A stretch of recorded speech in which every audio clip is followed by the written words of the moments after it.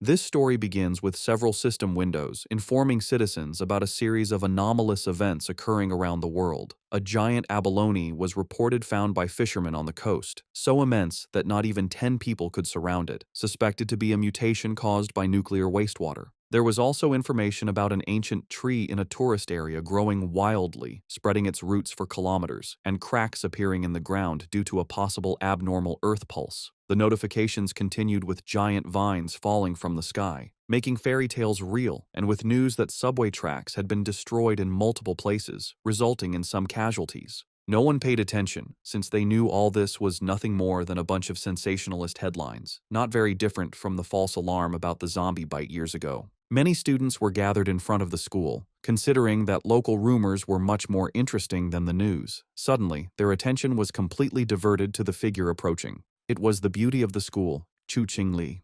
Immediately, the crowd wondered if she was finally about to break up with her boyfriend. According to them, the relationship was nothing more than an act of charity on her part. Chu Qingli had already been accepted into Qingcheng University, while her boyfriend hadn't even managed to get into a decent university. Because of this, their futures were on completely different levels. Chu Qingli approached Fang Yi and called his attention. Fang Yi turned around somewhat curious. With a cold expression, she explained that she had thought it over and their relationship wasn't realistic. School-time love always reached a point where one wakes up and realizes they are not meant for each other. A life together, according to her, required not only courage but also compatibility. For all this reason, it was best to end things. She thought with disdain that no matter what he tried to win her back, it would be impossible. Fang Yi remained silent, and noticing this, people thought his lack of reaction was because he was so shocked that he had collapsed or lost his mind. After all, she was the beauty of the school. They expected him to be on his knees, begging for another chance. However, upon observing him, they simply concluded that he was no match for a rich and beautiful girl, a toad who coveted a swan. With a calm gaze, Fang Yi agreed to break up with her, leaving Chu Qingli and the others in shock. Seeing that she had nothing more to say, our boy turned his back on her and decided to leave. She panicked and called out to him. With a piercing gaze, Fang Yi turned around and asked what she wanted. While her eyes were shining with rage, she made it clear that she didn't care what he was thinking or what tricks he would use. She wasn't going back with him, and she wanted this to be completely clear. Fang Yi began to stare at her and asked her not to flatter herself, calling her the school beauty. Upon hearing this, her eyes widened in surprise, making her blush. The others were in shock at Fang Yi's attitude. Fang Yi was aware that Chu Qingli and the others had no idea what was about to happen. He knew that society's current rules, like money and education, would soon turn to ashes. They were unaware that he had returned from a future disaster, a man reborn in this timeline. Because of this, the Chu Qingli before him was, to him, simply a distant stranger from another life. Fang Yi left the school. He had more important matters to attend to. For him, school beauties and reputation were irrelevant, since everything was about to be completely reconfigured. The real crisis was one looming over all humanity on Blue Star. It all began the night before, when Fang Yi woke up and some strange cracks showed him the future, and then the system informed him that an aura recovery had been detected. Its full activation would take place in 364 days, 11 hours, and 59 minutes, and once this happened, the world would undergo an unprecedented transformation. Fang Yi was somewhat confused. Several figures appeared in front of him, and the system revealed that society's rules would be rewritten. The era of cultivators was about to arrive, and power would become the new standard. Our boy felt somewhat curious, extended his hand and asked who it was. Then a strange light began to appear in front of him. A system window appeared, explaining that it came from the confines of the universe and used top-tier algorithms integrated with cosmic secrets. Its function was to automatically generate cultivation techniques based on spiritual materials touched by the host, showing that current techniques were zero. Fang Yi began to extend his hand, and his eyes widened in surprise as his hand passed through the system window. Then, a powerful monster emerged and began to roar. Fang Yi was paralyzed and his eyes filled with fear. Inside the monster's mouth was a corpse, and the system revealed that this was his end as an ordinary person, as well as the fate of billions on Blue Star. Fang Yi swallowed saliva and could not help but feel afraid. He put his hand over his chest, and his eyes filled with worry. Fang Yi began to ponder and remembered his past life. He had been just an average person, swept along by the tide of events, struggling only to survive with the hope of overcoming the disaster. However, he witnessed the fall of his nation and the suffering of the people, and in the end, he could not escape from the mutated beasts. He remembered dying in despair, full of rage, and with a deep desire for revenge. His eyes began to shine with determination, as he thought that perhaps this was why he had been chosen by the system and brought back 1 year before the recovery of Aura. He began to extend his hand, knowing that at this moment, most people had no idea about the change that was coming. Fang Yi touched the fragments of the system and decided that he would use each anomaly caused by the aura to his advantage. The system began to initialize a new evaluation. The eyes of our boy began to shine as the system informed him that it had been successfully linked. A new path had been unlocked, and now everything in existence could be used as material. His mission was to collect powerful techniques and abilities to become a strong cultivator and save the world. In the city, people were informed that humanity now faced an unprecedented crisis. Answers could not be found in the past. The only option was to adapt with their own strength. Everyone was surprised, except Fang Yi. When he turned on his phone, he saw several notifications. He understood that the government neither confirmed nor denied the strange phenomena, limiting itself to telling people to prepare. This, he knew, was Jia Nation's subtle way of issuing a warning, since reports once considered mythical nonsense would never have gone viral in this way. His eyes filled with sadness as he began to remember the past. He knew that this indirect and silent approach by Jia Nation helped citizens remain calm and trust their country. It was a hard and slow method, but much more effective than the chaos and gunfire of neighboring nations. Then he remembered that the system had told him that he could use anything, which meant that he should go wherever anomalies occurred. His attention was fixed on the phone. It was the #1 trending news. The UV index at Qingcheng University had reached a historic record of the century. Because of this, a heat warning had been issued, urging new students to take safety precautions and use sunscreen. The students were somewhat confused, as they thought that even the best universities now resorted to sensationalist advertising. They considered this false, definitely a paid topic to be trending, since heat of that magnitude could kill people. Fang Yi looked up at the sky and saw that it was full of clouds, then activated the UV meter and saw that it was at 0. He was somewhat confused, as he didn't understand how the weather could be so different, since Qingcheng University was only 15 minutes away by car. Images of a blazing sun above the university were published, and students were informed that new student registration would continue, but they should avoid the north gate due to the high UV index, as all other entrances remained open. Feng Yi couldn't help but smile. He knew that when anomalies occurred for the first time, most people only thought it was a publicity stunt, and only he knew the truth. His eyes began to shine with joy, as his first opportunity had arrived. Fang Yi changed clothes and went to Qingcheng University. Everyone was carrying umbrellas. It was so hot that the leaves of the trees had fallen. Our boy went to the north gate of Qingcheng University, the least crowded of all. He knew that something was definitely wrong in this place. Shiny ashes began to descend from the sky. While students were fleeing to avoid being scorched to death, Fang Yi's attention was fixed on it. He sat down and decided to touch it. Once his finger made contact, an intense glow began to emerge from it, and the system reported that it had detected an intense fluctuation in the Yang attribute, unlocking the data template of it. The energy began to enter Fang Yi's body, causing him terrible pain. An intense glow began to emerge from our boy's body. People covered their eyes to avoid going blind. They didn't know what was happening and thought they were hallucinating. The energy started burning Fang Yi's clothes, making him clench his teeth tightly. He put his hands on top of his head and started going crazy, not knowing if the system had finished compiling. He felt like he was about to die. The compilation was completed, and Fang Yi acquired a Yang attribute technique, the Golden Sun breathing technique. Later, it's the day for new students to register at Qingcheng University. Our main character's ex-girlfriend arrives at the registration area. A guy offers to carry her suitcase for her. Soon, more guys come over to try and get her attention, but she turns them all down, telling them she doesn't need their help. She looks over at a couple nearby with a sneer, but then a bright golden light flashes, surprising her and the other students. A voice on the loudspeaker tells everyone to stay away from the north gate. The girl looks serious and decides to go see what is happening. At the north gate, a huge burst of golden energy lights up the area. A dark figure appears from the smoke, giving off a powerful feeling. He takes a deep breath, and his eyes glow with a strong golden light. A screen pops up, telling him that he has created a new technique and earned 50 points. The guy looks at the screen and wonders what the points are for. He decides it's not important right now, but will probably be useful later. Time passes, and it is now night, with a strange-looking moon in the sky. The young man then starts to practice his new breathing technique.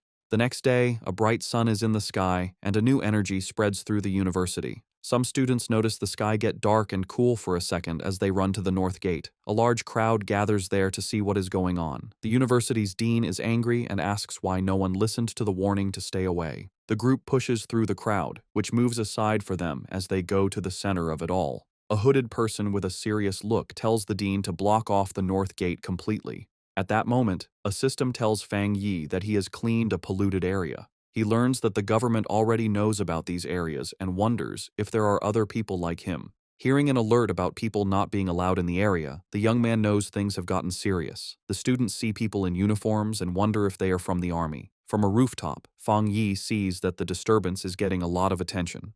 With his red eyes glowing, he decides it's time to leave and jumps off the building. Down below, the mysterious hooded person walks across the ground, which is cracked from the energy. The hooded figure looks carefully at the scene. This person kneels and touches the ground to feel for any remaining energy. Then, she picks up a piece of the ground to get a closer look at what happened. The hooded figure studies it and realizes a person caused the energy. Just then, officials begin moving the students out, while the person in the hood watches from far away. In the crowd, the guy's ex-girlfriend is shocked to hear that only one person did this. At that moment, she sees a figure jumping away and wonders if it was her ex, but she quickly pushes that thought away. With his grades, he could never get into this school. Far away at Fang Yi's house, the sun goes down and night falls.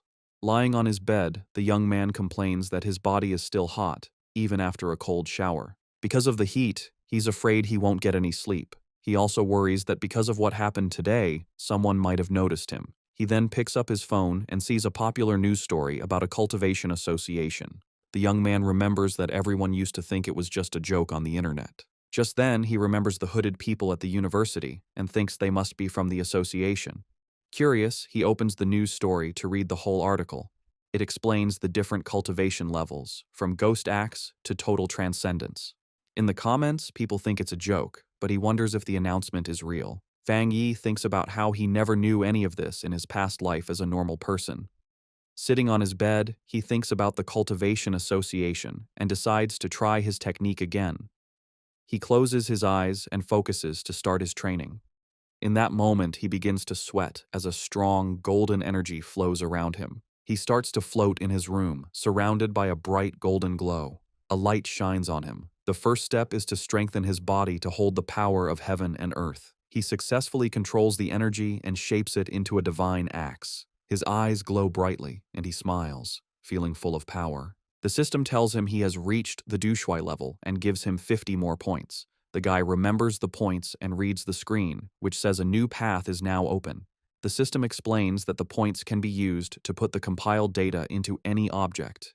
He thinks about the idea of putting power into an object and looks at his mug on the table. He holds his hand out toward the mug with a golden glow of power. The system asks if he wants to use 1 point to put the Yang attribute on the mug. He realizes this is like enchanting an item to give it a special power. The young man thinks that if he did this to a weapon, it would become his own special item for fighting. He decides that having a powered-up weapon will be very important for what is to come. The guy then finds a small sword on his shelf and decides to try the power on it. He thinks that if the test works, he will buy a real weapon to be ready for the monsters. Suddenly, a strange noise from outside the building gets his attention in the middle of the night. Outside, a dark creature with huge claws is watching Fang Yi's apartment. With glowing red eyes, the strange creature shows its sharp teeth in the darkness. It looks like a giant demonic rabbit and gets ready to attack the building. But inside the apartment, the guy has no idea that danger is coming. Lying in bed, the guy feels uncomfortable from his new cultivation technique.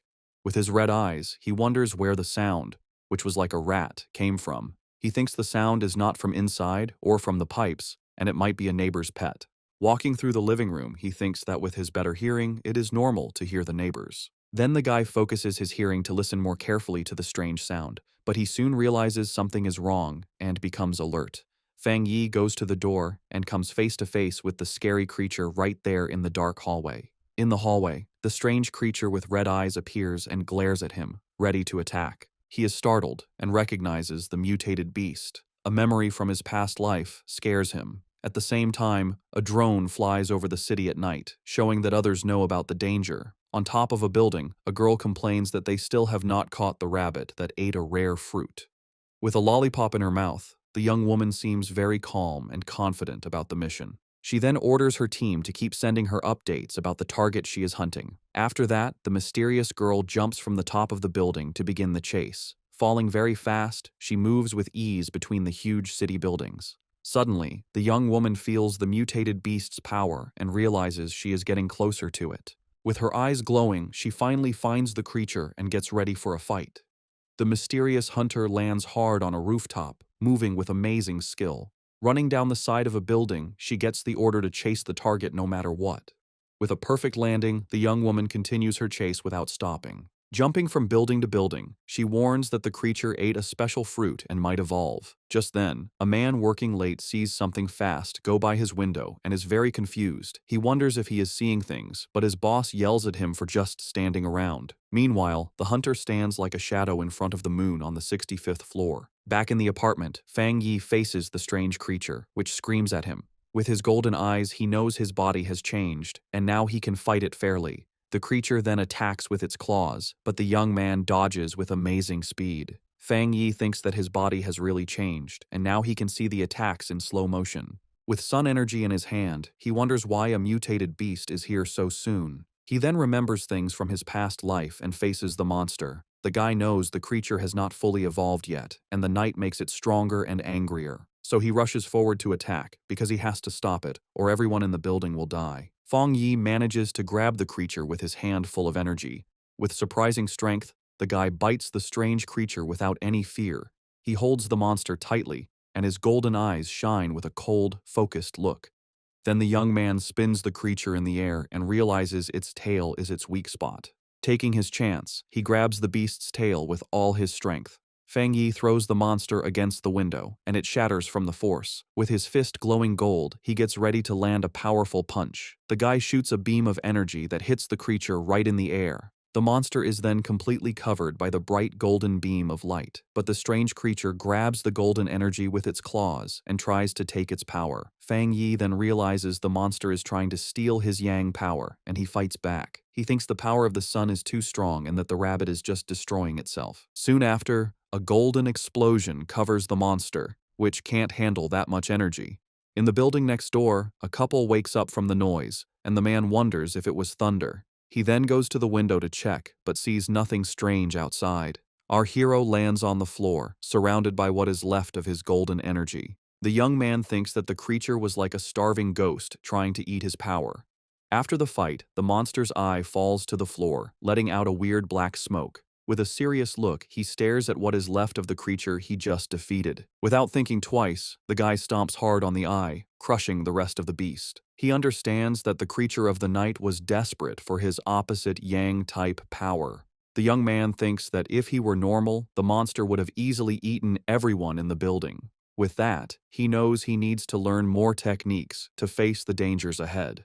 Meanwhile, a mysterious girl jumps through the air in the moonlight, looking like a hunter. With amazing speed, the young woman runs very fast down the side of a building. When she gets to the scene, the mysterious hunter's eyes open wide with shock. Standing there in the middle of the night, she wonders if someone else defeated her target. Kneeling on the ground, she notes that the target has been destroyed, and that she will try to get the night attribute back. But as she touches the monster's remains, she is surprised by a golden energy that is still there. The young woman then feels a strong heat and a burning power that makes her pull back right away. The young woman remembers the energy from the university gate and understands that this is not a coincidence. After this discovery, the girl turns on her communicator with a serious and determined look. She tells her base that the target was taken out by a powerful new forerunner with a special ability. A voice on her communicator asks if the same person cleaned the gate and killed the rabbit. A man confirms they have no information on this person, and that the association must recruit him. The silver-haired girl agrees with the plan. She then carefully puts the small flame of energy into a container on her clothes. Her boss tells her to stop her other missions and focus on finding the new forerunner. At that, the mysterious hunter calmly unwraps the lollipop she was holding. The young woman puts the candy in her mouth and says she understands the new order perfectly. But before she starts the mission, the girl says she first needs to get some milk tea to relax. A voice on the communicator wonders who this mysterious person with so much power could be. The young woman agrees that the president was right and that she needs to meet this powerful master. Feng Yi's day starts with the sunrise. He stretches, ready to train. He knows waking up early is good for his power, so he prepares for another session.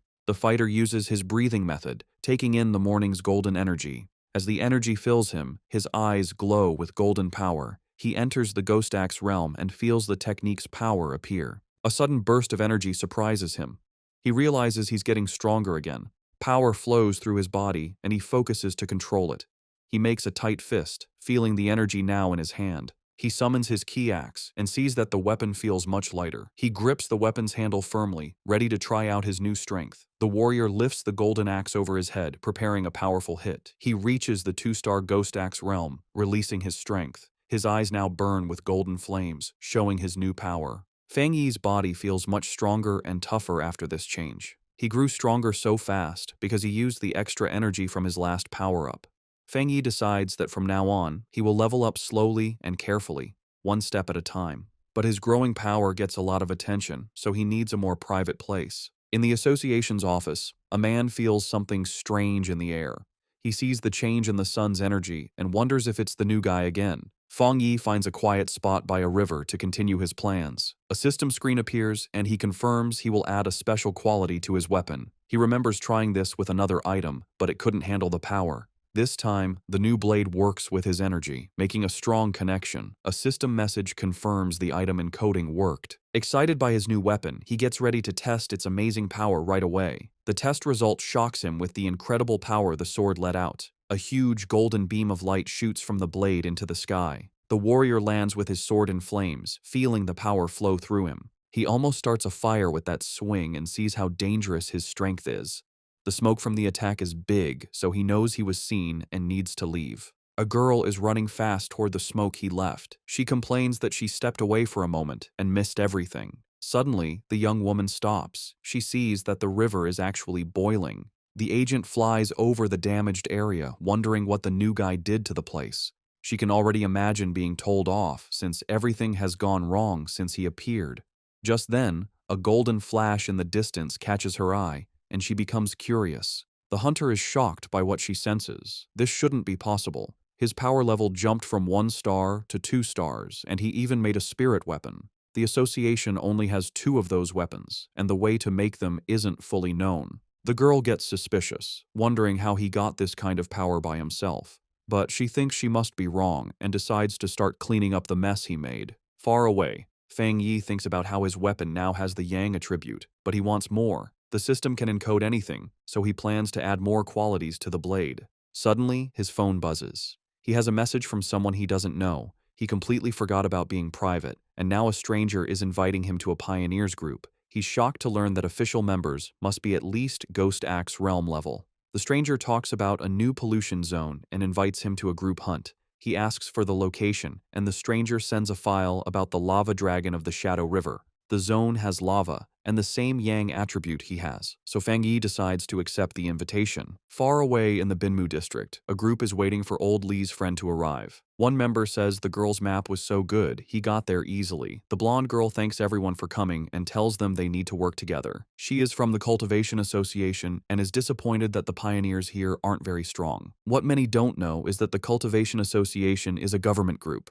Getting into the group was hard and required her family to ask for favors, so she hates to fail. Just then, one of the explorers sees the newbie arriving and calls him by his name, Fang.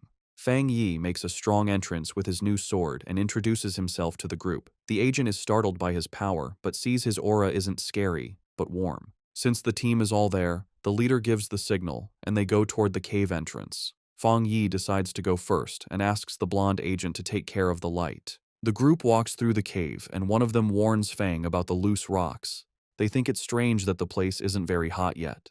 Feng Yi reflects on how quickly the team accepted him and feels that their friendship is real in these hard times. Feng Yi keeps moving forward, and the ground under his feet starts to change color, showing that danger is near. Suddenly, they get to a huge opening and are amazed to see a river of boiling lava right in front of them. Without hesitating, Fang rushes toward the danger, and the blonde agent yells at him not to be so reckless. To everyone's surprise, the warrior pushes his sword right into the lava. The explorers panic and scream for help. A fiery explosion throws the team back, and Fang Yi's system detects a worldwide problem and starts to analyze the information. As he plunged his sword into the lava, Fang Yi's system analyzed the anomaly, revealing a new power, the inner flame, with an extremely high internal temperature and explosive properties, and the scarlet flame sword technique, which unleashed its power when the blade was drawn, coating it in fire and lightning. Resolved, Fang Yi gripped his sword. His eyes and the blade glowed with fiery power, a perfect technique for his Tang sword.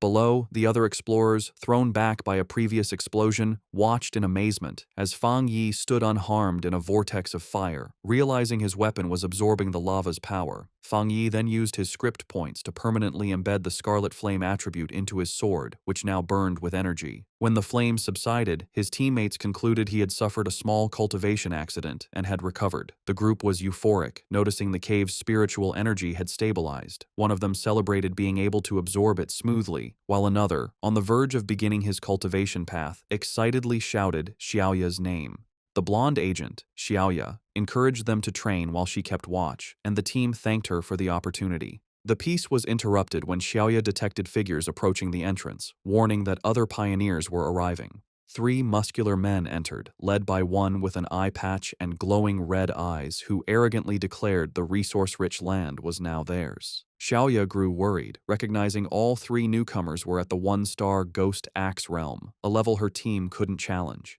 Despite the danger, Xiaoya tried to reason with them, politely stating they had arrived first and even offering to let them join. Her diplomacy was met with contempt. The eye-patch-wearing leader mocked her low level and ordered them to get lost or face the consequences. Xiaoya's expression hardened.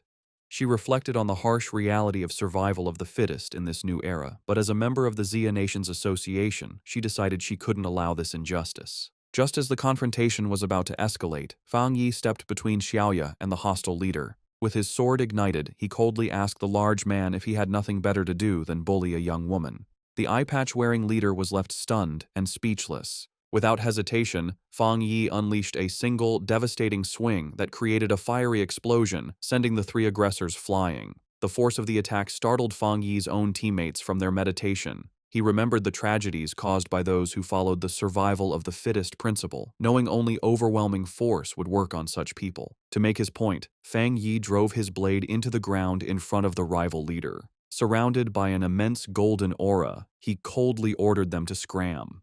Terrified by this second display of power, the leader called Fang Yi a monster and screamed for his men to run as Fang Yi watched them flee. His teammates rushed over, buzzing with excitement over his incredible power. Fang Yi smiled, brushing it off and suggesting it was time to leave. As they left, Xiaoya contemplated the immense power Fang Yi had shown, realizing he had held back. Convinced he was a top-tier pioneer, she knew she had to report this major discovery to her organization immediately. The scene shifts to the Spiritual Energy Cultivation Association office, where a woman on the phone with Xiaoya repeated in surprise that another high-attribute pioneer had appeared. The office worker grew flustered, realizing she had said too much, especially with an imposing man standing behind her. She awkwardly hung up after confirming the report. The young woman cheerfully asked her gray-haired superior if they were lucky enough to have 2 high-attribute pioneers in a row. He, however, grimly corrected her that luck had nothing to do with it, explaining that every high-attribute individual is destined to become a new center of power, a responsibility that stressed him immensely. Under a sunny sky, Fang Yi returned to the city.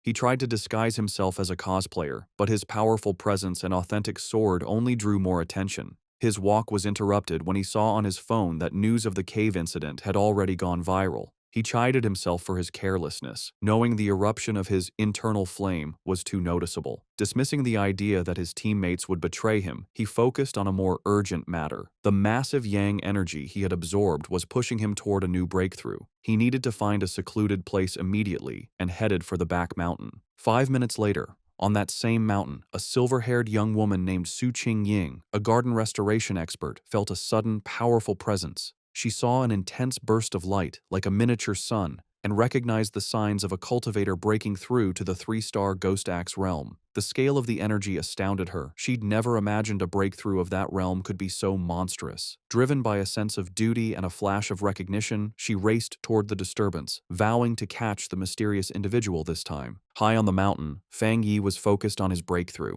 He pulled in huge amounts of golden energy, which spun around him before forming a bright, sun-like ball above his head.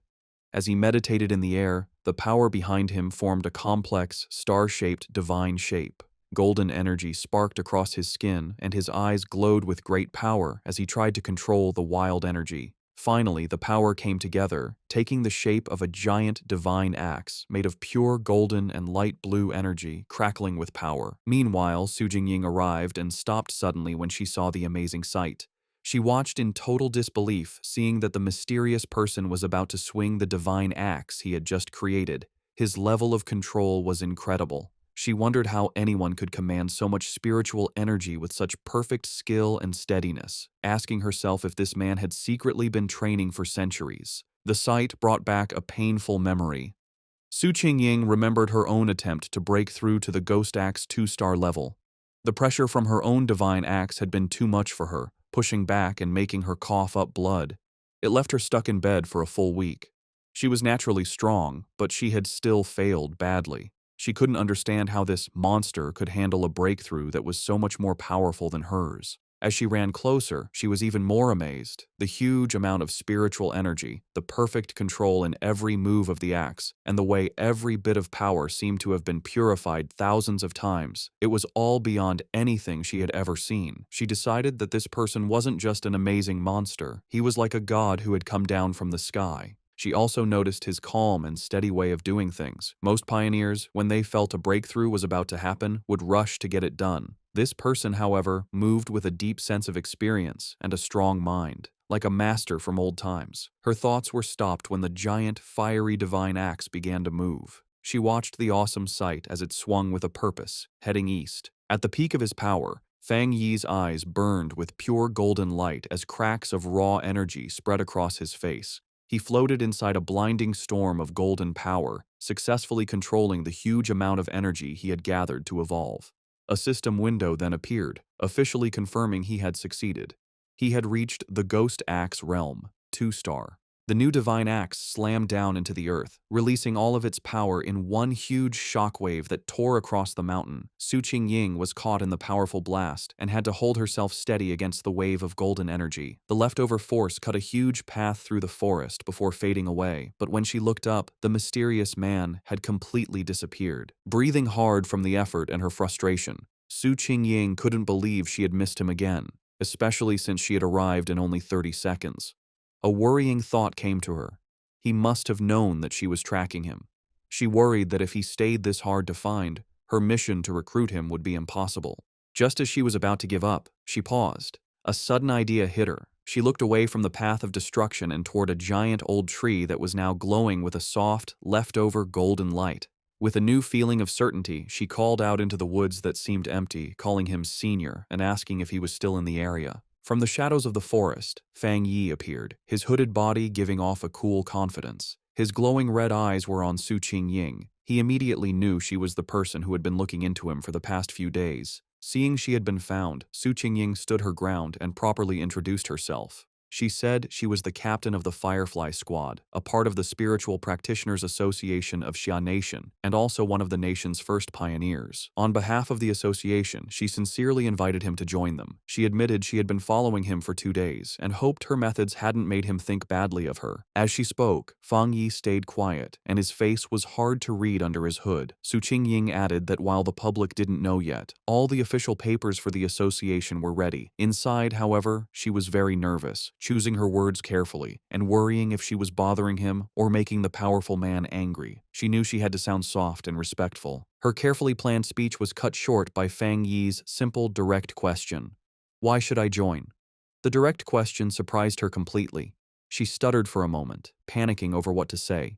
She quickly saw that empty, nice words would be useless against someone so smart. The truth was her only choice. Pulling herself together, she explained what the association was for. She told him that the Xia nation wanted to gather and unite all the early pioneers, to guide them on an organized path and also give them extra protection. She knew that growth was messy right now, and that an association might feel like a cage to a free spirit like him. But she asked him to look at the bigger picture. A great return of spiritual energy was coming, and they would all need to stand together to face the unknown enemies of the future. After listening to her passionate speech, Fang Yi leaned casually against a tree, looking tired and uninterested. He told her plainly that he was not willing to join. He explained that, for now, he still couldn't bring himself to fully trust her or the association she represented. Su Qingying was left completely stunned and speechless by his direct refusal, her eyes wide with shock. Facing his refusal, Su Qingying grew desperate. She quickly pulled out her identification card from her jacket. Holding it up for him to see, she quickly introduced herself again as Su Qingying and mentioned she used to be a well-known athlete before the spiritual energy returned. She begged him to believe her, hoping her public identity would give him a reason to trust her. Fang Yi paused and thought about her words. He touched his chin thoughtfully, saying that he now vaguely remembered her. His mind remembered a framed picture of her celebrating a victory as the runner-up in the Xia Nation's long-distance championship. He realized her natural athletic skill was what made her such a fast and good pioneer. However, his face then became hard. A dark memory from his previous life came to mind, showing a vision of a ruined city.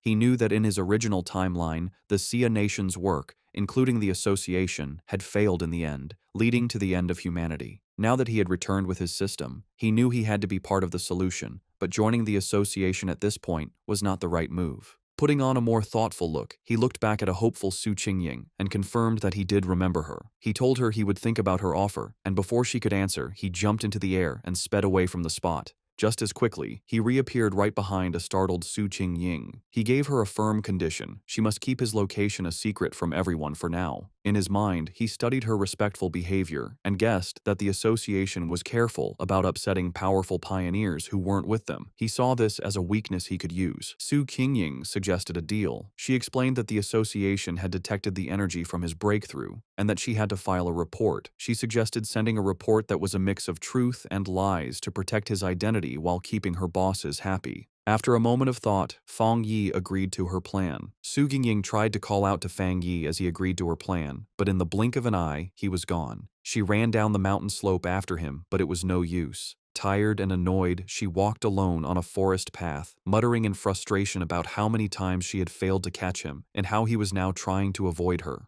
She sighed, complaining about the tiring work of erasing the powerful energy signs he left behind after every incident. Her thoughts were cut short by a voice in her earpiece, telling her to stop worrying about the hard-to-find pioneer and remember the mission she was on. The voice seriously told her that the strange creatures had appeared again. Su Qingying froze, her eyes wide with shock as she asked if they were really back. A scary memory flooded her mind, showing her surrounded by a crowd of terrifying wolf-like creatures with bloody mouths and glowing red eyes. She thought to herself that she would never forget those strange, bloody beasts. The story explained what they were. Cold, evil, and bloodthirsty monsters born from the pollution zones made by the spiritual energy's return. They got power from these zones, turning into monsters that ate humans. Some could even hide as natural disasters, killing anyone as they split up lands and made new pollution zones. If they weren't stopped, their very destructive nature would let them keep eating the human world until nothing was left. A heavy storm suddenly hit the city. The night sky wasn't lit by streetlights, but by constant, violent flashes of lightning. Rain poured down, and red alerts lit up people's phones, warning of the severe thunderstorm and telling everyone to stay inside. Another alert announced that the Yuhuang Mountain area was closed because of flooding risks. From their windows, people commented they hadn't seen a storm this bad in years, with some joking that a powerful being might be facing a lightning trial nearby. Hidden in a rainy alley, Fang Yi watched the storm grimly, his red eye glowing. He could feel the huge amount of lightning energy in the air, recognizing its wild power. He knew this was no ordinary storm but another anomaly, with its power focused on a single point. His eyes scanned past the city buildings and locked onto a distant mountain peak that was being hit by lightning again and again.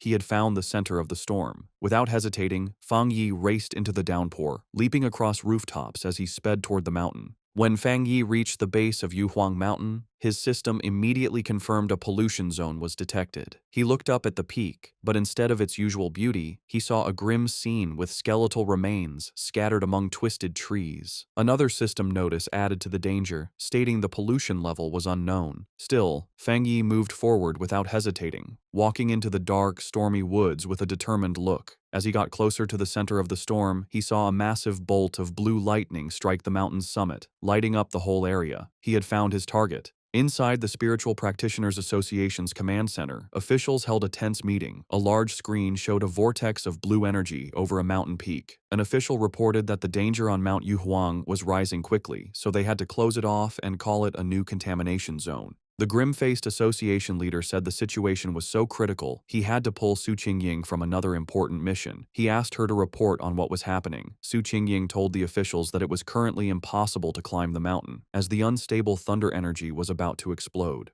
Because of this, the area was officially classified as an A-level contamination zone. She continued with more worrying news. Based on how fast the energy was growing, the mountain would soon be an S-level threat, which would start their highest emergency plan. But she pointed out a major problem. Based on their data, no explorer they had could safely get near the area, admitting that not even she could handle it. A wave of shock went through the room, as calculations showed the mission would mean certain death even for highly advanced explorers. Facing this impossible situation, a man in a security uniform ordered the foot of Mount Yuhuang to be completely sealed off, with patrols sent out 24/7 to stop anyone from trying to climb it. The association leader firmly agreed. He declared they had to stop the threat by sealing the mountain and that no one could go near it until the energy concentration dropped. While the association thought Mount Yuhuang was too dangerous, Fang Yi was already deep inside the zone. Huge bolts of blue lightning crashed down around him. As the storm raged, Fang Yi stood firm, protected by a golden aura from his breathing technique. He knew, however, that just surviving the storm wasn't enough. To get the purest thunder energy, he had to climb to the center of the storm at the mountain's peak. His decision was fueled by dark memories of the past. He knew that the creatures they faced now were just the beginning, and even more terrifying monsters would appear in the future. He realized that his current fire-based powers were not enough for the challenges to come. He had to become stronger himself, not just rely on his weapon. Surrounded by the lightning, Fang Yi saw a rare and perfect opportunity to use the thunder energy to strengthen his own body. Fang Yi knew if he didn't take this chance to get stronger, he would face certain death from the disasters to come. His eyes glowing gold, he drew his flaming sword and, with a defiant roar, plunged it directly into a massive bolt of blue lightning. The wild energy surged through him, causing terrible pain, but his face remained determined. His body shook violently as the electricity coursed through him. He realized this thunder power was like a divine punishment, actively fighting against him. The storm was furious that he had entered its territory and seemed to demand that he give up. Staring at the chaotic sky, he wondered how he could possibly make such a raw force obey him. Then, he had an idea. He calmed himself and remembered his system's rule. To get a power, he had to touch the energy source. A golden aura exploded from him as he unleashed his golden sun breathing technique, determined to fight through the storm. With a loud roar, Fang Yi pushed forward, using his flaming sword to cut a path through the storm of blue lightning. The clash of his golden energy against the raw storm created a huge, chaotic explosion. Blood trickled from his mouth from the strain, but his eyes burned with determination. He knew this was a desperate gamble where he had to push himself to his limit, facing death in order to live. Finally, after a hard struggle, he reached the peak. He plunged his sword into the ground, cracking the rock as he arrived at the center of the storm. Here, the power was even more terrifying, a violent flood of thunder energy that made it hard to even breathe. He felt the storm's full attention on him and realized it no longer just wanted to push him away, it wanted to kill him. As if to prove it, the storm gathered its full power and shot a single, massive beam of white-hot lightning directly at him, an attack meant to completely destroy him. As Fang Yi faced the storm's final attack, his system activated, detecting a powerful thunder attribute and starting to process it. Far below in the city, people watched from a tall building, amazed. One man taking a photo had never seen lightning so big. Another wondered if a god was going through a trial, even thinking he saw a person in the sky. At the mountain's peak, the fight ended in a brilliant explosion. Feng Yi had won. A system message confirmed it, announcing he had obtained refined divine thunder power and could now summon heavenly lightning to make his body godlike. He was rewarded with 5 writing points. Feng Yi now floated in the air, surrounded by blue lightning and his golden aura. He understood his new power. The thunder attribute was a top-tier force for both attack and defense. Unlike his sun power, which was mostly for defense, the thunder could refine his body and turn it into intense energy. He decided that the thunder was now his spear and his shield. He also realized the power wasn't just about destruction, it was also about purification and rebirth. He could feel the energy strengthening his bones and muscles without any pain. The system then offered him an upgrade to punish evil, which would grant him double critical damage, asking if he wanted to use writing points to get it. Landing softly, Feng Yi thought about what to do next. His first thought was to put this new thunder power into his Tang sword. He considered it carefully. While it would make the blade stronger, he worried it might mess with the purity of the sun attribute already in it. He also knew that putting too many different powers into one item could damage or even destroy it. Suddenly, he had a brilliant idea. Looking at his hand, he decided to do something different. He would implant the thunder attribute directly into his right hand.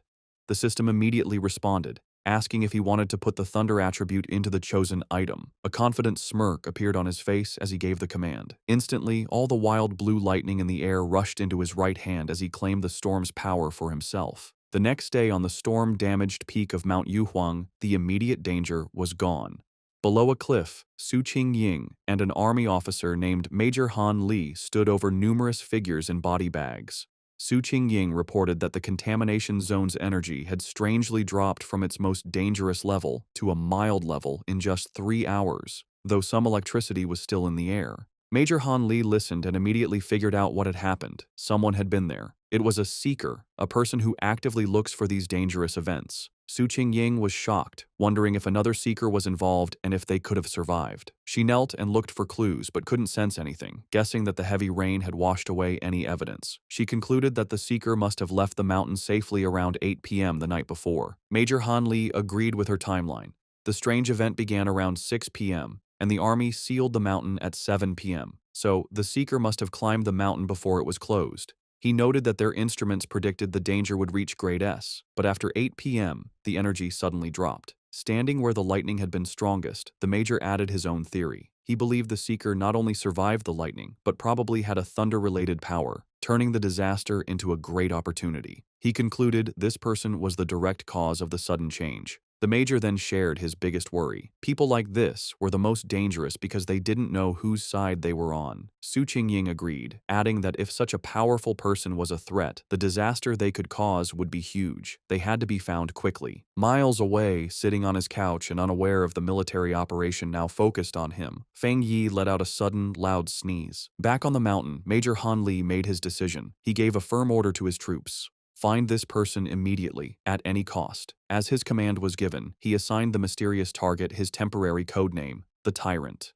The investigation on Yuhuang Mountain started right away. The army hoped the Spiritual Practitioners Association could recruit the mysterious person codenamed Tyrant soon. In the meantime, they would keep all information about the event secret and start their own investigation. On the rainy peak, the association leader told Major Han Li that they already had a high-level pioneer trying to make contact. He then turned to Su Qingying and ordered her to give her report to the major. Su Qingying was caught off guard by the order and gasped in panic. Forced to think fast, she began her half-true report. She connected the current incident to the pioneer who had recently cleared the pollution zone at a local university. Inside, she was panicking, terrified she would say something wrong and reveal her deal with Feng Yi. She explained that she had been trying to contact him, but he was hard to find. She mentioned finding the body of a mutated rabbit he had killed and correctly identified his Yang Flame attribute from the evidence. She finished by promising to do her best to get close to him and find out how he had cleared the university's gate. She silently prayed for help, knowing that mixing truth with lies was her only way to make her story sound real. Major Han Li listened closely, thinking about what a pioneer with a Yang Flame attribute meant. He seemed happy with her report and thanked her for her hard work, calling her a talented young pioneer. Su Qingying gave a sharp salute and replied that it was her duty. With the meeting over, Major Han Li mentioned they would release fake news about natural disasters to hide the event from the public. He also said he disagreed with posting spiritual energy information online where bad people could use it. As the officials talked, Su Qingying quietly sighed, relieved that the tough questioning was finally over. Back at his home, Fang Yi used his golden sun breathing technique to easily dry his white hoodie, making it glow with a warm light before holding it up, perfectly clean and dry. After putting it on, he checked the changes in his body. Even after adding the powerful thunder attribute, he could still feel a clear difference. He looked down at his right hand, which now sparked with blue lightning. It had completely changed, becoming the strongest part of his body and getting a huge boost. As he flexed his fingers, making small balls of lightning appear, he could feel that he was close to another upgrade. What surprised him most was how the once wild thunder attribute had become as calm as a kitten after being added to his body, letting him control it freely. He compared this to the terrible pain he felt when he first unlocked the Yang attribute, and wondered if the energies got weaker during the process. Remembering the system told him this new power dealt double damage to strange and evil creatures, he was eager to test it. His thoughts were broken by a sudden alert from his phone on a nearby table. He picked it up, wondering what was happening now. He had set up special news alerts after the last incident, knowing that in these crazy times, the government would issue warnings to protect people. For a pioneer like him, however, these warnings were more than just notices of danger. In every crisis, there was a chance to grow stronger, even if it meant risking his life. As Fang Yi thought about what to do next, he looked at the major news alert on his phone. The report said a huge explosion had just happened inside a chemical plant, causing a lot of pollution in the city. The official story said no one was hurt and told people to stay calm, but Fang Yi was suspicious of an event this big. He checked online forums, where people who saw it happen gave a much scarier story. People who lived nearby described a super creepy feeling they couldn't explain. One person asked if it was a cold, evil aura, and another quickly agreed. While many were doubtful, the overall feeling was one of dread and fear. The words cold and evil aura felt familiar to Fang Yi. Suddenly, a terrifying memory from his past life came back. A bloody hand and a horrible monster. He remembered hiding in fear from a giant, red, demonic beast as it destroyed everything around it. The creature, a gross, multi-eyed rat-like monster, was a threat he knew too well. Back in the present, he looked serious. He remembered the nature of these creatures. They were plants or animals that changed in a strange way after becoming self-aware, their power going wild and giving them terrifying hunting and killing abilities. They loved to appear in the dark of night. Realizing this new threat was 100 times more dangerous than the mutated rabbit he had fought before, Fang Yi knew he had to do something. Clenching his fist, which sparked with his new blue lightning, he decided he would go out that night to stop these creatures from surviving and getting stronger. Standing up, he was surrounded by blue electrical energy. It was time, he decided, to test his new 200% critical hit ability in a real fight. On a dark and stormy night, rain fell on the empty city streets. As a traffic light changed, a blur of motion sped across the wet road, a squad of cloaked figures moving with amazing speed. These were the members of the Destroyer Squad, and they were hunting. One member reported to their headquarters that they were tracking Anomaly File Number 7, codenamed Candle Night, but had lost the target. The creature's known ability was to blend into the darkness, making it very hard to follow. The squad member added new, scary details to the file. The anomaly made a faint sizzling sound when it was close and liked to eat humans. As lightning lit up the sky, the squad landed on a rooftop to look over the city. Their leader, a determined man with light hair and a scar on his face, knew the stormy weather was perfect for the creature's hunt. He said with grim certainty that they could not let that happen. Miles away, in a busy command center, an operator got the updated information. He confirmed the new data for File 7. Candle Night had been submitted. The situation was serious. An extermination request was filed as a high priority, with a goal to solve it in 12 hours.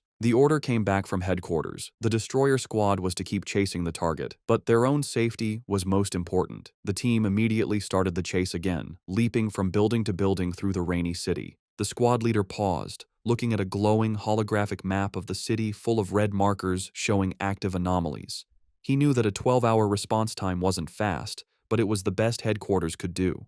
The country was large, and with anomalies appearing everywhere, even their advanced resources were stretched thin. Just as the destroyer squad got close to their target's last known location, a warning came from their headquarters. The operator told them that the area they were entering was currently occupied by Spiritual Energy Cultivation Association agents. A photo of Su Qingying appeared on the screen as the operator explained that her team was watching pioneers there and could be asked to help. The destroyer squad's leader acknowledged the message and asked headquarters to have her come help, saying he had heard of her good work. Elsewhere, Su Qingying was surprised to learn she had become so famous. The destroyer squad waited grimly in the rain. Soon, Su Qingying and her own cloaked team arrived, taking a spot on a higher rooftop. With a hand on her hip, she looked down at the squad below and casually asked if they were the ones calling her for overtime. The destroyer squad's leader was not happy with her casual tone. He sternly told her that the Candle Night anomaly eats people and that this was much more serious than a simple overtime request. One of Su Qingying's team members shot back, asking if that was the right way to ask for help. Su Qingying then turned to leave, saying that the destroyer squad seemed so good, they probably didn't need help after all. She announced that her team, the Ying squad, would be leaving. As they started to go, her team members muttered among themselves, one worrying about their boss's savage attitude and another defending her, saying their own missions were just as dangerous.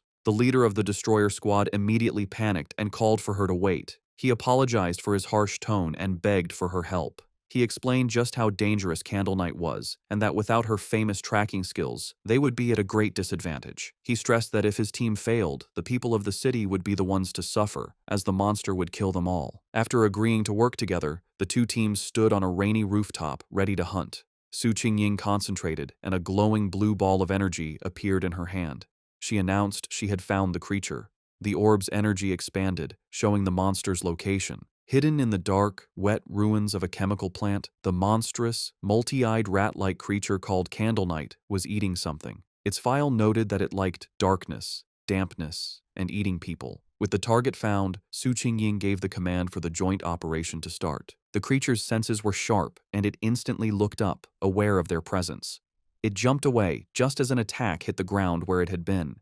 A member of the destroyer squad said the target had spotted them and ordered the team to form up.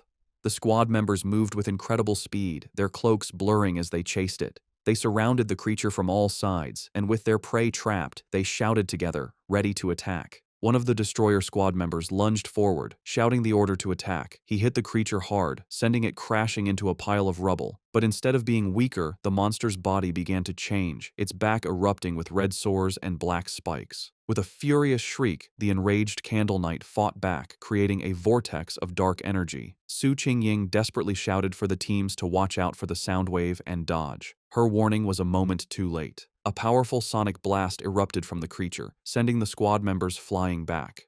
The destroyer squad's leader was thrown from the rooftop, crashing onto the street below. One of his team members rushed to his side. The leader pushed himself up, bruised but alive. He admitted that if he hadn't moved back at the last second, his bones would have been broken. He knew they were in grave danger. If the creature stayed in the city any longer, it would cause a huge disaster. The battle took another turn as Candle Night continued to change. It grew large, bat-like wings and let out a roar, its throat glowing with green energy. It then spewed a corrosive, dark substance that filled the air with toxic green smoke. The creature aimed this blast at the ground, trying to melt the street to burrow underground and escape. One of Su Qingying's team members warned her that the monster had a corrosive dark power and that anything it touched would be destroyed. She explained that their team didn't have a power strong enough to fight it. Su Qingying, however, stayed calm. She ordered her team to stay alert and not to mess up the destroyer squad's formation, reminding them their main job was to gather information and help with strategy. Meanwhile, a destroyer squad member with a dagger prepared to strike the escaping creature.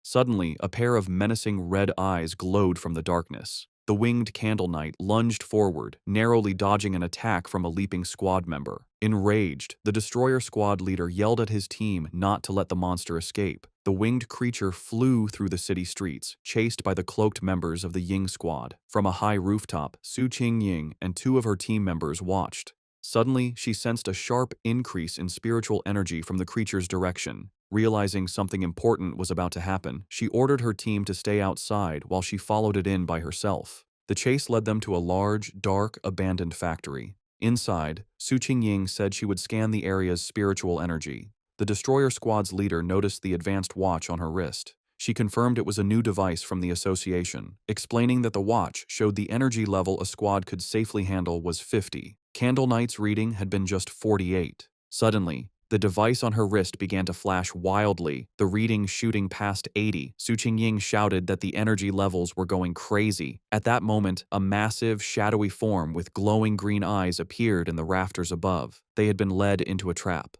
Su Qingying realized with horror that there was more than one creature in the factory. The shadowy, monstrous face of a new creature loomed behind them. The destroyer squad's leader panicked, yelling that they needed to retreat immediately. Taking charge, Su Jingying suggested a tactical retreat toward the main door to force the hidden enemy to show itself. She fired a blast of energy to clear a path, shouting for her team to follow. But before they could escape, she cried out in pain and collapsed, her senses overwhelmed by an invisible poison gas. Su Jingying suddenly found herself alone in the vast green darkness of the factory. She called out to her team, but no one answered. She knew they were nearby, but the poison had made them unable to sense her. Putting the pieces together, she realized the full trap. Candle Knight had led them to this factory, which was the territory of a much more powerful creature, a giant serpent she had only faintly sensed earlier. As if summoned by her thoughts, the huge, armored head of a shadowy serpent with glowing green eyes loomed over her. She now understood that unlike Candle Knight's simple dark power, this creature's black mist was a strong poison, and they had been breathing it in since they arrived. The gas worked silently, paralyzing its victims while draining their spiritual energy. Fighting back would only use up their power faster, leading to certain death.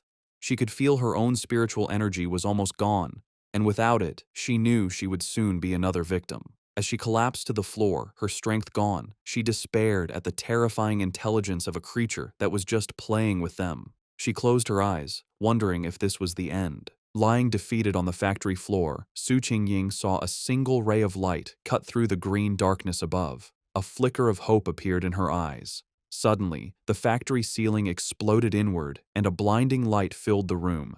Her eyes widened as a figure came down from the blast. It was Fang Yi. He landed gracefully in the rubble, his hooded figure standing out against the glowing hole in the ceiling.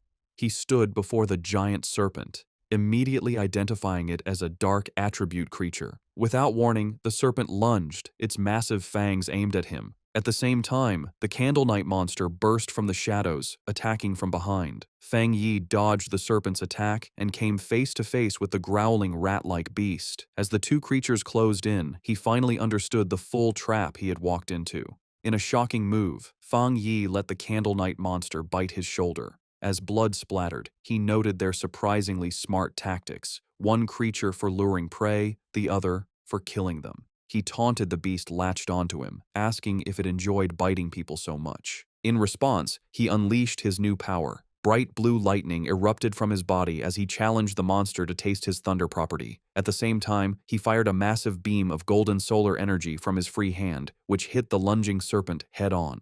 Now, covered in crackling electricity and free from the stunned rat creature, Fang Yi turned his full attention to the serpent, unleashing a flood of golden flames as he challenged it to see how well it could handle fire. The giant serpent lunged with a furious roar, its huge mouth open to eat its prey. With amazing agility, Fang Yi dodged the attack, flipping through the air while swinging his glowing golden sword. As he landed, he coolly told the monster to look at his blade, a clear challenge to the giant beast. The serpent seemed to pull back, cautious of the glowing weapon. Seeing his chance, Fang Yi counterattacked. Leaping through the air, he delivered a powerful slash to the serpent's face, his sword covered in the crackling blue energy of his thunder power. The force of the blow was huge, but the result wasn't what he expected. Instead of crushing its skull, the creature's head split down the middle, revealing a second identical head underneath as if it were shedding its skin. Fang Yi landed on his feet, his eyes wide with surprise at this strange development. The creature's split head then pulled apart completely, shedding its outer layer to reveal its true, healed form. As green energy pulsed in its neck, Fang Yi knew the fight was far from over. The serpent reacted with shock and pain as the leftover thunder energy from Fang Yi's sword ran through its body. It roared in fury as the electrical energy grew stronger, overwhelming its dark power. Watching the creature twist in pain, Fang Yi gave a small, confident smirk. He knew he had the advantage, as he had already sensed this serpent's dark aura was stronger than Candle Knight's. He then revealed his clever plan. When he attacked with his sword, he had held back the full force of his fire. Instead, he had used the blade to carry and channel the thunder power from his hand directly into the snake's body. He compared the two creatures, realizing this serpent was a far more dangerous and evolved monster than Candle Knight. Suddenly, he felt a sharp pain in his shoulder where the rat creature had bitten him. He hissed, looking down to see strange purple snake scales growing from the wound. He understood immediately. Just as he'd thought, this was a smart, mutated species. Its poison, delivered by its partner's bite, had a paralyzing effect that let it kill silently. He could feel a sharp pain from the wound, but he also felt his Golden Sun breathing technique working to fight the venom. With a determined look, he knew he had the perfect counter. The Yang Flame power could dissolve the poison, the Golden Sun technique would protect and heal his body, and the Thunder power would purify anything left. As the energy from his powers pulsed through him, Fang Yi recognized the benefit of his combined abilities. The mix of his Yang Flame and Thunder powers now gave him a clear pain signal to any poison, acting as an early warning system. He knew he was lucky. For others, the serpent's sneaky poison would have been impossible to cure. He guessed that for the serpent to have grown so large, it must have relied on surprise attacks. He thought of the monster's den, filled with the skulls of its victims. With Candle Knight acting as the perfect bait, the two creatures had become a deadly trap even for top pioneers, which explained why so many had disappeared. But in the end, it didn't matter. As he watched the creature's huge skeleton burn to ash in his holy fire, he knew its reign of terror was over. Standing before the fire, Fang Yi felt satisfied. His inner flame was powerful, but the triple critical hit from his new thunder power had sealed his victory. He felt confident that his fighting skills were now pretty good, even compared to other high-level pioneers. He stood silently for a moment, watching the flames burn the last of the monster. Just as he was about to leave, he paused, reaching out his hand as if he sensed something. His eyes narrowed. He wasn't alone. Someone was still there. He turned just in time to see a figure stumbling out from the smoke, coughing from the ash.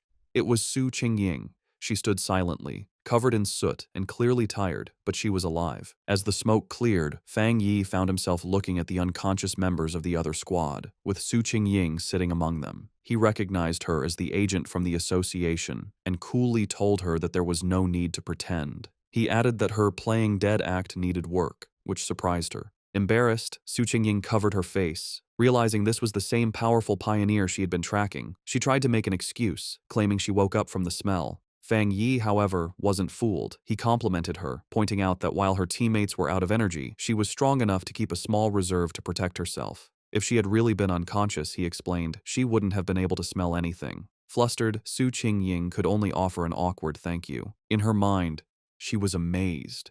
He had seen right through her. She had indeed kept a bit of spiritual energy for protection. She had no idea how he had beaten both Candle Knight and the giant serpent all by himself. Noticing her embarrassment, Fang Yi's tone softened. He told her she didn't need to cover her eyes and that he only asked her to be honest with him and keep his identity secret. Seeing she and her team were safe, he said it was getting late and he would be leaving. Su Qingying tried to call out to him, but it was too late. Saying that explaining things would spoil the surprise, he jumped effortlessly through the hole he had made in the factory ceiling and disappeared into the night. As he traveled across the rooftops, Fang Yi thought about the battle. He was glad Su Qingying hadn't tried to absorb the dark power from the monsters, remembering its disgusting coldness. He wondered why he couldn't absorb it himself. He guessed maybe the dark energy was already gone, or his body had instinctively rejected it. He decided to think about it later, at home. Left alone in the huge, abandoned factory, Su Qingying looked up at the moonlit hole in the ceiling where Fang Yi had disappeared. She sighed, disappointed that she hadn't gotten a good look at his face, and realizing he still didn't trust her, or the association. Her quiet moment was short. Acting like a squad leader again, she walked over to the unconscious captain of the destroyer squad and gave him a few slaps, telling him to wake up. The man groaned and slowly opened his eyes, bruised and confused. His first thought was panic, and he shot up, shouting that they had been ambushed. Su Qingying just watched him with a calm look. The leader and his squad members then saw why she was so calm: the massive, smoking skeleton of the giant serpent. They stared in total disbelief, confused by the scene. The leader demanded to know what happened and where the powerful Yang energy came from. Su Qingying calmly explained that a powerful pioneer had rescued them. She continued her carefully planned report, explaining that the pioneer was likely the person from her original mission, a very high-level individual with a Yang attribute. She let her voice trail off, suggesting his appearance was a lucky coincidence. The other squad members were in complete awe, with one saying it was unbelievable that one person could defeat both monsters. Su Qingying added that she hadn't managed to recruit him yet, and that he had even managed to track her back, which only made him more mysterious. Getting back to their grim job, the destroyer squad leader asked where Candle Knight's body was. As he began using a green energy technique to clean the scene, he said they needed to collect the remains for the association. As the squads began the cleanup, the destroyer squad's leader used a green orb of energy to gather the strange, dark remains left from the battle. As he stepped forward, he accidentally crushed a piece of debris on the floor, which suddenly exploded in a blast of bright blue electrical energy. He jumped back in pain, yelling at the force of the shock as Su Qingying looked on in surprise. This new discovery only made things more mysterious. The remains, which they now realized belonged to Candle Knight, were crackling with leftover electricity. The squad leader turned to Su Qingying, questioning her report. He reminded her she had said the pioneer had a yang attribute, yet this incredibly strong electrical power told a different story. The two leaders knelt to look at the electrically charged body. Su Qingying was stunned by the pure strength of the thunder power left behind, confirming it was a high-tier power. This led the destroyer squad's leader to a new idea. Maybe two high-level pioneers had appeared, one to kill the serpent and another to kill Candle Knight, before leaving together. Su Qingying knew that wasn't right. She struggled with how to explain the unbelievable truth, remembering the image of the lone pioneer holding both crackling blue lightning and roaring golden fire. She knew no one would believe that a single person could have two different top-level powers. Having just one made you a genius. Having two was almost unheard of. The impossible proof was right in front of them. The burning skeleton of the giant serpent was the work of a Yang Flame Walker, while the electrified body of Candle Knight was the clear mark of a Thunder Tyrant. The combined squads could only look on in complete disbelief, wondering what kind of monster this mysterious pioneer really was. As reinforcements from the association arrived, Su Qingying was glad she had left team members outside. If she had been inside too long without checking in, they would have reported her missing. She grimly realized the rescue team now at the scene had originally been sent to collect their bodies. Her two subordinates, who were knocked out by the serpent's poison, finally woke up. They scrambled to her side, crying with relief that their captain was still alive. With the threat gone, the association's team began their work. Their job had changed from a rescue to a forensic investigation. Using advanced scanning tech, they carefully analyzed the leftover spiritual energy and the battle signs, trying to piece together what happened for their report back to headquarters. Soon, one of the specialists approached Su Qingying and the destroyer squad's leader with his findings. He reported that after comparing all the data, from fighting habits to the way both monsters were killed, there was a 99% probability that one person was responsible for killing both of them. The two squad leaders stared at each other, their faces showing both shock and serious concern. The other squad members murmured to each other in disbelief. They were processing the fact that they had been saved by a pioneer with two different high-tier powers, something they never thought was possible. They knew either monster could have easily killed them all, yet this powerhouse had finished them both off, seeming to use single strikes. The power difference between them and this mysterious person was just ridiculous. Understanding the huge importance of this discovery, Su Qingying contacted her superior. She reported that the information on her target had been significantly updated. Looking up at the hole in the ceiling, she confirmed that the mysterious pioneer from the university and the powerful individual codenamed Tyrant were, in fact, the same person. Back in his office, the association superior listened calmly to her report.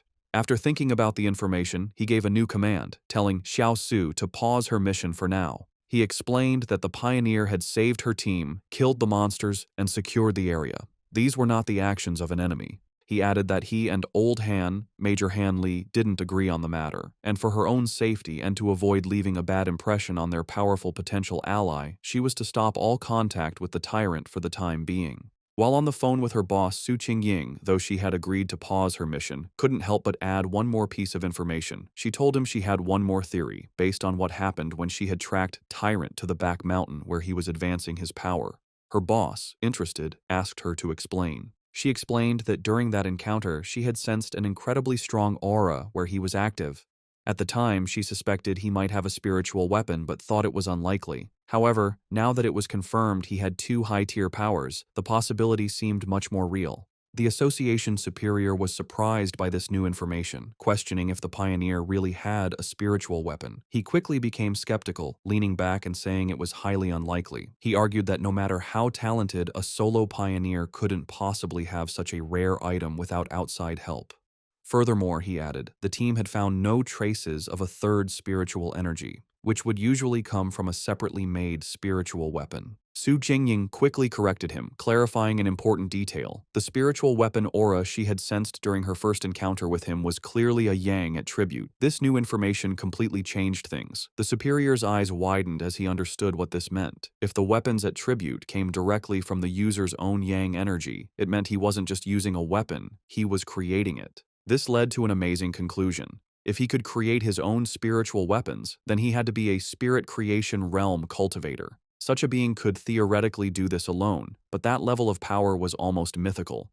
Su Qingying was floored by this idea, knowing that cultivators at that level were extremely rare, with barely more than 2 in the entire world. The superior then thought of an even more terrifying possibility. If this person did have a third, separate attribute, it would shift the balance of power and shake the entire pioneer community. He explained that according to all known research, different attributes clash inside the human body, making it nearly impossible for them to exist together. So far, no pioneer had ever been confirmed to have 3 different spiritual attributes. Therefore, if the pioneer truly had a spiritual weapon, the fact that they didn't detect a third energy signature from it might actually be a good thing. As the call ended, the superior was left with a single worrying thought. He could only hope that such a powerful pioneer would never become an enemy of humanity. Back at his apartment, Fang Yi stood thoughtfully under a hot shower, washing away the dirt and tiredness from his recent battle. As he dried off, he thought about the current state of the world. He knew there was less than a year until the official spiritual energy revival, but dangerous monsters and strange events were already happening more and more often. He used his yang attribute to easily dry his clothes, his hand glowing with golden energy as he thought about how many pioneers, like himself, had already started cultivating on their own. He thought back to the aggressive men he had met at the lava river, realizing that once the connection between the body and the spiritual world was opened, people naturally became more sensitive to the world's changes. He recognized that even without the country's official approval, many self-trained pioneers had already reached the 1-star Ghost Axe realm. The fact that the government, through agents like Su Qingying, was now reaching out to wild pioneers like him showed that both sides were in a relatively peaceful phase of mutual exploration. Standing in his room, thinking about Major Han Li and Su Qingying, he concluded that for now, the monsters were still under control, and there was no serious conflict yet among the different pioneer groups.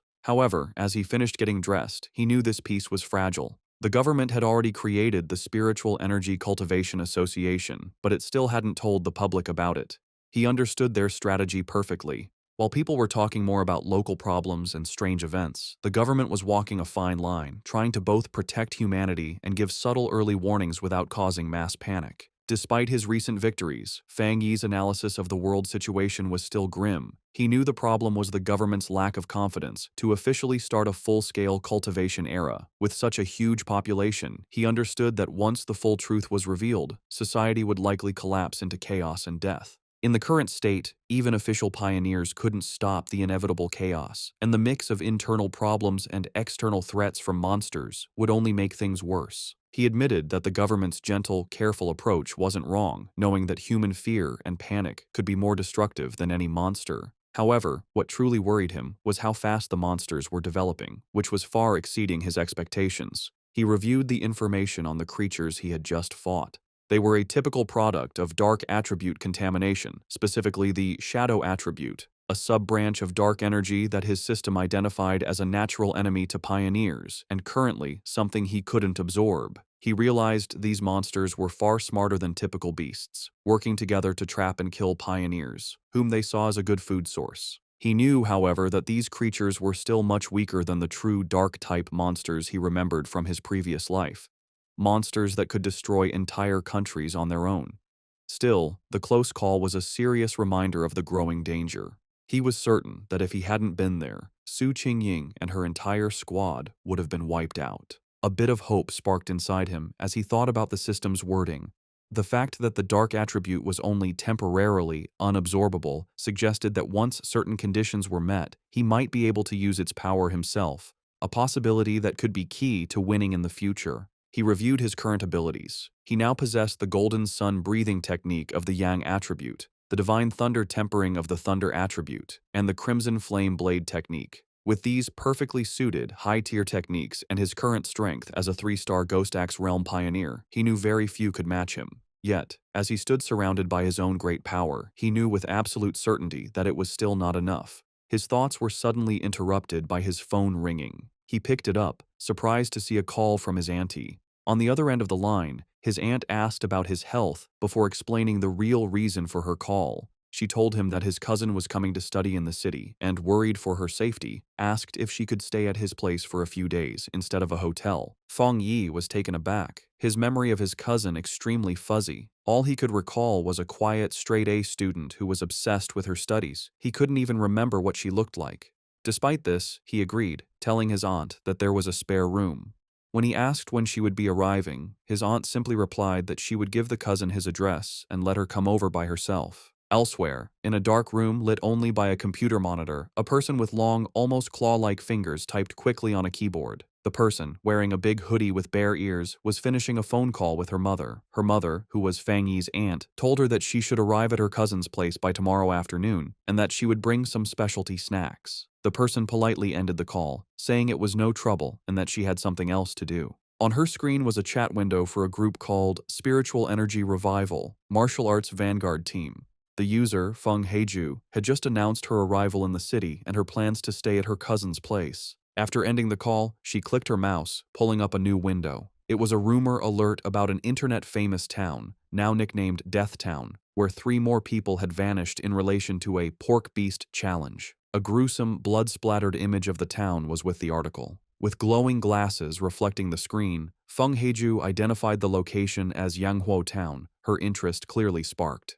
Her browsing was interrupted when her mother entered the room, asking if she had finished packing. Feng Heiju told her mother that she was packed, but that she'd rather stay in a hotel than bother her cousin. Her mother insisted, saying it was much safer than staying alone and that she trusted the cousin completely. Gently pushing her daughter out the door, her mother gave her some final advice. Be sure not to cause trouble and help out around the house when she could. Feng Heiju reassured her mother that she understood. Once the door was closed, Feng Heiju let out a small sigh, preparing herself for the visit. She thought of it as just one more hurdle to overcome. Adjusting her glasses with a flash of determination, she resolved that no matter what her cousin was like, he couldn't possibly be more difficult to handle than a monster. The next day, under a bright blue sky, a young woman with long dark hair and glasses pulled a suitcase toward an apartment building.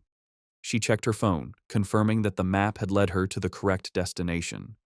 Looking up at the building, she murmured to herself that this must be the place, ready to finally meet the cousin she barely remembered. As Lin Yi stood outside the apartment building, Fang Yi came out, carrying a bag. She called out, asking if he was her cousin. He stopped, surprised, and asked if she was Lin Yi to confirm, though he admitted to himself that he didn't recognize her at all. An awkward silence hung between them for a moment. Later, inside the apartment, they sat on the couch, making polite conversation. Fang Yi asked if she was in the city for a summer camp, which she confirmed. He told her to let him know if she needed anything, and she thanked him. After their brief chat, he gave her the key to her room, which was across from his, before going to his own room. As she watched him leave, she felt relieved, thinking her cousin seemed easy to get along with and wouldn't get in her business. However, Fang Yi was not clueless. From the moment she sat down, he had sensed a faint but strange spiritual aura from her. He wondered if his senses were off, or if she just wasn't good enough to hide her power. He immediately suspected that she was also a pioneer.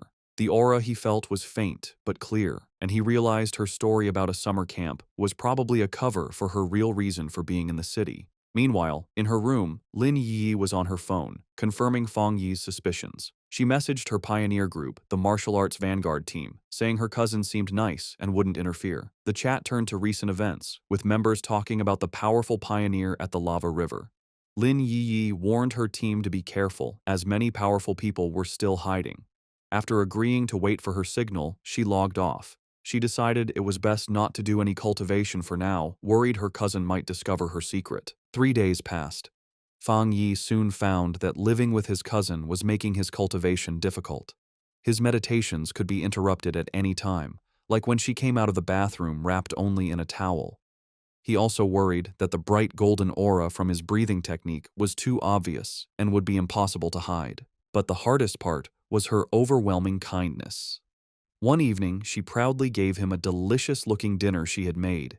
He tried to insist on doing the dishes, but she refused, saying it was the least she could do. He found her perfect politeness and extreme cleanliness almost strange. Despite the trouble, Fang Yi decided to go along with it. He thought that by letting her be overly helpful, he might get her to let her guard down. He knew this was the only way he could find out what she was really up to. Their quiet dinner was interrupted when her phone on the table began to vibrate. Both cousins glanced at the message, their expressions surprised for a moment. Fang Yi used the chance to excuse himself, saying he would go back to his room while she chatted. His cousin could only quietly reply as he left. Left alone, she stared thoughtfully after him for a moment before turning to her phone.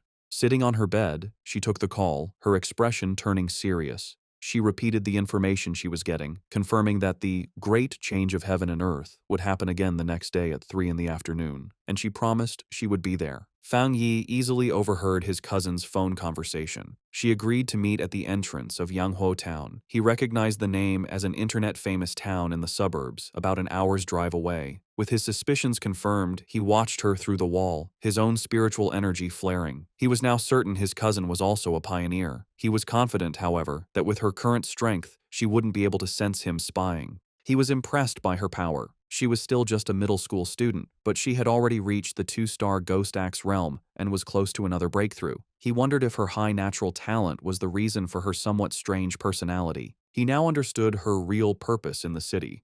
The summer camp was just an excuse. She had learned about the coming great change of heaven and earth, and had come to be at the center of it. He knew that every one of these great changes was a chance to get a new technique to increase his own strength. He wondered what kind of power would appear this time. In the end, it didn't matter. With a determined look, he decided that whatever power appeared, he would take it for himself. In her room, his cousin suddenly paused, feeling a strange sensation. She looked around, wondering if it was just her imagination or if someone had been watching her. Seeing nothing but the moonlit mountains outside, she dismissed the feeling and continued her preparations. The next day, the town of Yanghuo was buzzing with activity, with its mountains in the background. At the town's entrance, Lin Yiyi met a friend from her pioneer group. The friend playfully teased Yiyi about her cousin, asking if he was handsome. Yiyi replied that he was a good person, but just an ordinary-looking guy. Her friend sighed in disappointment. Just then, another woman from their group arrived, a redhead in a purple dress. She reminded the first friend that Yiyi herself had always said she was just an ordinary person.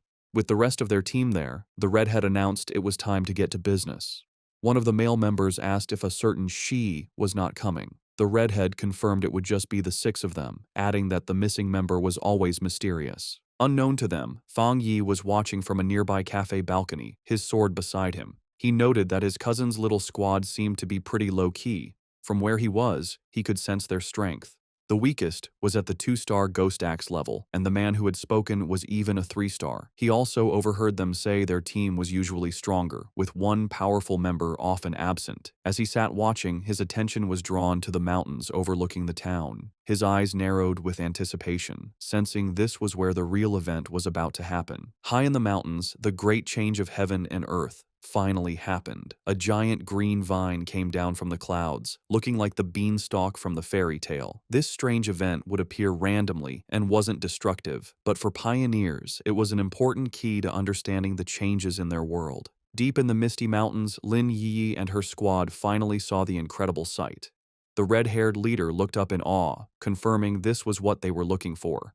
The group stood in disbelief before the massive, pulsing vine. However, the awe quickly turned to fear.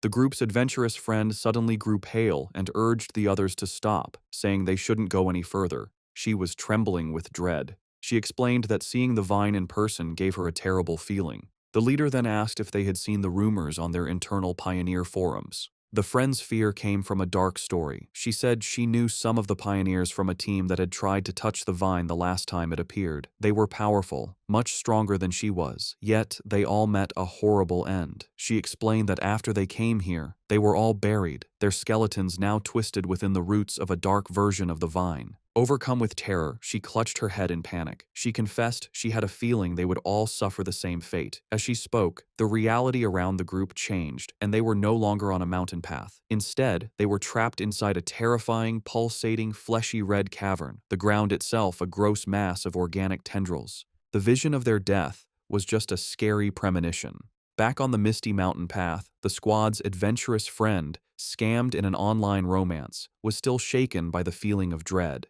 She admitted that while she was originally ready to take the pioneer's risk, to either come back rich or die, the moment she saw the vine, she felt an overwhelming fear. Her gut told her this was a new, unknown, and powerful high-level monster, a mutation she couldn't handle. Tears filled her eyes as she said she wasn't ready to die here and wanted to back out. The red-haired leader and Lin Yi looked at their upset teammate with understanding. They confirmed they had all felt the same heavy feeling from the vine. Lin Yi explained it further, describing it as a feeling of complete emptiness within the wood-type vine. It was a strange feeling, as if all life had been swallowed by time, leaving only an empty shell. This, she explained, was why they all felt so scared. The group came to a scary conclusion. The vine was trying to eat their life force. Just as the fearful friend was about to panic, Lin Yi grabbed her hand, her face showing fierce determination. She declared that this was the path of the martial pioneer, a path that required them to face such dangers directly. Unseen by the group, Fang Yi watched from a nearby cliff. He, too, could sense the heavy, suffocating death energy coming from the giant vine. He noted that out of all the world monsters he had faced, besides the pure dark attribute, this vine gave him the worst feeling. He had to admit, the small squad had serious guts to even think about cultivating in such a dangerous place. He analyzed the monster more closely. While it was clearly a plant, a symbol of life, it felt completely lifeless. It wasn't really alive, but a dead thing pretending to be living, with no spiritual energy of its own. He could see it was stained with the blood and bodies of its past victims. Back with the squad, Lin Yi took charge. She stood on a cliff edge, speaking to her team with new purpose. She told them they didn't have much time to waste.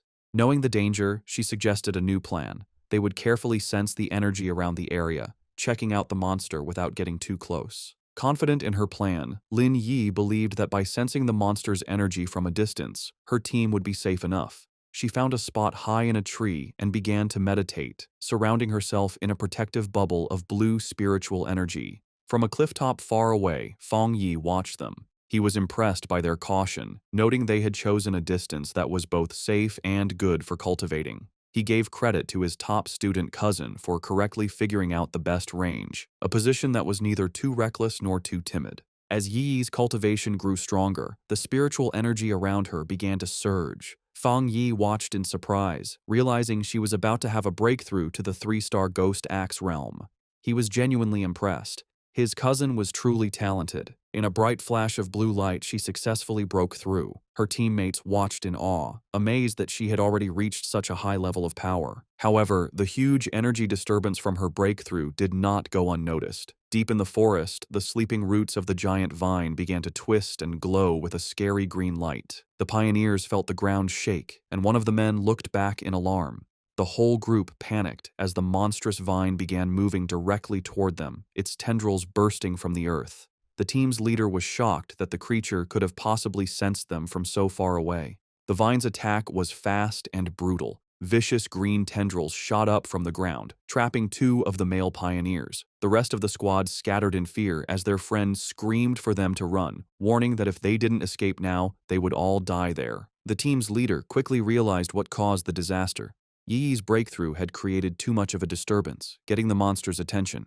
As she shouted a warning, dark green tendrils began to wrap around Yi's protective bubble, which was still shielding her while she was weak after her breakthrough. The leader knew they couldn't get caught. Once the vine wrapped around them, its deathly aura would eat them instantly. Under the immense pressure, Yi's energy shield began to crack. Chaos broke out as the red-haired leader tried to pull her panicked friend to safety. The friend screamed that they couldn't leave Yi behind, but the leader replied desperately, asking what she was supposed to do. She furiously asked if she should use her own precious spiritual energy to protect Yi, basically dying so her teammate could level up. As chaos erupted around them, the red-haired leader tried to calm one of her male teammates, who was arguing that they should leave Lin Yi to save themselves. He coldly said that life and death were up to fate, and if they didn't leave right away, they would all die with her.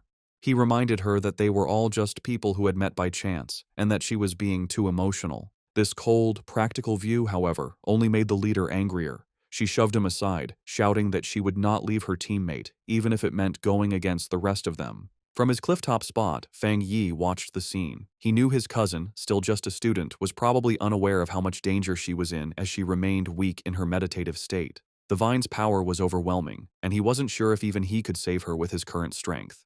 But he knew he had to act fast, as the tendrils were already starting to crush her protective barrier. He clenched his fist, a golden aura flaring around him. He had made a promise to his aunt to take care of her, and a promise made must be kept.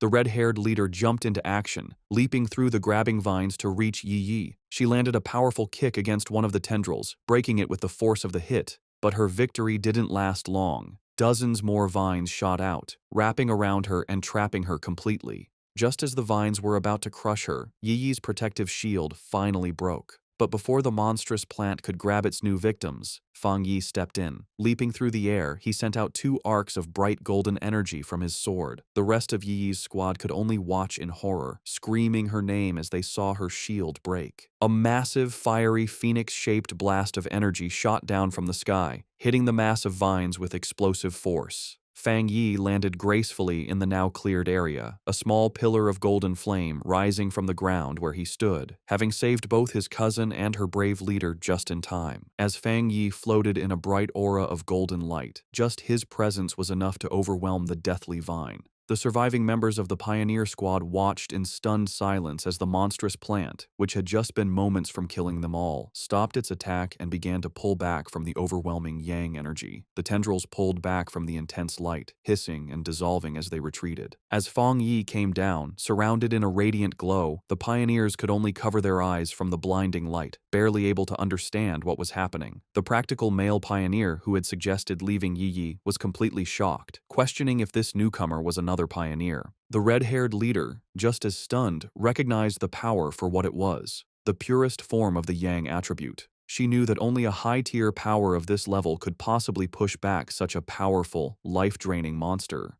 The male pioneer had a crisis of confidence. He had always thought of himself as extremely talented, having reached the 3-star Ghost Axe realm in a very short time, a feat few in the country could match. He knew that even the talented Lin Yi Yi's skill barely matched his own, and yet this mysterious stranger was on a completely different level. He looked down at his own hands, then up at the glowing figure on the clifftop, feeling completely insignificant. If pioneers like that existed, he wondered, then what were they? The newcomer hadn't just beaten him, he had beaten all of them with his pure, overwhelming power. As Fang Yi stood bathed in the golden light of his power, his system activated. It had detected the extreme wood attribute from the deathly vine and had started the auto-writing process, quickly finishing a new technique. The system window then showed the details of his new ability. Endless Vitality, a technique that could instantly absorb all nearby life force to quickly heal injuries. As the power of the vine flowed into him, he was surrounded in a surge of green, life-giving energy. He was amazed at the incredible wood attribute technique he had just gotten, realizing that as long as there was life nearby, he now had what was basically a non-stop energy-absorbing engine. As Fang Yi absorbed the last of the anomaly's power, his system successfully extracted the vine's main attribute. A notification confirmed it. Extracted attribute, Desolation. The system described its scary power, the ability to instantly create a desolate aura that would destroy all surrounding life. Fang Yi stood calmly in the swirling green energy, fully taking in the new power. When he opened his eyes, they glowed with the same vibrant green as the desolate vine. He stood in the now lifeless clearing, a faint green aura around him. He now understood why the vine could only grow in such a dangerous, remote place. If it grew anywhere else, it would drain every bit of life for miles around. He thought about the ruthless nature of the desolation attribute, a powerful force that forcibly stole the life force of others. His thoughts were interrupted by a grateful voice. The red-haired leader of the pioneer group approached, her clothes torn and her body bruised, but she was alive. She thanked him greatly, saying that without him, they would all be dead. She then asked how they could possibly repay him for saving their lives. Fang Yi simply waved her off, coolly telling her there was no need and that they would meet again someday. He then turned and walked away. In his mind, however, he didn't feel like a hero.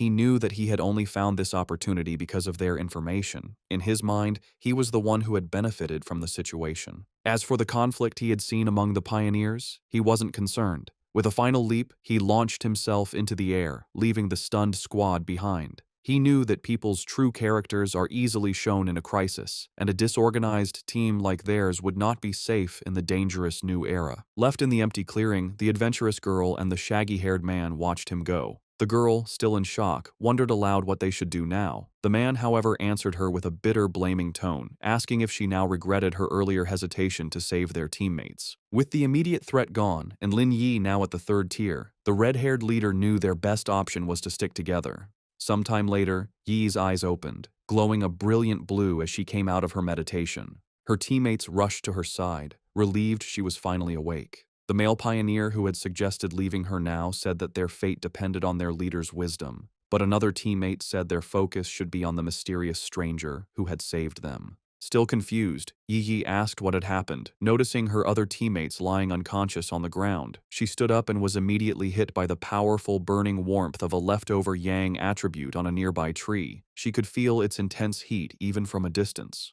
The shaggy-haired man then stepped forward, offering to explain what had happened while she was unconscious. Later that day, back in front of her cousin's apartment, Yi was still trying to understand the incredible events. She couldn't believe that someone so powerful actually existed. Her teammates' words echoed in her mind. He had called the mysterious pioneer a monster.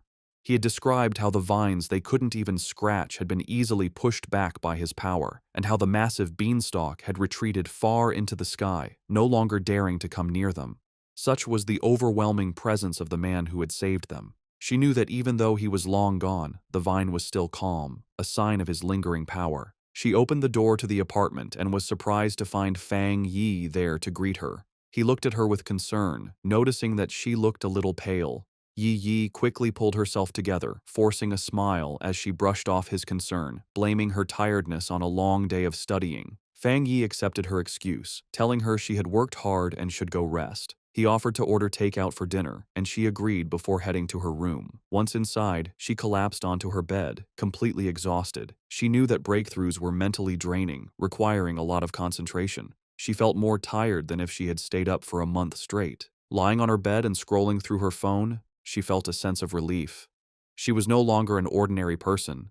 She wouldn't die from a few all-nighters.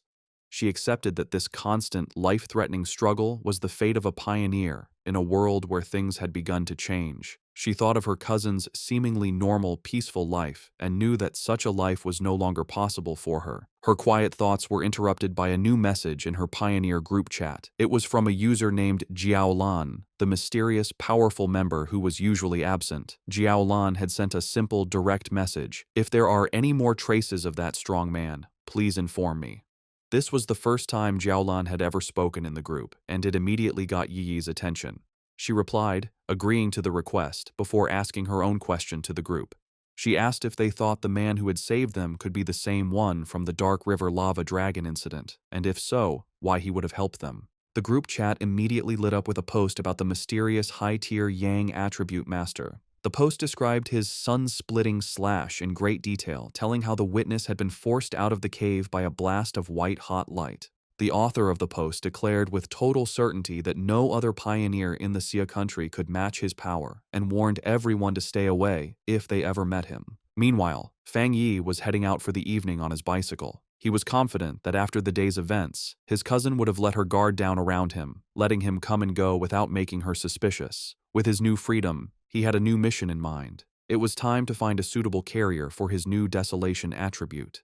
He knew that this power was most compatible with plants, and he pedaled off into the night to begin his search. As he rode through the night, Fang Yi thought about the best way to use his newly acquired desolation attribute. He knew that despite its power, it was still a bad attribute at its core, based on destruction and decay. He worried that putting it on his own body could lead to bad reactions. Furthermore, he was concerned that its evil nature might conflict with the good, purifying power of his thunder attribute. He decided that the best solution would be to find a carrier for the attribute, something like the strange vine itself. He guessed that the original vine monster had been born when a regular plant sensed the return of rich spiritual energy and chose to evolve, creating the desolation attribute as a way to gather more power. With this in mind, a plan began to form in his mind. With a confident smirk, he knew exactly where he needed to go. He followed a moonlit road, guided by a sign pointing toward the forest park. He arrived at the large urban park and left his bike, going into the woods. Under the bright full moon, he walked through a field of vibrant, glowing flowers. He knew he needed to find the perfect lucky one, a plant that could create the greatest connection with his own spiritual energy and show a sense of closeness to him. Closing his eyes, he focused, reaching out with his own spiritual energy. A vibrant green aura flowed from him, spreading throughout the forest and covering the plants. He could feel a response from the plants, a wave of their own spiritual energy rising up to meet his. He noted that while their response was a lot, it still wasn't strong enough for what he needed. As Fang Yi continued to send out his spiritual energy, he realized he needed a much stronger response from the plants around him. Suddenly, he stopped, his attention drawn to a specific spot in the forest. There, in the tall grass, a single white flower with a glowing center gently swayed, as if calling to him. He wondered if this was the one he had been searching for. He approached it carefully and reached out his finger. As his fingertip touched it, the flower's petals closed around it, and he could feel it absorbing the spiritual energy he was giving off. The flower then bloomed again, seemingly happy, as if it had just had a good meal. Fang Yi knelt beside the flower, a small smile on his face. He noted its strong spirituality. Though it was just a plant, it had reacted to his touch like a greedy puppy, eagerly eating his spiritual energy and then rubbing against his fingers for more. He knew he had found his carrier. Out of the entire forest, this small flower had the strongest reaction to his aura, making it the perfect container for the desolation attribute. He told the flower that it was the chosen one and asked if it was ready. Without waiting for an answer, he unleashed a vortex of green spiritual energy, focusing it entirely on the small white flower. A system window appeared, asking for confirmation. Do you want to forcibly implant the desolation attribute into this plant? With his eyes glowing a vibrant green, he gave his consent. A brilliant light erupted from his hand as the flower began to transform, its petals opening into a much larger, more complex, and powerful form. The implantation process was finished in a bright flash of green light.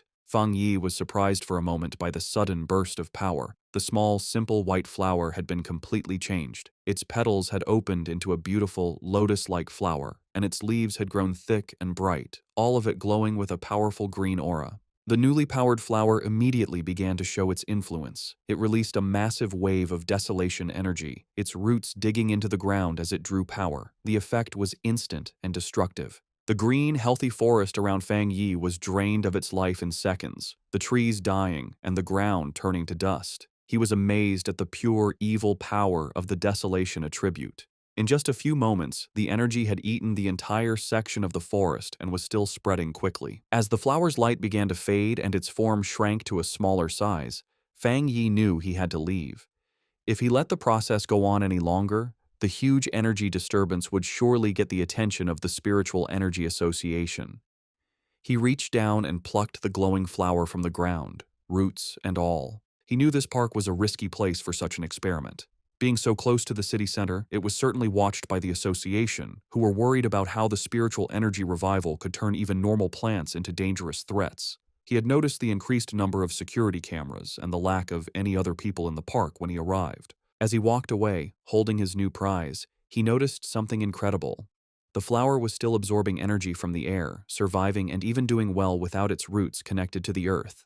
He looked at it more closely, a smile of wonder on his face. He found it magical that its spirituality hadn't weakened at all since being pulled up, especially since it had been just an ordinary wildflower moments before he chose it. This led him to a deep conclusion. By giving the desolation attribute to the plant, he had unlocked its evolutionary potential, setting it on a path to becoming something far greater than it was ever meant to be. Just as Fang Yi was about to leave the park, a loud alarm blared through the forest, its red light flashing. A loud robotic voice gave a serious warning. Abnormal value exceeded. Fang Yi immediately realized that even though he tried to be quick, he had still set off the park's monitoring system. With no time to waste, he grabbed his newly acquired desolation flower and quickly left. Miles away, in a high-tech control room labeled Spiritual Energy Revival Plant Research Department, the same alarms blared. Technicians scrambled, shouting that the anomaly value was going crazy and demanding to know what was happening. An order was quickly given. All staff were to put on their protective bracelets, enter the park, and immediately block off the area, stopping anyone from entering or leaving. A team in full protective gear entered the now lifeless section of the forest. One member checked the reading on his wrist device, which showed a dangerously high value of 30. He noted that this was terrifyingly high. For comparison, the incident at Qingcheng University had only ranged between 8 and 10, and even the powerful Dark River lava dragon had peaked at 25. Another team member added that the park's original spiritual energy level had never even gone above 10. As one of the researchers took a soil sample, another reported his strange findings. The air humidity, surface temperature, and sunlight were all completely normal. Yet, all the plants in the area looked as if they had been drained of their life in a matter of seconds. The team leader decided they needed to get closer to the center to figure out what kind of spiritual attribute could have caused such an event. However, as one of the members stepped forward, another researcher with glasses, who seemed to be a senior member, shouted at him to stop and not get any closer. He warned them with serious authority not to touch anything, identifying the leftover energy as the desolation attribute. He then asked if any of them knew about the vine that had recently come down from the sky. The younger researchers were stunned into silence. One of them finally found his voice, realizing with growing horror that the senior researcher was talking about the infamous devil-like vine that had already been classified as an A-level mutation. The senior researcher confirmed their fears. Standing before a ghostly image of the vine with the souls of its victims trapped at its base, he explained the source of its terrifying power. The reason it was so deadly, the reason it had killed so many pioneers, was its natural desolation attribute. A powerful parasitic ability that drained the life force from all surrounding creatures, making everything it touched its own. The young researcher, who had been about to step into the dead area, clutched his chest, sweating and gasping in terror. He thanked his superior, realizing that he had just been saved from certain death. The senior researcher explained that the area around any plant that had awakened the desolation attribute was a dead zone, where anyone who entered would have their life force eaten. He remembered seeing data on another such plant in the Xia country, a rotting ancient tree in a forbidden zone in Wan City that instantly destroyed any life that came near it. He looked around at the lifeless clearing with serious concern, noting that the mutation of plants in this new era could not be ignored. From what they knew, the desolation attribute was the strongest a plant could awaken, and now, in addition to the ancient tree and the celestial vine, a third had been born. His lecture was interrupted by a hand clapping him on the shoulder. The research team turned in surprise to see the stern face of Major Han Li, who had arrived with his own group of soldiers. The major had already been told about the situation. He ordered all the researchers on site to change into the advanced protective suits his men had brought, and to follow him into the contaminated area. With Major Han Li leading the way, the newly equipped team, now joined by Su Qingying, stepped firmly into the dead zone. As they moved forward with their scanners, they made a series of confusing discoveries. They couldn't find a source for the desolation energy, and the aura itself was quickly fading, the level having dropped to 25 in the few minutes since they arrived. This went against what they knew about the celestial vine, which was supposed to be able to move. Major Han Li turned to Su Qingying, suggesting they investigate the area more closely. She agreed, her expression serious. As Major Han Li and Su Qingying began their investigation, two members of the team with glowing blue auras started tracing the flow of the leftover spiritual energy. The energy trails led them from the outer edges of the dead zone back to a single starting point. As they got closer, they stopped, their faces filled with shock. The Major and Su Qingying realized the horrifying truth at the same time. The source of the desolation energy had been dug up and taken away. A researcher in a protective suit couldn't believe what he was hearing, questioning how such a thing was even possible. Major Han Li knew that if someone truly had the power to enter a desolation dead zone and steal its source, their identity was extremely important. Su Jingying, however, had another theory. She showed a glowing data pad to the Major, explaining that after running a big data analysis, they had found a person whose movements matched both this incident and another recent mutation. The file on the screen showed a picture of Fang Yi, his name clearly visible. Just then, Major Li told Su Qingying that he would send her all of Fang Yi's information, confirming that he was highly likely the same pioneer she had been in contact with. With that, he tipped his hat, saying the rest was up to her association to handle. Left alone in the desolate woods, Su Qingying held the datapad, her expression one of grim understanding. 2 hours later, back in his apartment, Fang Yi carefully placed his new desolation flower into a small pot. He smiled, thinking that this was his first time raising a flower. He affectionately named it the obedient little white flower, and told it that since it now had the desolation attribute, it would cultivate on its own and become a powerful helper for him. He knew its special, life-draining powers would be a great help in battle, and its simple appearance would be the perfect camouflage, easily hidden from his cousin. As he gently touched a petal, he thought that in the dangerous new world, raw power was only part of the equation. The real key to victory was having more secret weapons. Fang Yi's quiet evening was interrupted by his phone buzzing on the table. He picked it up, surprised to see the caller ID, Old Wang. He immediately recognized the name as his childhood friend, Wang Liang, whom he hadn't seen in the 3 years since he'd left to join the army.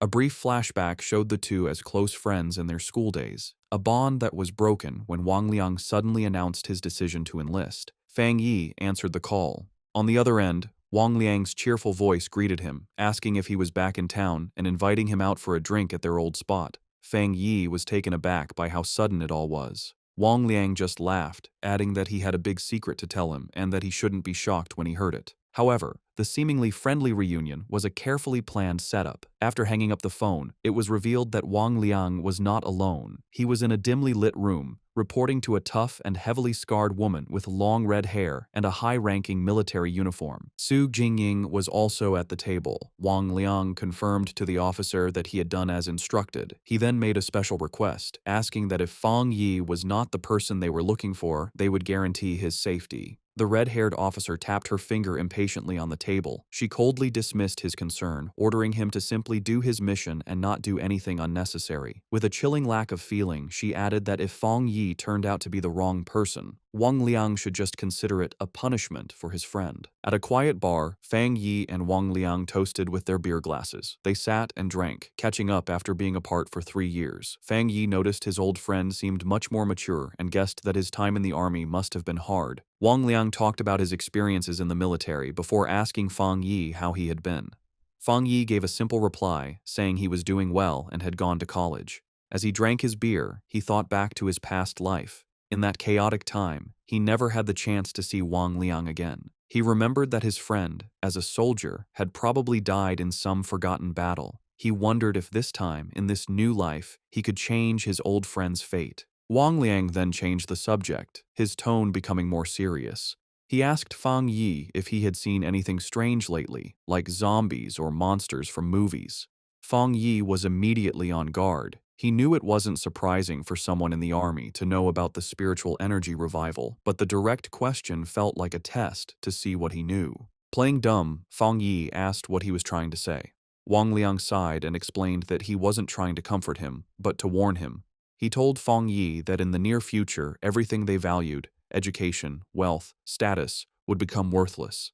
The entire world order was about to change. Fang Yi listened closely, his face showing no emotion as he stared at his empty glass. He knew that ordinary soldiers were sworn to secrecy and couldn't leak any details about the spiritual energy revival. This confirmed his suspicion. The military had identified him as a target, and Wang Liang, his childhood friend, had been sent to test him. Wang Liang, seeing his friend's silence, tried to reassure him. He told him not to worry, that as long as he didn't reveal anything, he would be fine. But Fang Yi understood the situation. Despite his pretended ignorance, his friend was still trying to help him. Even at the risk of breaking military rules, Wang Liang was kindly warning him to be careful of the coming changes. Their conversation was suddenly cut short when Wang Liang's phone began to vibrate urgently. He answered the call, and a furious voice on the other end ordered him to return to his team immediately and report to the target location within 10 minutes. Wang Liang snapped to attention, accepting the order as Fang Yi watched in silence. He immediately jumped up, apologizing to Fang Yi and explaining that he had an urgent mission and couldn't see him home. As his friend was about to leave, Fang Yi dropped his act. He asked if the mission was related to the spiritual energy revival and told his friend to take him along. Wang Liang stopped, turning back to look at Fang Yi with a mix of shock and confusion. Fang Yi stood up and grabbed his friend by the collar. He told Wang Liang to take him to see his superiors, letting him know that he was aware of the real reason for their meeting.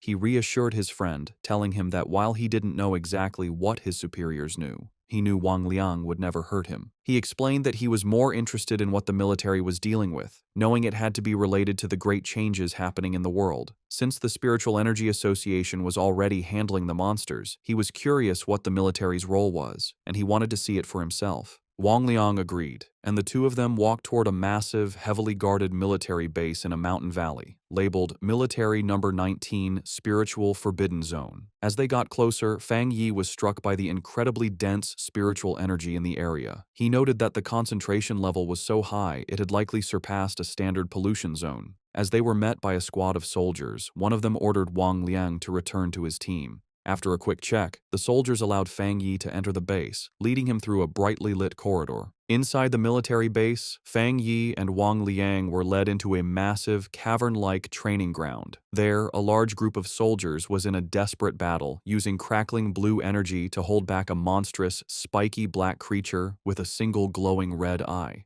The beast fought back with fierce power, shooting a devastating beam of red energy that tore through the soldiers' ranks, causing cries of pain and fear. Standing on a raised platform, the tough, red-haired officer watched the scene with a critical eye. Fang Yi, who had been brought before her, immediately recognized the creature's power as a mix of two different attributes. The officer confirmed his thought, saying the monster was a perfect mix of the dark and flame attributes, making it exceptionally fierce and cruel. She added that it had already seriously injured several of her soldiers. A caption identified her as a 3-star Ghost Axe Realm officer named Ji Royan. Spotting Wang Liang, she barked his name, and he immediately stood at attention. She furiously asked why he had brought an unauthorized person into a restricted area, but before he could explain, she cut him off. Her expression softened a little as she told him to forget it, explaining that the situation was urgent and they needed him to join the formation immediately. She then turned her attention to Fang Yi. She saw nothing special about him, noting that his spiritual energy was only slightly active. She briefly wondered if he was the powerful pioneer they were looking for, but dismissed the thought, knowing she had to focus on the battle. She gave him a stern warning. Since he was Wang Liang's friend, she wouldn't say much, but he was in a restricted area, and his life was now his own responsibility. He was also sworn to secrecy about anything he saw. Fang Yi simply replied that he understood. With that done, Ji Royan took command. She picked up a massive energy cannon and shouted the names of two of her soldiers. The two men immediately jumped into action, their bodies covered in blue energy as they fought the monster up close. Ji Royan then aimed her cannon and fired a massive blast of pure energy at the creature. The attack hit the monster head-on, creating a huge explosion, but the creature was far from beaten. It let out an angry roar as its shadowy form began to pulse with a terrifying red light, its fanged mouth growing larger and more threatening. It was clear that the attack had only made it angrier, causing its mutation to get worse. The enraged monster lashed out with its massive claws, and one soldier shouted a warning to his comrade. The other soldier managed to block the attack, but the force of the blow sent him flying backward. Ji Royan immediately took charge, ordering her team not to be careless and to keep their distance. She knew they had to finish the creature off before it could complete its evolution. Watching from the side, Fang Yi was impressed by the soldiers' performance. He saw a well-trained team of comrades who trusted each other completely, with incredible discipline and coordination. He knew that every person was essential, and that when they worked together, they could unleash a power far greater than their individual strengths. This thought, however, was immediately broken when he realized the monster's power was increasing at a scary rate. He shouted at them to run, warning them that they were no match for the creature in its current state. But his warning was lost in the chaos. The monster shot out a massive blast of dark purple energy, sending the soldiers flying. Ji Royan refused to back down. She ordered her team to raise their alert level and upgrade the restricted area's mutation level. With a furious roar, she commanded that no one was to retreat. It was too late. The monster's transformation was complete. It now stood as a huge, demonic beast, covered in black and red flames, its eyes glowing with pure evil. One of the soldiers shouted a terrified warning. The evil dog had fully mixed with the dark attribute and completed its mutation. The creature's single eye, now a burning red orb, focused on a new target. It fixed its gaze on Wang Liang, who could only stare back, frozen in terror. As the monster prepared to strike, Ji Royan and Fang Yi both reacted in horror, realizing with a jolt that Wang Liang was in mortal danger. Just as the monster completed its evolution, lunging forward in a blast of power, a soldier was violently thrown backward by a surge of energy. Ji Royan immediately shouted for her team's attention, announcing that the C-level evil dog had fully mutated and was now reclassified as a B-level threat, requiring an immediate change in their battle plan. The soldier who had been thrown to the ground coughed up a spray of blood. Fang Yi rushed to his side, catching him and asking if he was all right. The injured soldier explained that he had been trying to send spiritual energy to the monster's restraining collar, but the creature's evolution had caused the device to violently explode.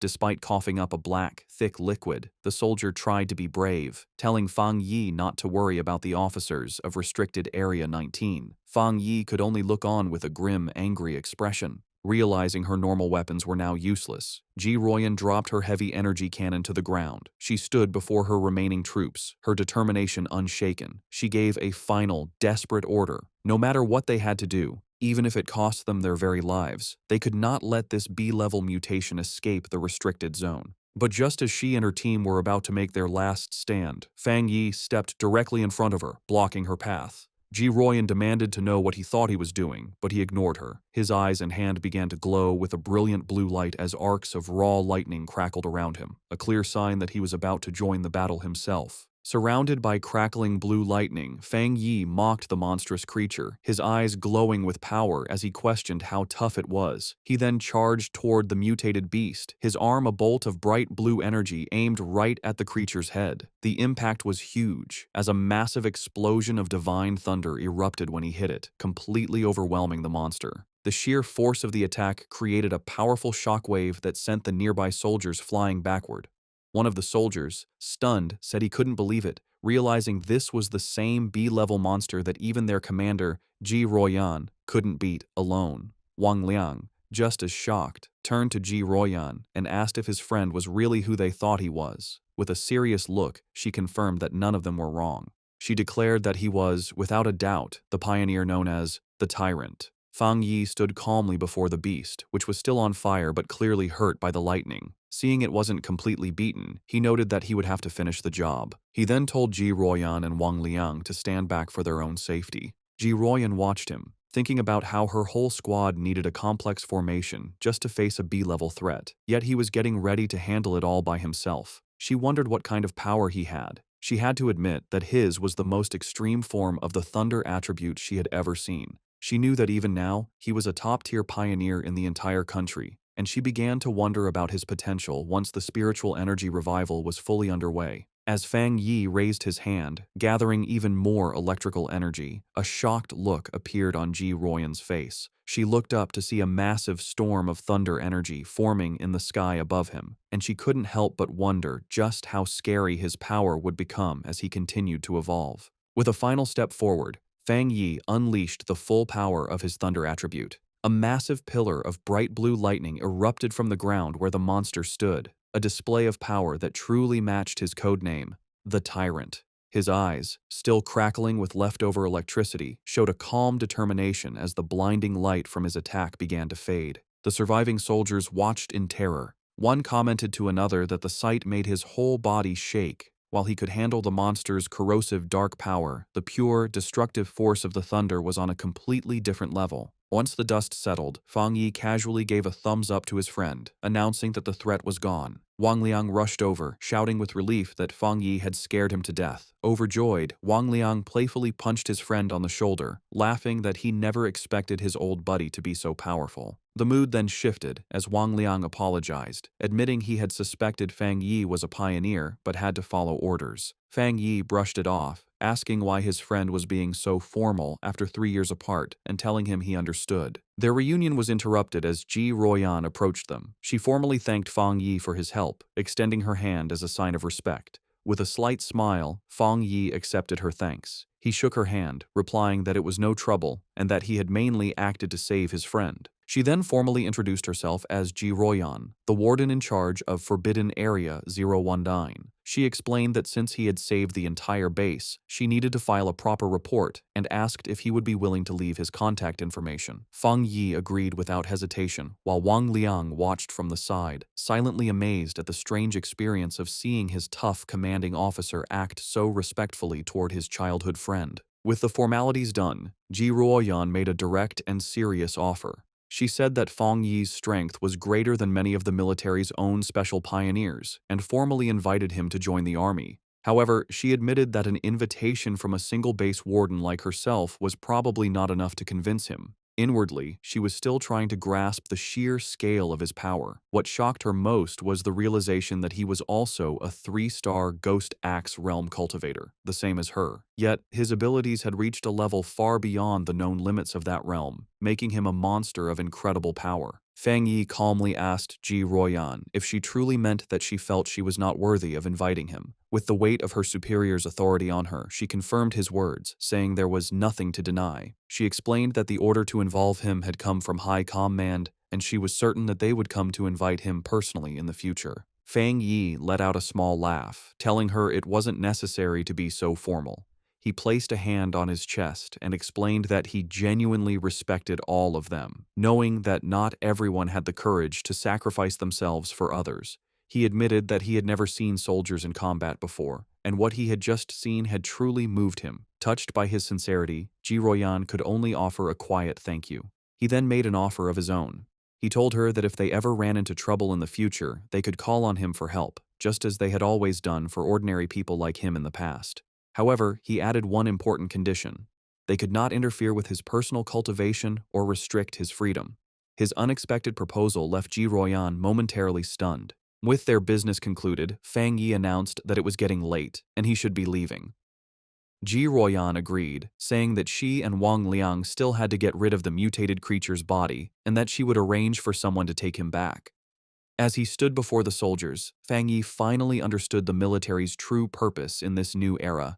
He realized they stationed themselves in these dangerous, spiritually rich zones for 2 reasons: to use the energy for their own training, and more importantly, to act as a crucial line of defense between the ordinary world and the strange monsters that now threatened it. After he was gone, Ji Ruoyan turned to Wang Liang and said that his friend could no longer be described with a simple word, like impressive. She knew that what they had seen that day was just a small part of his true strength. The fact that a pioneer could reach such a high level of power so quickly showed that he had an amazing level of insight. She concluded that he was a rare mix of luck, courage, and raw ability, all the things needed for greatness. Seeing his commander's deep respect for his friend, Wang Liang eagerly suggested that if she felt she wasn't the right person to recruit him, she should let him, as his childhood friend, take on the job.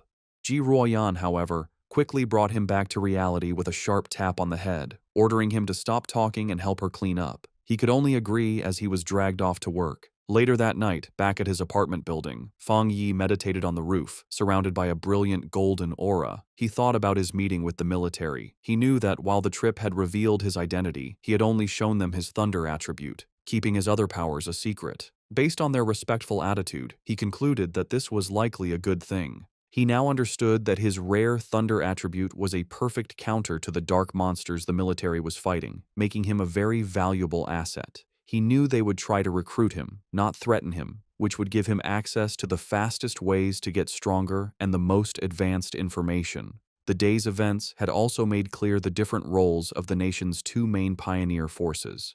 The military, represented by Ji Ruoyan, were the Night Watchers, the hidden protectors of the nation. The Spiritual Energy Cultivation Association, with agents like Su Qingying, was in charge of handling the threats that slipped into the cities, protecting civilian life as much as possible. He understood the government's 2-part strategy, using the forbidden zones to contain the biggest dangers while slowly releasing information to the public about the coming changes. This careful approach was buying valuable time, preventing society from collapsing into chaos. As he continued his meditation, a bright orb of golden energy pulsed in his core.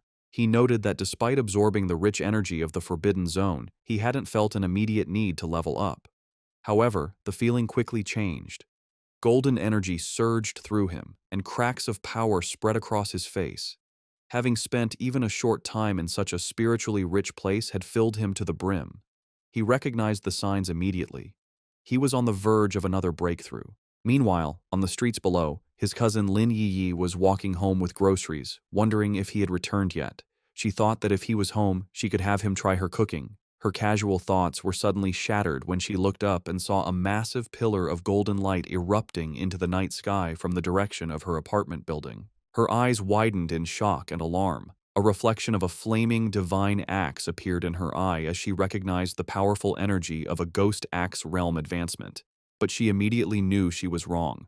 The sheer scale of the power, showing up as a massive, fiery divine axe in the sky, was far too terrifying for an ordinary breakthrough. She could only stare in disbelief, wondering if another powerful pioneer was making their move in the city. On the street below, Lin Yi stared at the sky in complete disbelief. She recognized the immense power of the Ghost Axe realm, but this was something else, a force so powerful it was changing reality itself. As a giant, divine hand made of pure golden energy formed in the clouds above, she realized the terrifying truth. This was the power of the legendary spirit creation realm. The realization that a pioneer of such incredible strength was living right next to her sent a wave of shock and fear through her. The massive energy surge did not go unnoticed. Miles away, in a high-tech command center, red alarms blared as technicians scrambled. An urgent warning flashed across their screens. The anomaly value had reached a catastrophic level of 99, its location pinpointed to the southeast of the city. An official and Su Qingying reacted with alarm. The official demanded to know what was happening, ordering all units to the target area. Su Qingying wondered how such a powerful anomaly could have gone undetected, noting that an energy reading of this size was powerful enough to destroy an entire city. Before a holographic map of the city, military leaders held a tense emergency meeting. They debated the two terrifying possibilities. Either a new, godlike spirit creation pioneer had just appeared, or the city was on the brink of a massive disaster. One grim-faced officer suggested it could very well be both. The situation escalated as the senior official frantically called headquarters, demanding they send all advanced equipment, short of large-scale weapons. His panic was cut short, however, when a subordinate burst into the room, breathlessly announcing that the alert had been cancelled.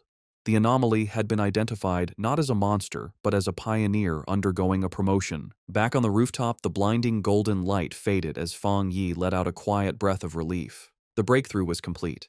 He casually noted that he had successfully reached the one-star spirit creation realm. Aside from his body feeling lighter and more agile, he didn't feel a significant difference in his raw power. His quiet moment was interrupted when his phone buzzed with a new message. It was from his friend, Wang Liang. The message was a warning. A new anomaly had appeared at Qingcheng University's playground. Internal military sources had confirmed it was a pollution zone, and more worryingly, it was the second time this specific anomaly had occurred. Fang Yi texted back, saying he knew about the previous heat anomaly. Wang Liang confirmed it was the same one, back again, and playfully warned Fang Yi not to tell anyone he was the source of the intel. After Fang Yi jokingly threatened to report him, Wang Liang's tone turned serious. He told Fang Yi that he was genuinely worried for his safety and urged him to be careful. Fang Yi put down his phone, his expression thoughtful. His friend's warning only confirmed his own strategy. This was exactly why he was so cautious in his dealings with both the military and the association. He knew that being too well known could bring unwanted trouble, which was why he had deliberately chosen to keep his powerful Yang Flame attribute and his Crimson Flame Blade technique a secret. They were his hidden aces. He typed a final reply to his friend, reassuring him not to worry. He would be careful, and he still had trump cards left to play. Lin Yi opened the apartment door, announcing that she was back. Seeing Fang Yi on the couch, she asked if he had eaten yet, offering him the bag of takeout she had brought. Distracted by his phone, he simply told her to leave it on the table and that he would get to it later. As she watched him, a worried and slightly frustrated expression crossed her face. In her mind, she thought about her cousin's character. She saw him as a perfectly good person, but with one major flaw, his laziness. He seemed content to just stay at home all day playing on his phone, not even bothering to go to college. She found it ironic that while she and her fellow pioneers were constantly busy, seeking opportunities and hiding their true identities, her cousin lived such a carefree, seemingly aimless life. Exhausted, she went to her room and collapsed onto her bed. She knew that news of the incredible spirit creation pioneer who had just appeared in their district would spread like wildfire. Feeling a sense of duty, she resolved that when the time came, she would protect her seemingly clueless cousin as a way of repaying him. Meanwhile, Fang Yi was not just playing on his phone. He was analyzing the news report from Wang Liang, which showed a massive, raging fire at the university playground. He noted that the first anomaly had been intense heat, and now it was a fire. He wondered if this was another form of the Yang attribute. The video showed the fire had started incredibly fast and was burning with terrifying intensity. Online comments from witnesses expressed shock, with some wondering if special forces were now being called in for simple fires. The report also mentioned that all the surrounding trees and flower beds had been burned and the area was now completely locked down. Fang Yi observed that the video was short and ended suddenly, but it was clear this situation was far more serious than the previous incident at the university. He wondered what would be different about this new Yang attribute. Realizing he had to investigate in person, he knew that to get into the sealed-off area, he would have to contact his new military acquaintance, Ji Royan. The next day, a crowd of reporters had gathered outside the sealed gates of Chingcheng University, blocked by a line of soldiers. They shouted questions, asking for confirmation about the rumors of a fire that couldn't be put out, and demanding to know why an incident of this size was not being reported in the news. As the reporters pressed for answers, Ji Ruoyan and Fang Yi arrived. The crowd watched, wondering who these two imposing figures were as the soldiers immediately opened the gates, allowing them to pass without question. The reporters were left outside, confused as to how they had gotten in so easily when they had been completely blocked. Inside the cordoned-off area, they looked out over the smoldering ruins of the university playground. Fang Yi remarked on the sheer destructive power, questioning if this was the sky fire he had heard about. Ji Ruoyan confirmed that was its official name. She explained its terrifying nature. It appeared without warning, was impossible to put out, and could only be left to burn itself out until everything it wanted was turned to ash. The name, she suggested, was quite fitting. With the initial look done, Ji Ruoyan told Fang Yi she needed to head to the principal's office and asked if he would wait for her. He told her to go on ahead, saying he would be fine there. Alone, Fang Yi walked along the edge of the destroyed area, which was now blocked off with yellow tape. He knelt and touched the scorched earth, analyzing the scene. He noted that the ground was already cold, and more importantly, there was no leftover spiritual power left from the sky fire. He realized with some disappointment that this meant he couldn't collect its attribute. His plan had been too simple. His thoughts were suddenly interrupted when a familiar voice called his name.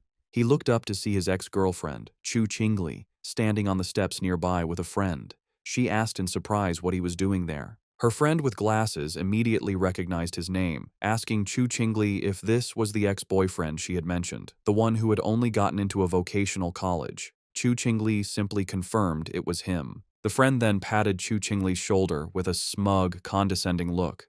She told Fang Yi that she understood he was likely there because he was still hung up on his ex, but now that the gap between their lives was so big, he should just give up. Fang Yi could only stare back, genuinely confused by her assumption, questioning the very idea that he would be hung up on her. From a distance, other students began to gossip about the scene. They wondered who the guy with the school beauty Chu Qingli was, guessing he must be another sad suitor.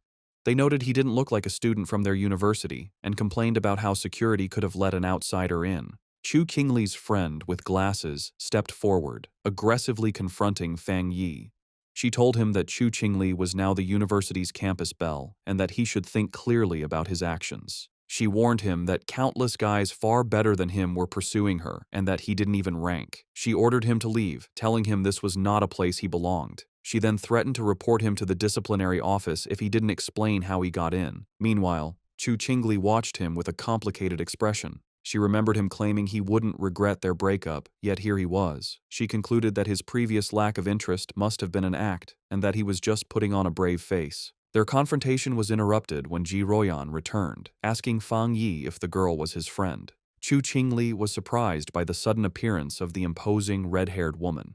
Fang Yi coolly dismissed the idea, clarifying that they were merely high school classmates and couldn't be considered friends. Ji Royan accepted his explanation, simply saying they were just classmates. Ji Royan then put on a pair of sunglasses, her already intimidating presence growing even stronger. Both Chu Qingli and her friend were visibly nervous by the woman's powerful aura, wondering who she was and how she could possibly know someone like Fang Yi. Ji Ruoyan then turned to Fang Yi with an update. She explained that she had spoken with the principal, and the matter of the Skyfire was more complicated than they had thought. She told him that the principal was coming to take them to the fire's starting point, and since Fang Yi was now a special military consultant, his presence was required. Fang Yi agreed without any issue. Just then, a group of stern-looking officials in suits arrived, ordering everyone to scatter and announcing that the playground was to remain sealed off. Chu Qingli gasped in shock, recognizing the man leading the group as the university's principal. The other students were equally stunned. The principal was known to be an incredibly busy and hard-to-find figure, someone who was rarely seen on campus. They realized with awe that he had come personally to meet with Fang Yi and the mysterious red-haired woman. Chu Qingli's friend, however, completely misread the situation. She smirked, thinking that the principal had finally arrived to deal with the two people who weren't supposed to be there.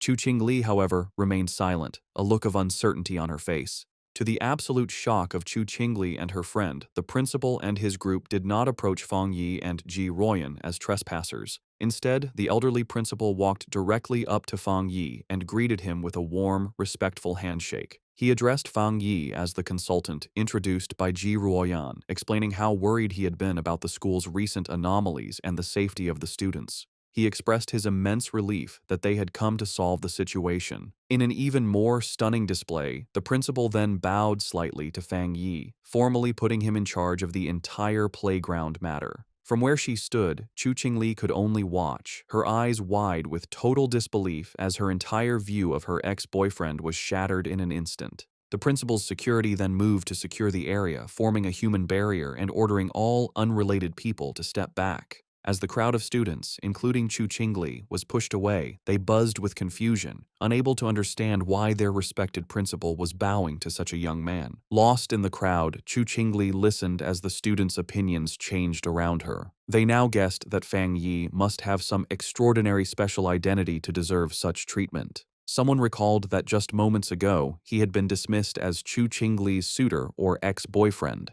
Another person remarked on the complete reversal of status, suggesting that now, even if she were to pursue him, she might not even be able to get his attention. The final cutting realization settled in as the crowd noticed that throughout the entire exchange, the young man had not once looked at or acknowledged the campus belle, leaving her to stand alone and completely ignored. At Qingcheng University's North District, the principal led Fang Yi and Ji Ruoyan to the site of the anomaly. He explained the series of events, starting with the Golden Sun incident, which he had hoped was the end of their problems. However, a few nights ago, a fire had started on a playground. A fire so intense that even the fire department couldn't put it out. He was thankful it happened at night when no students were around, allowing them to quickly seal off the area. The principal continued, his face growing more serious. While a single fire might have been a fluke, it was followed by fires on 2 more playgrounds. He said he had personally seen a crimson flame come down from the sky and float in mid-air, a clear sign of a supernatural event. He told them that while the other fires were eventually put out, one still remained.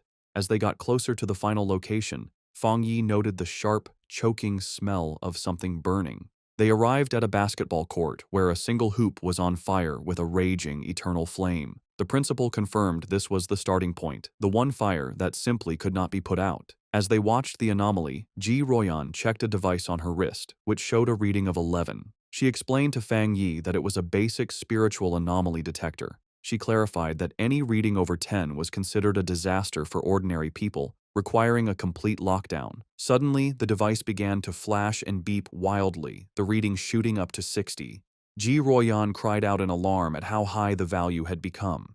Panicked, she warned the principal that if the energy kept rising, it wouldn't just affect the university, but the entire city. She declared they needed to immediately send an elite squad of pioneers to contain the threat. Before they could act on the plan, however, Fang Yi took matters into his own hands. Without a word, he leaped over the chain-link fence, ignoring the no-entry sign and heading directly into the fire. He was instantly covered by the intense flames, as Ji Ruoyan and the principal watched in shock. At that exact moment, the reading on Ji Ruoyan's device jumped again, now showing an incredible 110. She shouted that the anomaly had just been upgraded to S level. The principal, panicked, asked what they were supposed to do now that Fang Yi was inside. Ji Ruoyan could only stare into the fire, questioning his recklessness and muttering that even the strongest soldier from the Forbidden Zone wouldn't dare to enter such a dangerous area alone. Inside the fire, however, Fang Yi stood completely unharmed, his silhouette calm against the raging flames. He knew that just as his Yang attribute had protected him from the divine thunder, it could also shield him from this sky fire.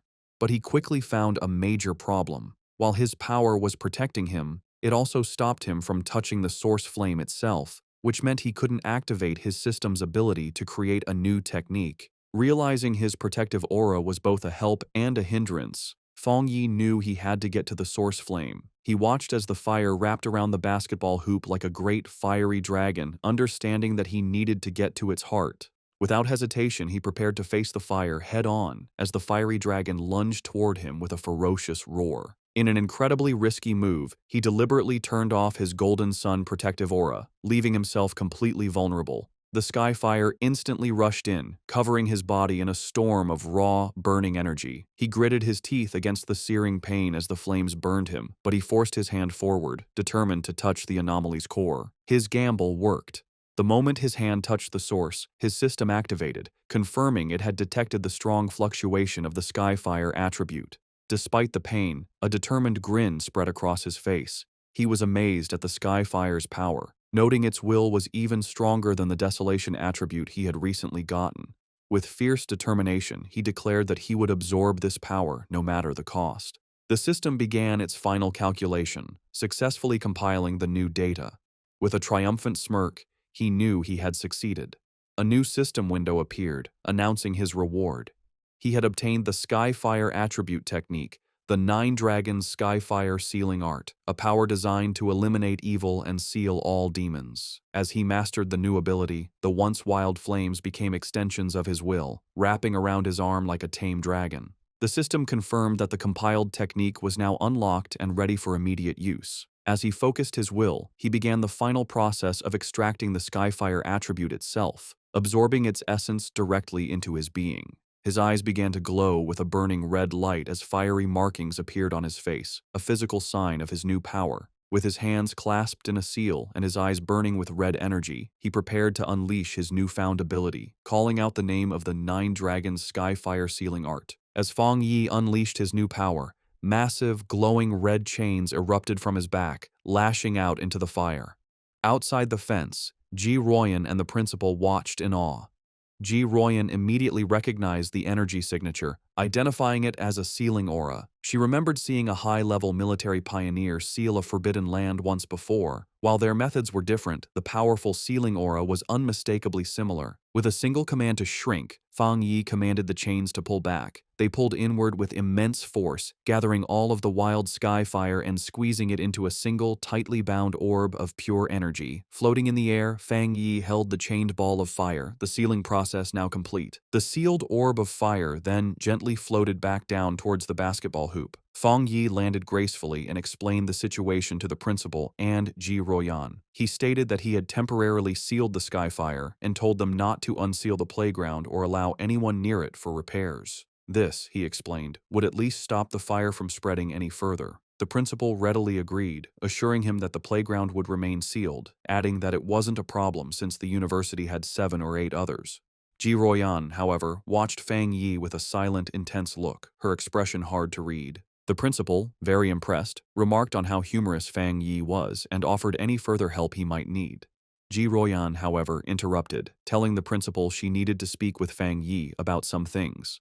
The principal happily excused himself, leaving the two of them alone. Once he was gone, Ji Ruoyan turned to Fang Yi, her tone direct and serious. She told him that he had been hiding his true depths very well. Fang Yi tried to play it off casually, saying that the Skyfire was indeed powerful and hard to deal with, but she saw right through his act. With a sharp look, she told him to stop pretending, making it clear that she wasn't talking about the fire, but about his own incredible talent and level of power. Ji Ruoyan dropped her intense questioning, admitting that it was normal for pioneers to have secrets, especially for one as powerful as him. Fang Yi simply listened with a calm expression. Her tone then shifted, becoming more serious and sincere. She explained that although she had no right to ask anything of him, she hoped he would listen carefully. She painted a dark picture of a future world in chaos, a time of great change where the Zio nation would desperately need top-tier talents like him. She put his potential into clear perspective, telling him that once the spiritual energy fully revived, a person of his power would be as important as a modern-day nuclear weapon. Because of this, she warned,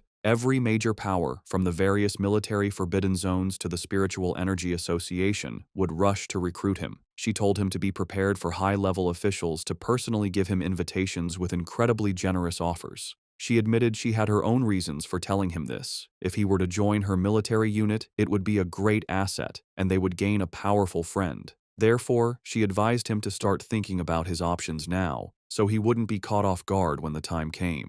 Fang Yi, however, was silent for a moment before asking a curious question. He asked why both she and Wang Liang seemed so hesitant to recruit him for their own forbidden zone, even acting as if they weren't worthy. Ji Royan explained that it was because of another legendary military region, a group so insanely powerful that she felt he would be far more interested in joining them instead. A small smirk appeared on Fang Yi's face as he confirmed if she meant a top-level unit. She confirmed that was the case, though she admitted she hadn't seen them much herself. She had heard they were extremely busy lately, so much so that even officers from other military regions were feeling the pressure of their activities.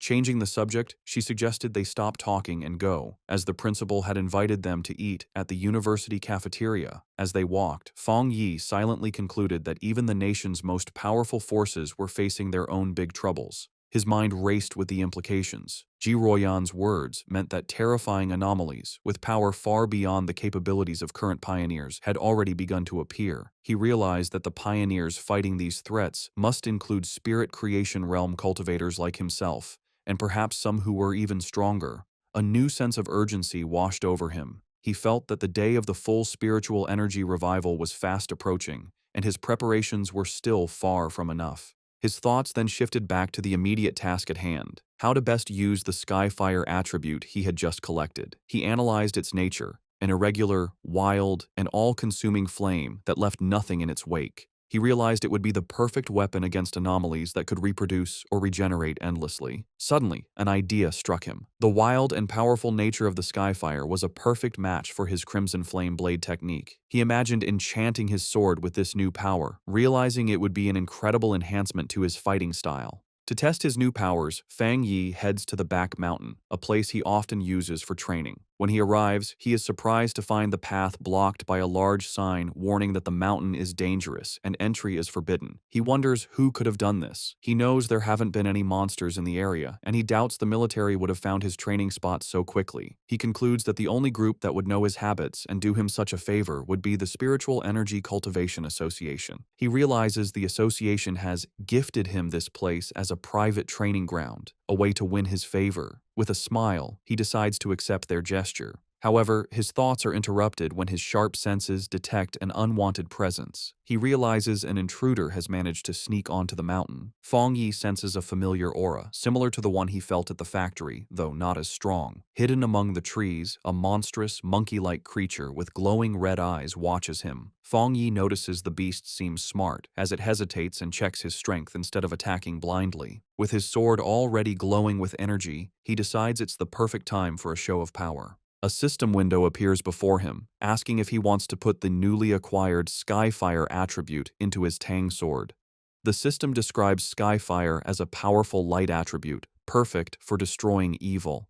With a fiery determination in his eyes, Fang Yi accepts. Immediately, his sword erupts in a column of endless, crackling flames.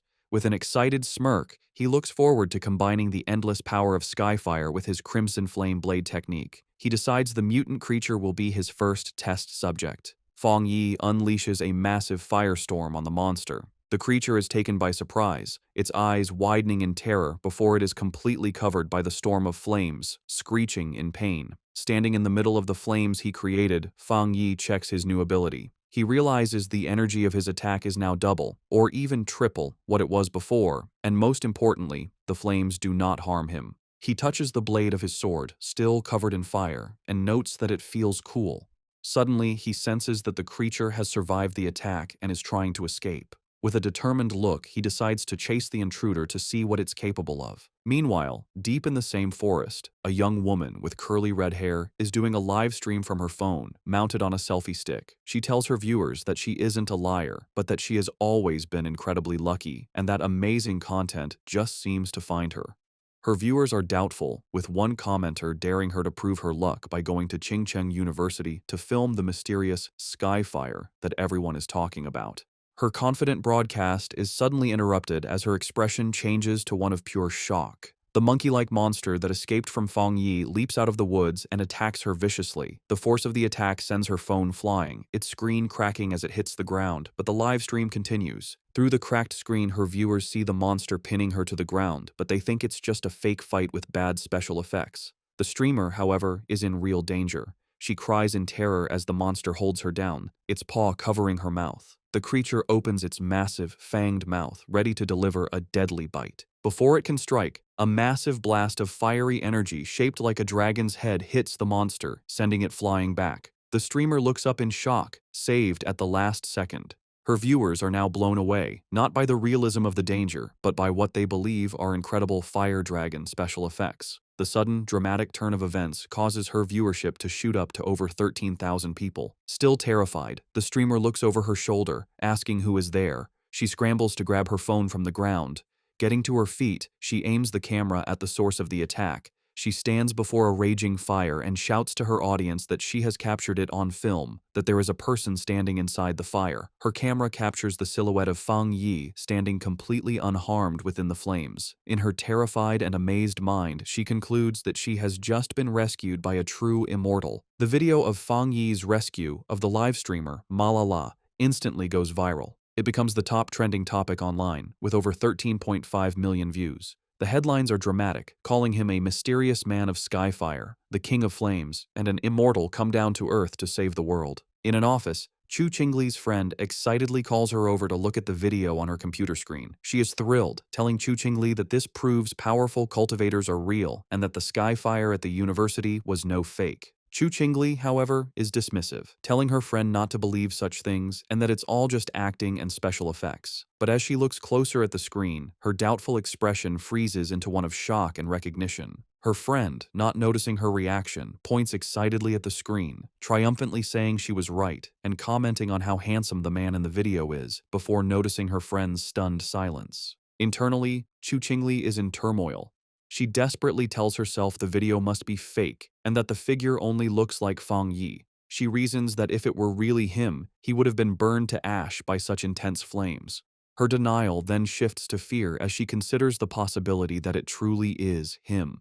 She worries that he might use his new power to get revenge on her for their breakup, but she stubbornly resolves that she will never bow her head to him, no matter what. Elsewhere, the red-haired leader of Lin Yiyi's pioneer squad shows the same video to Yiyi on her phone. The leader asks if the man looks familiar, suggesting he's the same person who saved them from the monstrous vine. Yiyi agrees that he does, and then adds a stunning piece of information. She recently learned that a powerful master who broke through to the spirit creation realm lives in her neighborhood. She begins to wonder if her quiet cousin and this incredible pioneer could possibly be the same person.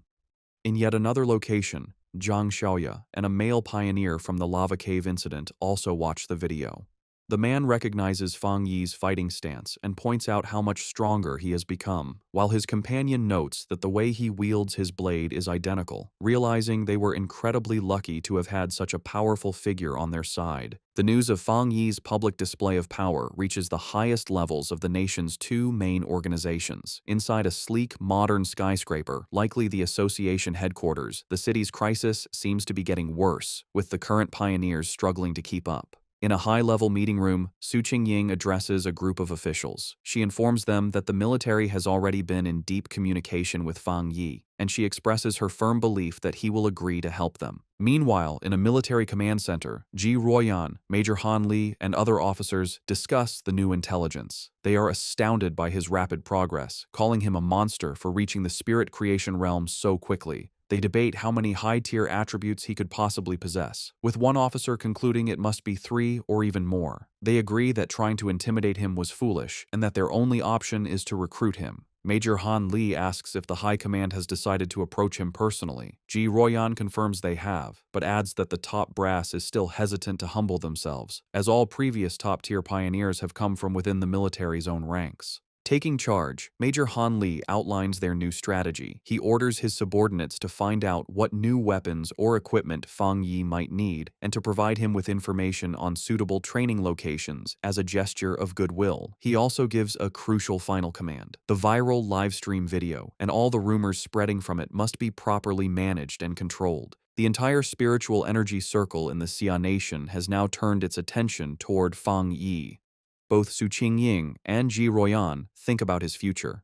Su Qingying appears concerned about the immense pressure he now faces, while Ji Royan wears a slight, confident smile. Both women, leaders of their respective groups, eagerly await to see what this extraordinary young man will do next. In a quiet hospital room, a heart monitor beeps steadily. A mysterious woman with long purple hair sits by the bedside of an unseen patient, whom she calls her teacher. She speaks softly, telling the patient that the Xia Nation seems to have found a new hope. With the appearance of a person as powerful as Fang Yi, she adds, the chances of her teacher finally waking up have become a little higher. One day later, back at the apartment, Fang Yi is having breakfast and thinking about the previous day's events. He reflects on how the news of his battle in the back mountain went viral, all because a daring live streamer had managed to sneak into the restricted area for views. As he eats, he notes that the video has since been completely removed from the internet and the live streamer's account has been banned, correctly assuming it was the work of the military or the Spiritual Energy Association. His casual thoughts are suddenly interrupted as he realizes something is wrong.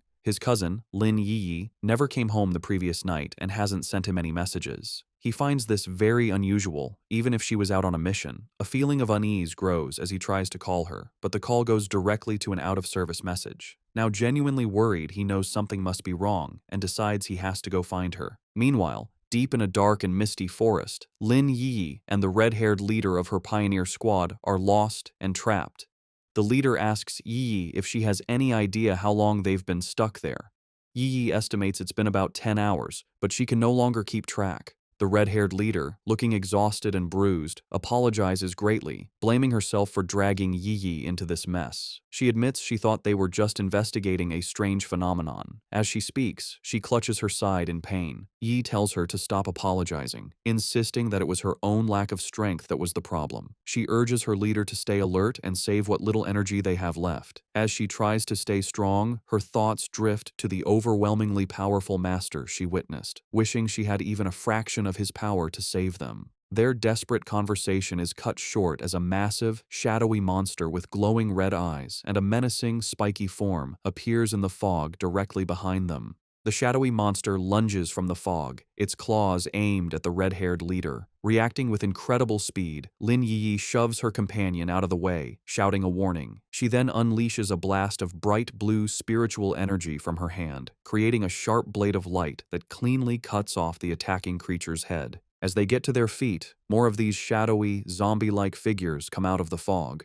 Yi realizes with horror that these must be the reanimated bodies of other people who were trapped and died in this place. After defeating one of the creatures, which dissolves into a puddle of black mist, Yi explains that the main monster is just playing with them, turning its victims into these strange puppets. The red-haired leader adds that their attacks have no real effect on the mist itself, and their spiritual energy is being drained quickly, all while the real enemy stays hidden. They soon realize they are trapped in some kind of illusion created by the monster, a swirling gray space where the creature seems unbeatable. It is a waiting game. The monster is just letting them get tired. A bead of sweat rolls down the leader's face as the seriousness of their hopeless situation sinks in. Suddenly, the sky above them tears open to reveal a single, massive, blood-red eye staring down at them. The leader screams Yi's name in terror. The eye is a gross, pulsating ball of flesh that begins to bubble and multiply, splitting into numerous smaller, slimy eyeballs. Angry and desperate, the red-haired leader lashes out, furiously chopping at the flying eyeballs and destroying several of them in a frenzy. Yi, however, senses a change in the creature's energy and warns her leader not to be careless, realizing that their enemy is finally losing its patience. The main eye then unleashes a powerful, concentrated blast of red energy. Yi manages to put up a crystal barrier just in time, but the force of the impact is huge. The barrier shatters, and Yi finds herself alone, surrounded by dozens of the glowing red eyes in the heavy darkness. She feels her hope fade, wondering if this is how she is going to die. Trapped in the monster's dark domain, Lin Yi is slowly being eaten by shadowy tendrils. She can no longer hear her leader's voice and realizes they have both been swallowed by the darkness. A wave of regret washes over her as she apologizes to herself for being overconfident, admitting she was wrong to think they could handle such a dangerous mission alone. As she accepts her fate, her mind wanders to the future she will never see, wondering what the world will be like after the full spiritual energy revival. With a final thought of despair, she laments that she will never see the magnificent era to come as she reaches out a hand, sinking into the abyss of glowing red eyes. Tears stream down her face as she closes her eyes, ready for the end. Just as all hope seems lost, a massive explosion of brilliant blue light erupts, tearing the darkness apart. A figure bursts through the shadows, radiating an immense aura of crackling blue energy. It is Fang Yi, his eyes glowing with power. He remarks to himself that he almost didn't make it in time. Yi stares in utter shock and disbelief, tears still fresh on her cheeks, as she recognizes her rescuer and gasps his name, identifying him as her cousin. With a powerful blast of divine thunder, Fang Yi completely shatters the monster's shadowy domain. He lands gracefully in the now clear forest, his hand still sparking with leftover electricity. He has saved both his cousin and her unconscious leader. Yi can only stare, her world turned upside down by the stunning revelation that her seemingly ordinary and lazy cousin is, in fact, an incredibly powerful pioneer. The battle is not over yet. The true form of the anomaly, a grotesque, multi-eyed, fleshy orb, appears from the shadows behind Fang Yi. Yi snaps out of her shock and desperately shouts a warning, telling him that the creature's main body is behind him. Fang Yi, however, is not worried. His hand ignites with the golden red energy of Skyfire as a confident smirk spreads across his face. He sees this as the perfect opportunity to test the effect of his new power on a dark attribute creature. He leaps into action, unleashing his Crimson Flame Blade technique. The attack, now strengthened by the inextinguishable power of Skyfire, completely engulfs the monster in a raging fire. The creature lets out a final, agonizing shriek as it is burned by the divine flames. In the aftermath, the red-haired leader slowly regains consciousness. She finds herself and Yi sitting safely on the ground, surrounded by a protective circle of fire. Confused and terrified, she asks Yi if they have died and been dragged to hell along with the monster. Yi, now much calmer, reassures her leader, telling her to look closely and that they are still alive. Still trying to process what has happened, the leader repeats Yi's words in disbelief before asking who saved them. Fang Yi casually walks towards his cousin and her leader, a small smile on his face as the protective flames die down. He tells them the problem is solved and, noticing the time, remarks that they must not have had breakfast yet. The red-haired leader stares at him, her eyes widening in sudden, dawning recognition. She springs to her feet, her expression one of pure excitement and awe. She points at Fang Yi, confirming that he is the one who saved them before in Yanghuo Town from the monstrous death vine. Fang Yi looks slightly surprised, thinking to himself that he was recognized so easily. Lin Yi is completely stunned by this new revelation. She asks her leader if she's saying that the powerful fire attribute master who saved them from the vine was also her cousin. The leader turns to Yi, equally shocked by the connection, and asks how this supermaster could possibly be her cousin, reminding Yi that she had described him as a completely ordinary person. Fang Yi can only scratch the back of his head with an awkward smile. The leader, still buzzing with excitement, grabs Yi's shoulders. She reminds her that this is the same savior who defeated the Desolation Vine with a single, incredible slash. Yi's mind races, trying to connect the dots. She realizes her cousin is indeed the high-level fire user, but she is still confused, as she just witnessed him use an incredibly pure and powerful thunder attribute to destroy the monster's dark mist. Her thoughts spiral as she fully grasps the implications. The immense power of both his fire and thunder abilities means he is a super genius with dual high-grade attributes. Then, another, even more shocking realization hits her as she remembers the immense spiritual disturbance in her neighborhood, the one that signaled a breakthrough to the legendary spirit creation realm. She wonders if that incredible display of power was also her cousin's doing. Tired of the confusion, Fang Yi cuts in and confirms that yes, it was all him. He then changes the subject, asking them about the dark attribute anomaly. He says that they should have known this type of creature was not to be taken lightly, and asks why only the two of them came and where the rest of their teammates were.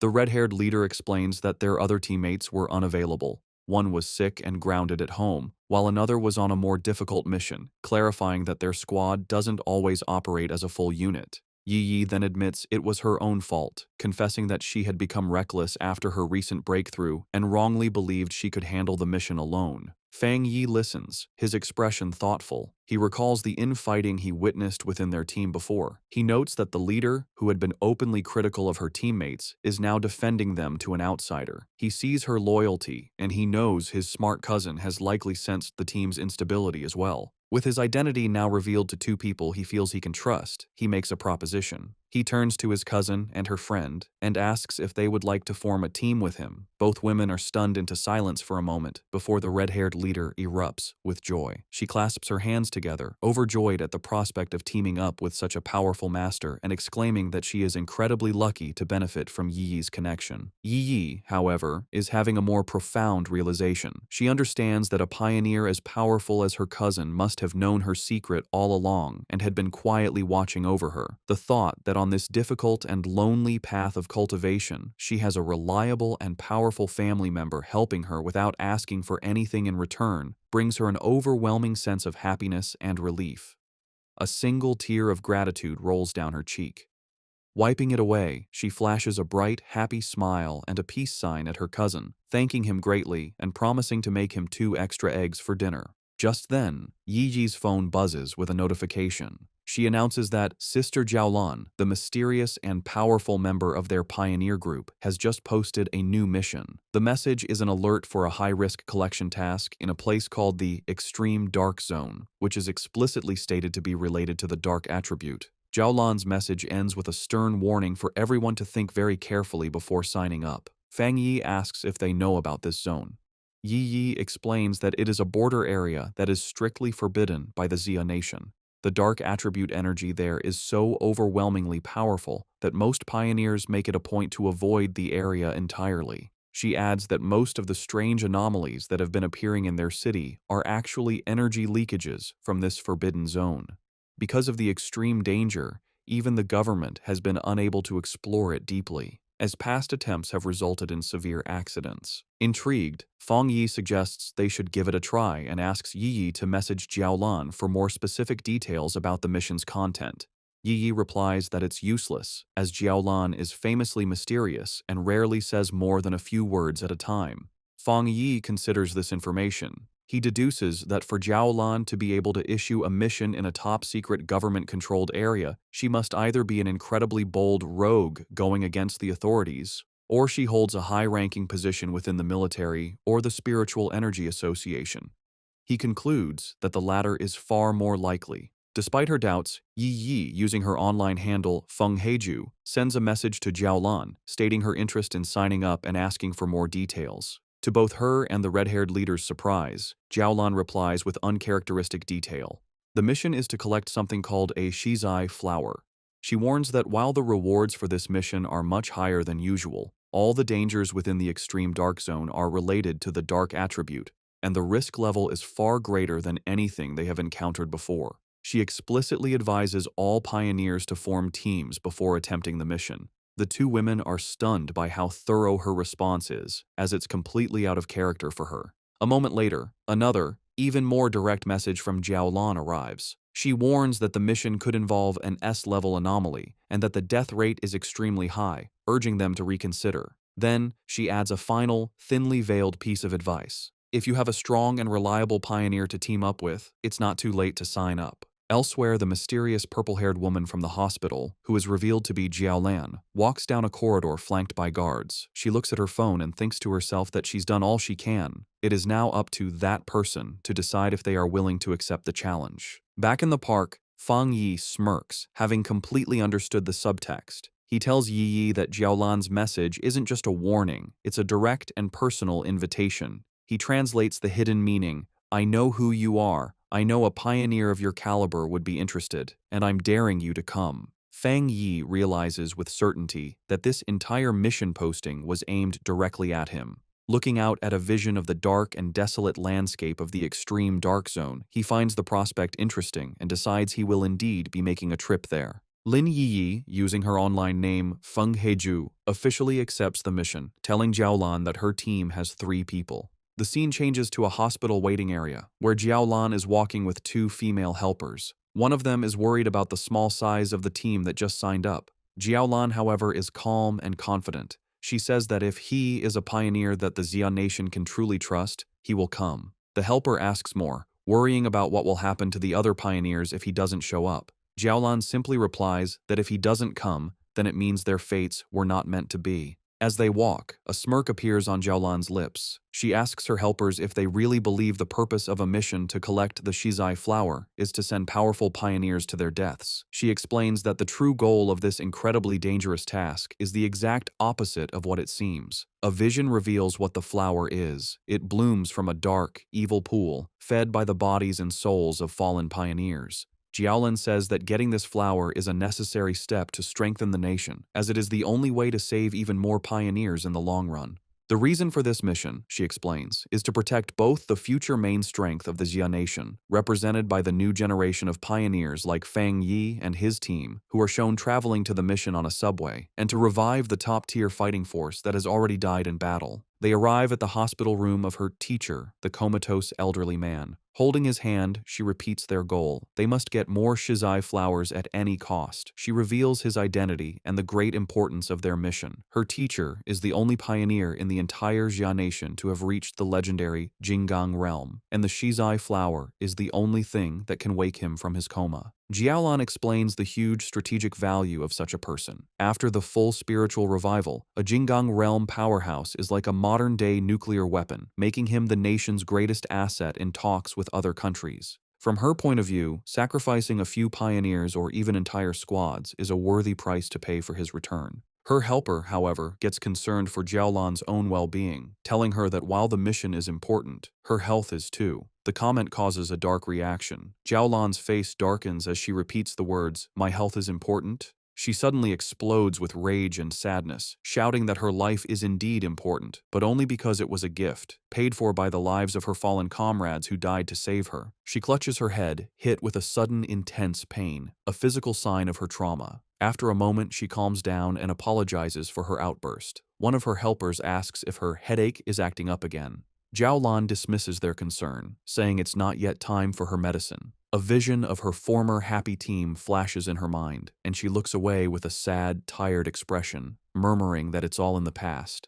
The story flashes back to a traumatic memory from Jiaolan's past. In a dark, empty landscape, a voice screams for the sword-wielding squad to leave immediately. A younger Jiaolan kneels among the bodies of her fallen comrades as her dying captain tells her the mission to get the Shizai flower is now in her hands. As she trembles in despair, thinking of her teacher and her country, she realizes the extreme dark zone is a truly unforgiving place. She screams in protest, refusing to leave her captain. In his final moments, the captain places his hand on hers, transferring his spiritual energy to her. He tells her he hopes their powers will be of use to her and pleads with her to make it back alive. Back in the present, Jiaolan stands in the hospital, thinking about that tragic day. She reveals the bitter irony of her team's sacrifice. They gave her their power, but they didn't know that a Shizai flower is useless if it is touched by blood or not picked perfectly whole, meaning their mission failed even as they saved her life. Later, after a long journey, Fang Yi's new team arrives at the empty outskirts of the extreme dark zone. The red-haired leader complains about the long walk. She asks why they don't just fly, given their power. Yi explains that even for pioneers, flying for a long time is not possible until one's spiritual energy is overwhelmingly large. Fang Yi remains silent, his glowing red eyes focused on their destination. They finally arrive at a massive, heavily guarded checkpoint that marks the entrance to the zone. Beyond rows of tank traps and fencing, they see a shimmering blue energy barrier. Fang Yi confirms that this must be the extreme dark zone. Even from a distance and through the multiple barriers, he can feel the deeply unpleasant aura of the dark attribute coming through. Yi and her leader are clearly disturbed by the heavy energy, with the leader saying that it's 1,000 times more terrifying than the monster they fought before. Fang Yi simply tells them to stay calm. He then points out that they are not the only ones who have answered the call. A large, diverse crowd of other pioneers has already gathered at the checkpoint, waiting for the mission to begin. Yi guesses that the pioneers are not just here for the big reward.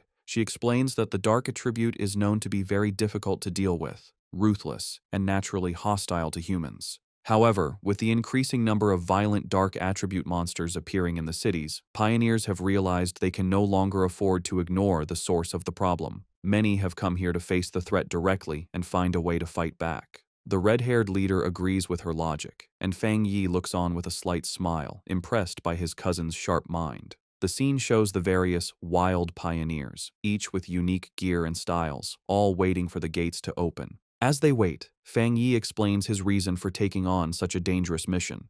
He says that he has already faced dark attribute monsters twice before.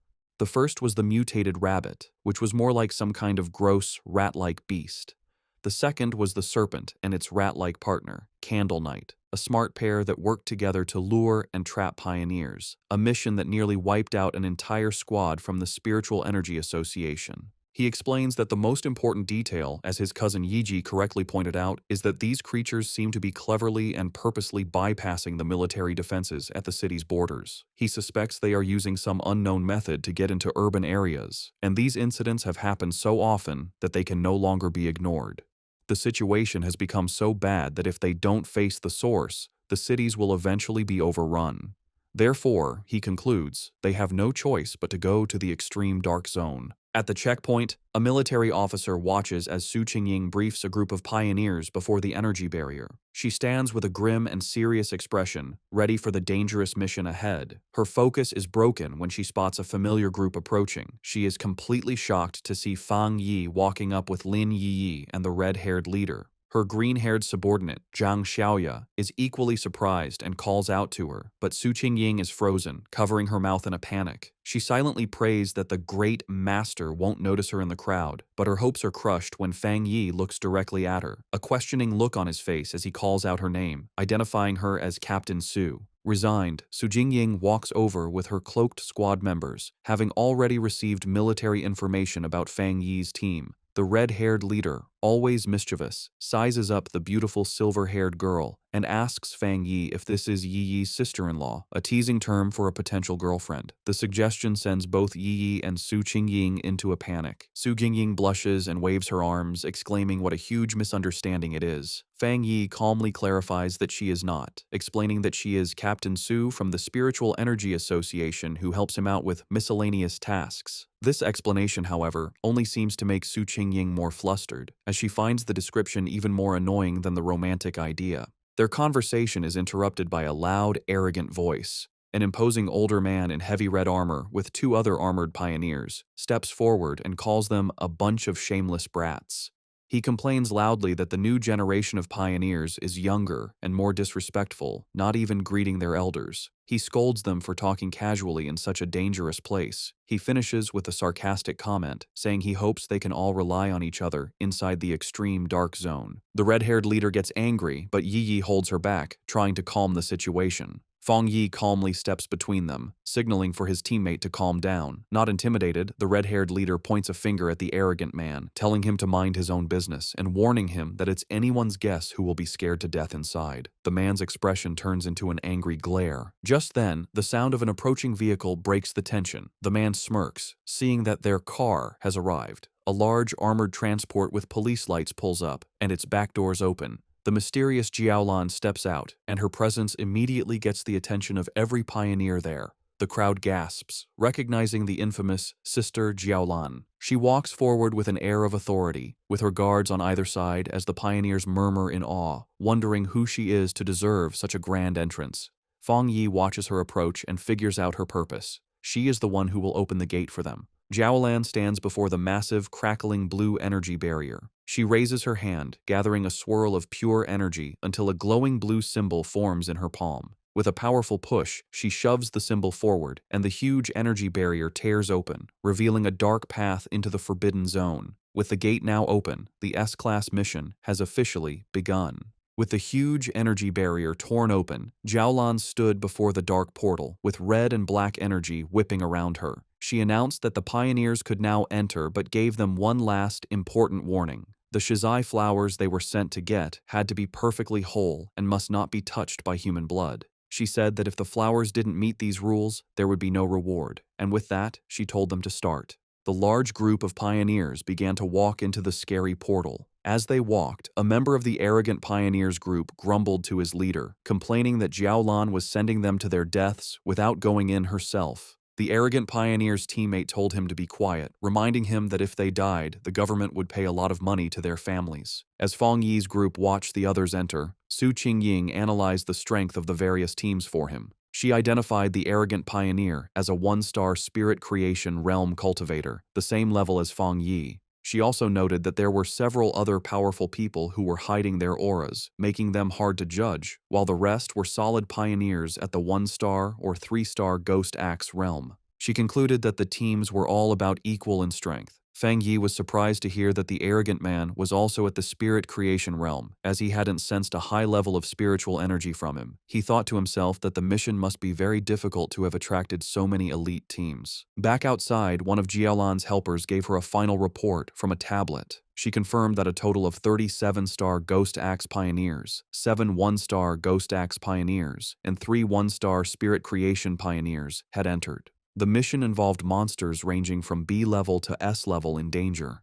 Jiaolan calmly told her helper to get the monitoring equipment ready, assuring her that she was prepared. Inside the portal, the pioneers found themselves in a deserted, dark, and misty place filled with dead trees. As Fang Yi's group stepped into the extreme dark zone, they were immediately surrounded by shadowy black tendrils of energy. Fang Yi warned everyone to stay close, explaining that the overwhelming dark attribute in the area would block their vision and that they could easily get separated and lost. His warning was followed by the red-haired leader suddenly kneeling over, feeling sick. She apologized, saying she couldn't stop herself from throwing up. Su Qingying calmly went to her side and told her it was a normal reaction. She explained that the terrible smell was a mix of rotting bodies and brain fluid, a scent that most people couldn't handle. She then pointed to another group of pioneers in the distance who were also on the ground, vomiting from the bad air, showing that even those of similar strength were affected. Su Qingying continued to explain that the dark attribute was a natural counter to pioneers, acting as a form of pollution that weakened them. She also warned that the monsters in this zone were extremely active. Fang Yi listened closely as she explained the known threats. She explained the official monster classifications. B-level monsters were a threat to pioneers of the same level. A-level monsters were powerful enough to attract spirit creation realm cultivators, like the extreme dark zone itself. And S-level monsters were disaster-class threats, powerful enough to challenge even those at the legendary Jinggong realm. However, she added a final grim warning. The dark attribute in this zone acted as a power-up for the creatures. A monster that would normally be a B-level threat would be at least an A-level threat inside this zone. The red-haired leader expressed her surprise at this new information. Lin Yiyi, worried, asked Su Qingying if she and her team were unaffected by the pollution. Su Qingying chuckled, explaining that she was not affected because she and her team were used to dealing with similar monsters and were not bothered by the smell. She also revealed that she had recently broken through to the 3-star Ghost Axe realm and was working hard to evolve her water attribute into an ice attribute. Lin Yi then spoke up, addressing Su Qingying. She noted that since they were both at the same level, she wondered if she also felt her spiritual energy being heavily suppressed, even more so than during her previous missions.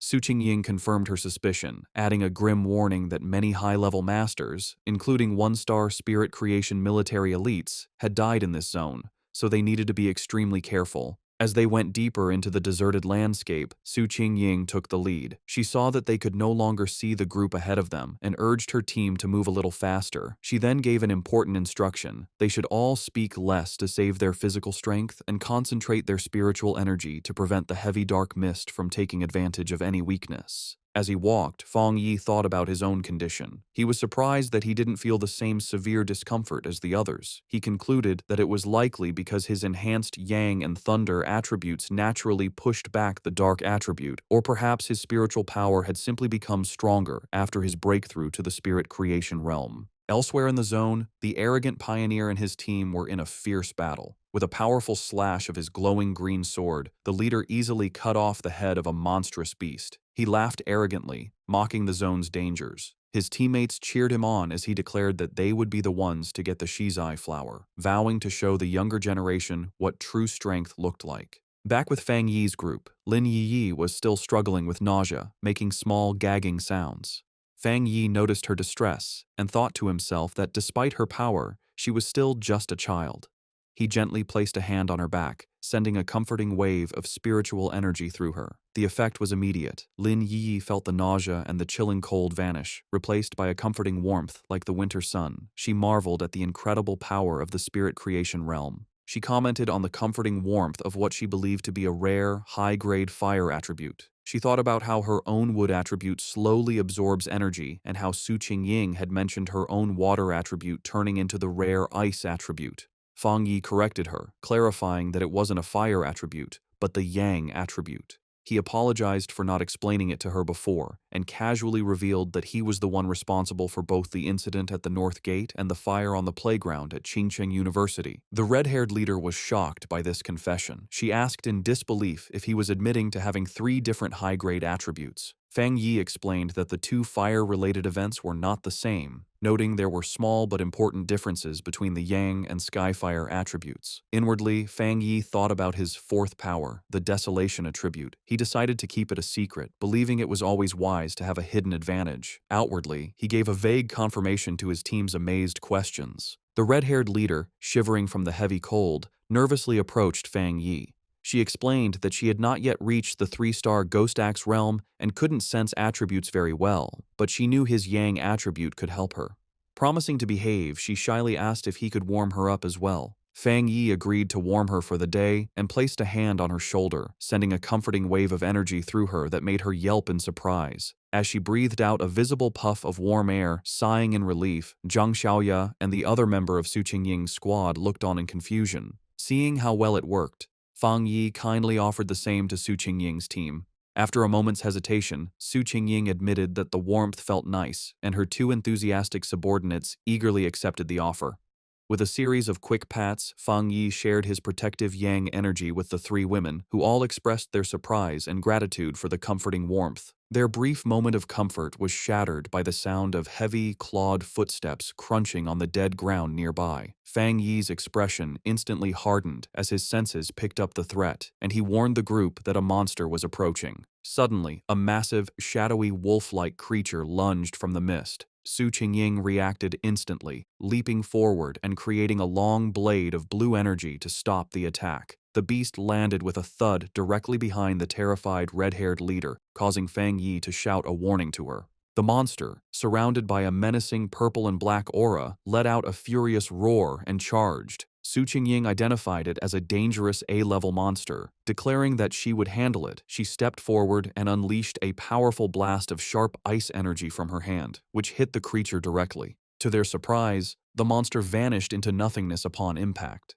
Su Qingying stood ready, an ice crystal forming in her hand, as Lin Yi wondered aloud if it had disappeared. However, Fang Yi saw the truth behind the attack. His sharp eyes pierced through the mist, revealing that the monster had been a distraction. The real threat was a massive horde of zombie-like figures with glowing red eyes, walking silently toward them. He shouted a desperate warning for everyone to watch their feet, but it was too late. The ground beneath them erupted in a mass of shadowy hands and tendrils, trapping the entire group as the zombie horde closed in from all sides. Surrounded by the grabbing zombie horde, Fang Yi calmly told his companions to get back as he drew his sword. His eyes lit up with a brilliant, fiery light, and he unleashed a massive, explosive wave of pure fire. The entire horde was instantly burned by the inferno, their shadowy forms dissolving into the flames as they shrieked in pain. Standing among the dying embers, Fang Yi casually twirled his sword, announcing that they were safe for the moment. He explained that despite the illusion of a large crowd, there had only been 2 monsters controlling the puppets.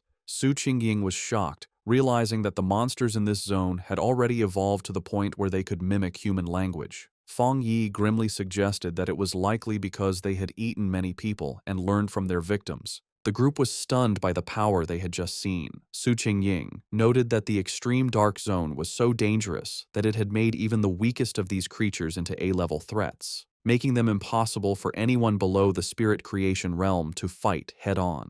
In a separate location, the mysterious Jiao Lan watched the event unfold. She was impressed, realizing that Fang Yi had destroyed 2 A-level phantom beasts with a single strike. She admitted to herself that even she would have needed to fight them for several rounds to win. Understanding the new level of danger, Lin Yiyi declared that if what Su Qingying said was true, it was more important than ever for them to stick together. She warned that the monsters could disguise themselves and attack when they let their guard down, and she urged the red-haired leader to get up from the ground. The red-haired leader, however, was still shaken, not by the monsters, but by the overwhelming power of Fang Yi's attack. She complained about the terrifyingly heavy aura, which she found more suffocating than the zombies, feeling that even a slight touch from his flames would have killed her. Suddenly, a deep rumbling sound echoed through the deserted landscape. Lin Yi asked if the others could hear what sounded like ocean waves. The ground began to shake violently, causing the entire group to stumble and lose their balance. In the distance, they saw other pioneer teams fleeing in absolute terror. One man desperately shouted at his comrade to stop fighting and run, screaming that the approaching threat was pure evil and that they were seeing ghosts. Fang Yi, Su Qingying, and Lin Yiyi watched with grim expressions as the chaos unfolded. Before them, a massive, swirling vortex of pure dark energy, filled with countless monstrous forms and glowing red eyes, swept across the landscape, consuming everything in its path. The arrogant pioneer and his team were caught in the middle of the disaster, which was identified as the legendary Dark Tide. As the terrifying dark tide swept across the land, eating pioneers who screamed for help, the arrogant pioneer scoffed. He dismissed the threat, proudly declaring that if the regular troops couldn't handle it, it didn't mean he couldn't. With a defiant roar, he summoned a huge barrier of green energy with his sword, proclaiming that everything inside the zone was his to take. He then charged recklessly into the heart of the swirling red and black storm. His confidence was instantly broken.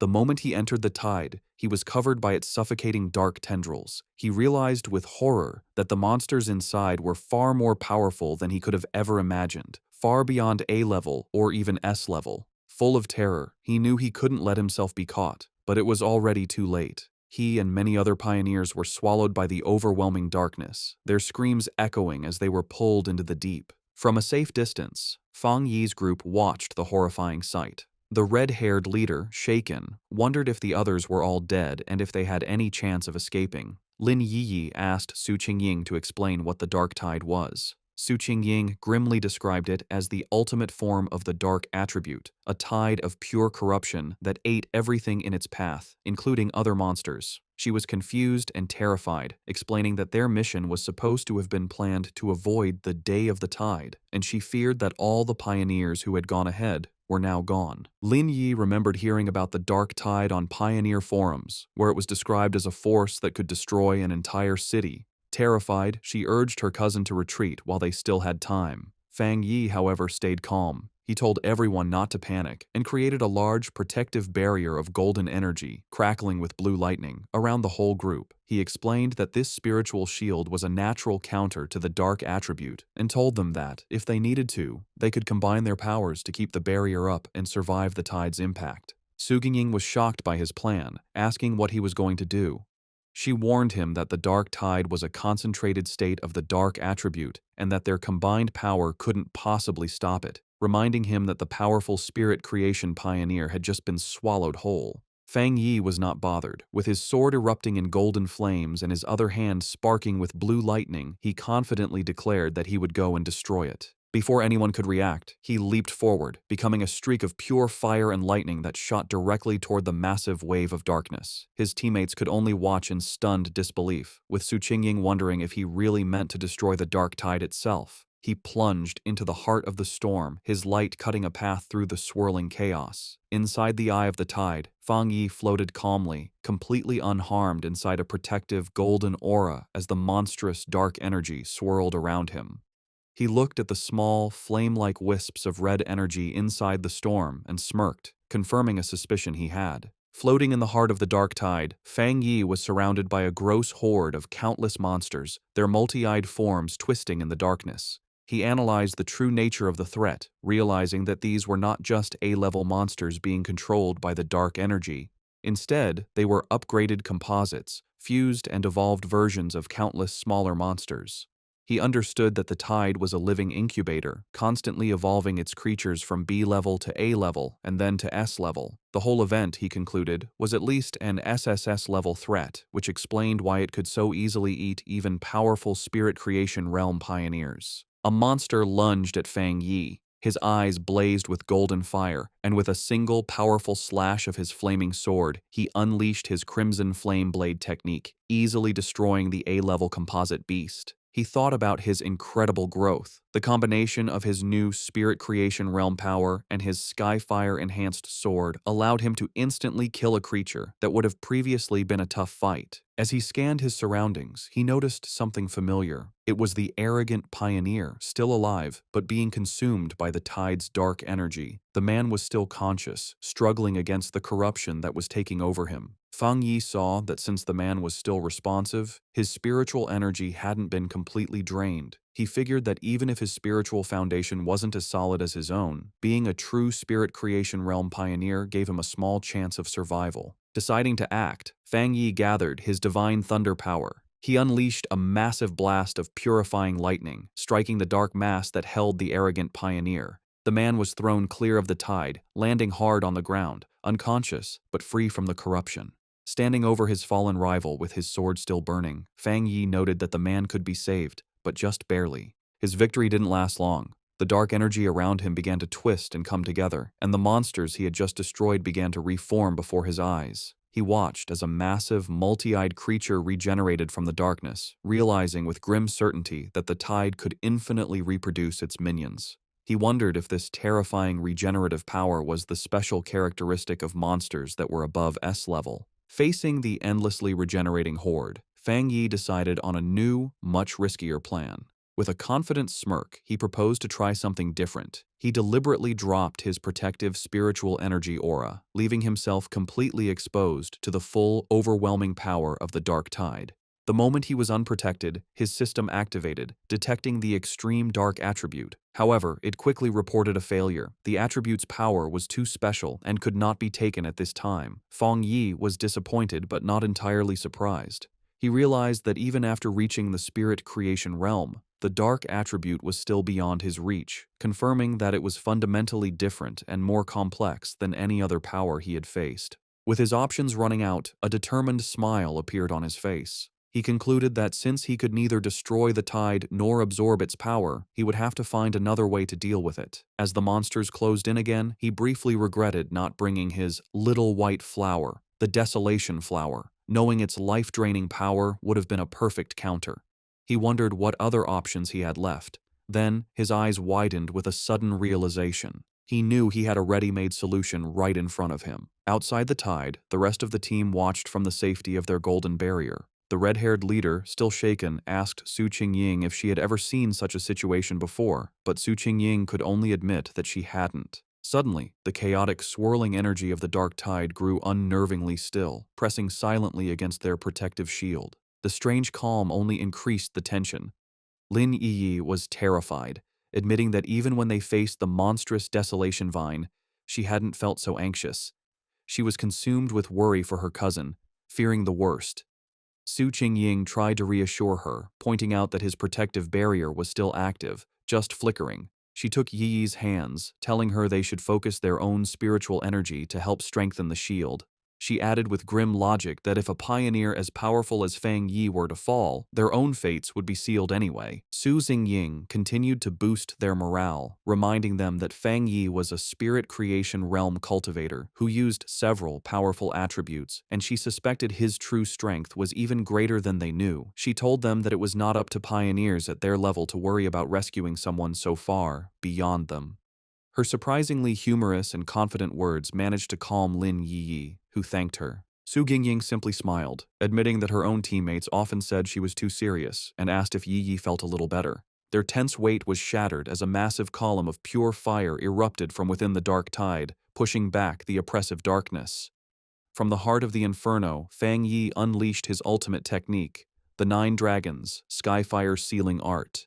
He rose from the flames, his body glowing with a mixture of blue and golden energy. Outside, his teammates watched in absolute awe. The red-haired leader excitedly pointed him out to a stunned Lin Yi, while Su Qingying stared in disbelief at the sheer scale of the power on display. The technique appeared as 9 colossal, fiery dragons that swirled and danced, their combined light completely overwhelming the dark tide. Elsewhere, the mysterious Jiaolan, who had been monitoring the mission, was thrown off balance by the immense spiritual pressure. She recognized the power as the legendary Skyfire attribute and the technique as a powerful seal. She watched in utter disbelief as the 9 dragons came together, compressing the entire, city-destroying dark tide into a single, unstable orb of fiery energy, questioning if he had truly managed to seal the entire event. But Fang Yi was not finished. Having contained the tide, he gathered his divine thunder power in his hands, unleashing it in a massive vortex of crackling blue energy that swirled around the sealed fiery sphere. With a powerful roar, he invoked the name of his combined technique, the 9 Dragons' Edict. The 2 immense powers of fire and thunder crashed together, creating a massive explosion that shook the very foundations of the extreme dark zone.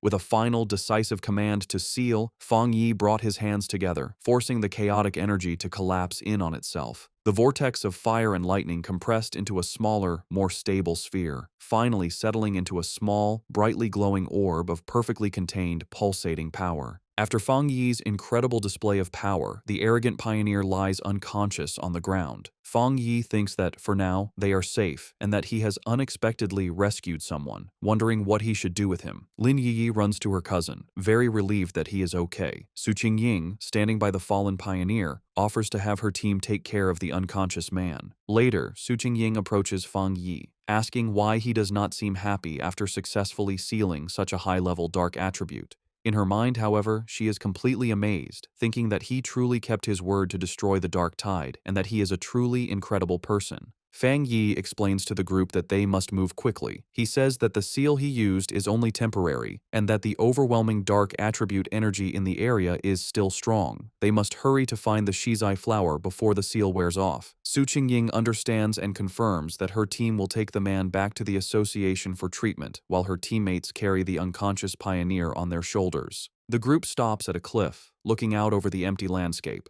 Su Qingying realizes that none of the other pioneers who went ahead made it out, sadly concluding that they were all eaten by the dark attribute, as not a single trace of them remains. The red-haired leader mourns how people who were alive just moments ago have completely vanished. Fang Yi, for his part, thinks that maybe he is cold-blooded, but he feels relieved that he didn't have to watch them die. As they approach a scary dark pool, Fang Yi takes command. He tells Lin Yi and the others to go ahead with Su Qingying's team, explaining that this pool is now the most dangerous thing and it's better for him to stay behind to protect them. The group agrees and moves forward. When he is left alone, standing on a rocky ledge, a system window appears before Fang Yi, telling him that it has detected a new, strong fluctuation of the dark attribute. Immediately, a powerful vortex of purple and black energy erupts from the ground around him. The system confirms that the detection was successful and announces that it is activating its ultimate computing power to begin writing a new technique. Fang Yi is lifted into the air, his arms outstretched, as huge pillars of pure dark energy rise around him.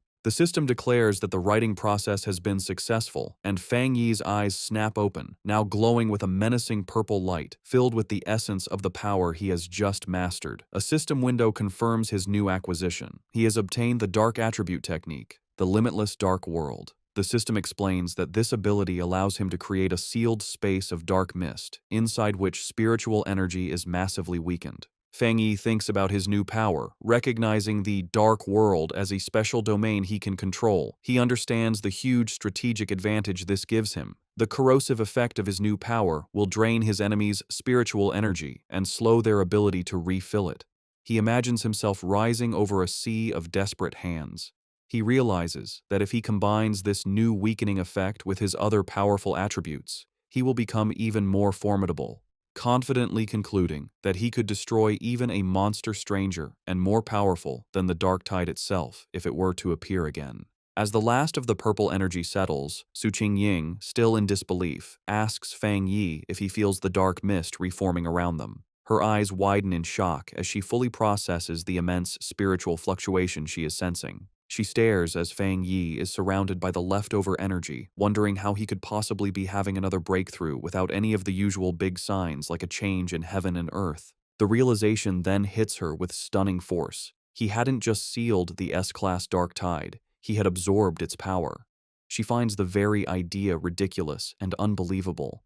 In the early days of the spiritual revival, all pioneers knew that the dark attribute was the most terrifying power, born from the collective negative emotions and deep-seated evil of all living things. Because of this, absorbing its power is strictly forbidden by the government. A flashback shows a failed official experiment where researchers tried to purify the dark attribute but paid a painful price, leading to it being classified as a uniquely dangerous monster. The power of these dark monsters can range from D to S-class, but even the weakest can overwhelm early pioneers, let alone the absolute S-class threat of the dark tide, which could eat even spirit creation realm cultivators with ease. Another flashback reveals the fate of a 3-star Ghost Axe pioneer who, before the ban, tried to absorb the energy from a mere sea-level monster. He was driven mad by the backlash, suffering from skin decay and a mental collapse, and remains in a psychiatric hospital to this day. Back in the present, the chaotic dark energy goes down, receding back into Fang Yi as he lets out a quiet breath. He calmly calls out into the empty, misty landscape, stating that whoever has been watching them for a long time can come out now. His red eyes scan the area with a sharp, knowing gaze. From the mist, Jiaolan emerges. She confirms that if she is not mistaken, Fang Yi was the one who single-handedly sealed the dark tide. Su Qingying is stunned by her sudden appearance, gasping her name in disbelief. Jiaolan floats down, landing before Fang Yi and asking what he was just doing, specifically questioning if he was absorbing the dark attribute. Fang Yi calmly confirms that he was. The directed mission sends another wave of shock through Su Qingying. In a swift and shocking motion, Jiaolan draws a pistol and aims it directly at Fang Yi's head. The red-haired leader shouts Jiaolan's name, demanding to know what she is doing, while she and a terrified Lin Yi can only watch in confusion and fear. Su Qingying immediately leaps into action, placing herself between Jiaolan and Fang Yi and blocking the gun with her arm. She confronts Jiaolan fiercely, reminding her that if she recalls correctly, Fang Yi is the military's highest priority recruitment target. She then challenges Jiaolan, pointing out that the association had also wanted to recruit him before the military intercepted him, and demands to know the meaning of this hostile action. Ignoring Su Qingying's defense, Fang Yi calmly places a hand on her shoulder and addresses Jiaolan directly. He finds it strange, asking if their mission wasn't to find the Shizai flower. He points out that while she seems eager to complete the mission, she also appears very unhappy that they did not die there. Jiaolan remains silent, her expression unreadable as she continues to aim her weapon, the light glinting off the barrel. The red-haired leader, however, is not so calm. She erupts in anger, shouting at Jiaolan. She reminds her that their squad had always trusted her, and she furiously questions why Jiaolan didn't step in when they were facing the dark tide. She declares that without Fang Yi, they would have been doomed, pointing out that Yi is still just a child. She accuses Jiaolan of simply standing by and watching, only to now threaten the very person who saved them. Jiaolan suddenly lowers her weapon, a smirk playing on her lips. She dismisses the entire confrontation as a joke, remarking that Fang Yi seems to be very well liked by his teammates. She then congratulates him, announcing that he has passed the test. The sudden change leaves the red-haired leader and Su Qingying completely confused by her words. Fang Yi, however, understands immediately. He asks if her true purpose was to test him. Jiaolan confirms his suspicion, explaining that because of his incredible talent and strength, she didn't want to rely on cold, impersonal data. Instead, she wanted to see for herself what kind of person he truly was. She then turns to address the red-haired leader's earlier accusation. She explains that she didn't step in because pioneers must follow the harsh rules of this new world. She states that this is their shared fate, a life where fortune and disaster can change in an instant. However, she tells them they are lucky to have a trustworthy and powerful person protecting them. She asks if they have noticed that no other monsters have dared to attack them since the tide was defeated, explaining that the creatures are terrified of the power Fang Yi displayed. Fang Yi looks on with a grim expression, agreeing with her assessment. He adds that the dark tide itself follows the same principle. It bullies the weak and fears the strong. With the test concluded, Jiaolan offers to lead them to the Shizai flower, stating that she knows the area better than they do. As they follow, Su Qingying whispers to Fang Yi, expressing her feeling that something is mentally wrong with Jiaolan. She reveals a crucial piece of information. Jiaolan's own squad had previously encountered the dark tide, and she was the only survivor. Fang Yi processes this information, piecing together a clear picture of her psychology. He understands that her absolute obedience to her mission and the rules has made her cold and detached. He also deduces that the sacrifice of her teammates has left her with a form of post-traumatic, self-destructive tendency. Yet he realizes that another powerful belief keeps her going, and that witnessing him seal the dark tide had simply caused her to lose her composure for a moment. With a newfound understanding, Fang Yi shows a hint of a smile. He tells his teammates that they should all be considerate of this injured person. The red-haired leader asks if Jiaolan is injured. Fang Yi, observing her closely, confirms that she is. He explains to his team that her spiritual barrier is severely damaged, estimating that while she has the power of a 2-star spirit creation realm cultivator, her protective aura has dropped by at least 2 levels. A visual of her crumbling spiritual energy confirms his assessment, indicating she has suffered a significant internal injury. She even stumbles slightly as she walks, a clear sign of her weakened state. Noticing their concern, Jiaolan looks back and quietly thanks them, but dismisses the issue, stating that her injury is not a problem. Led by Jiaolan, the group travels through an empty, misty landscape filled with dead trees and the bones of fallen creatures, an area identified as the chaotic burial mounds. As they walk, Fang Yi's sharp senses pick up on something amiss, and he spots the skeletal remains of a fallen pioneer half buried in the ground. Finally, Jiaolan announces they have arrived at their destination. Before them, in a small clearing, a single, beautiful shizai flower glows with a soft, ethereal purple light. As Jiaolan begins to walk towards the flower, Fang Yi watches her, sensing that something is wrong. His suspicion is confirmed as vicious, shadowy monsters with glowing red eyes erupt from the ground, surrounding the flower as if to guard it. The sudden appearance of the monsters does not stop Jiaolan. Instead, her expression becomes one of intense and unnerving obsession. She reaches out a hand, whispering that she can finally see it again, her face shadowed as if she is in a trance. Fang Yi's expression becomes serious and urgent as he realizes the immediate danger, knowing she is not in her right mind. Reacting instantly, he summons a ball of golden red flame in his hand, shouting a command to awaken her spirit. He then hurls the fireball directly towards the entranced Jiaolan, intending to snap her out of her dangerous state. The fireball flies towards Jiaolan. Snapping out of her trance at the last second, she recognizes the attack as a very rare and powerful Yang attribute. With surprising speed, she knocks the blast away with her arm, and the impact sends out a shockwave. She and Fang Yi now stand facing each other in a tense silence, as golden energy crackles around his hand. Jiaolan, now fully awake, is shaken. The sight of the flower had brought back a bad memory, and the ghostly images of her fallen friends flash in her mind as she wonders if her preparations were still not enough. Seeing that she has returned to her senses, Lin Yi and Su Qingying rush to her side. Yi asks if she is all right, while Su Qingying wisely notes that Jiaolan is being badly affected by the dark attribute, and suggests it would be safer for them to all stick together. Ignoring them, Fang Yi steps forward confidently. He states that for the shizai flower, it is enough if he goes alone, deciding to handle the situation himself.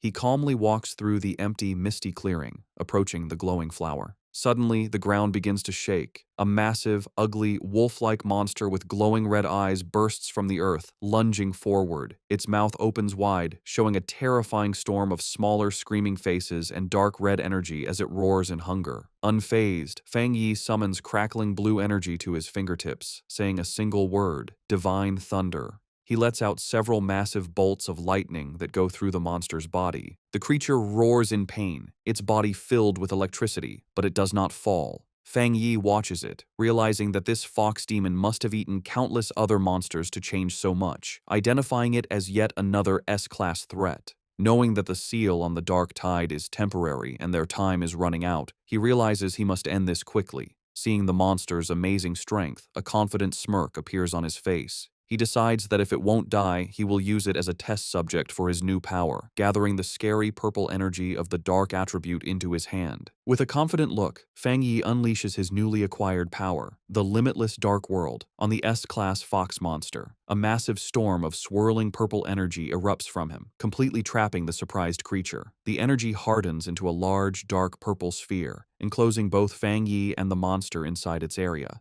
Inside this new reality, shadowy purple tendrils whip out from all directions, wrapping tightly around the S-class beast.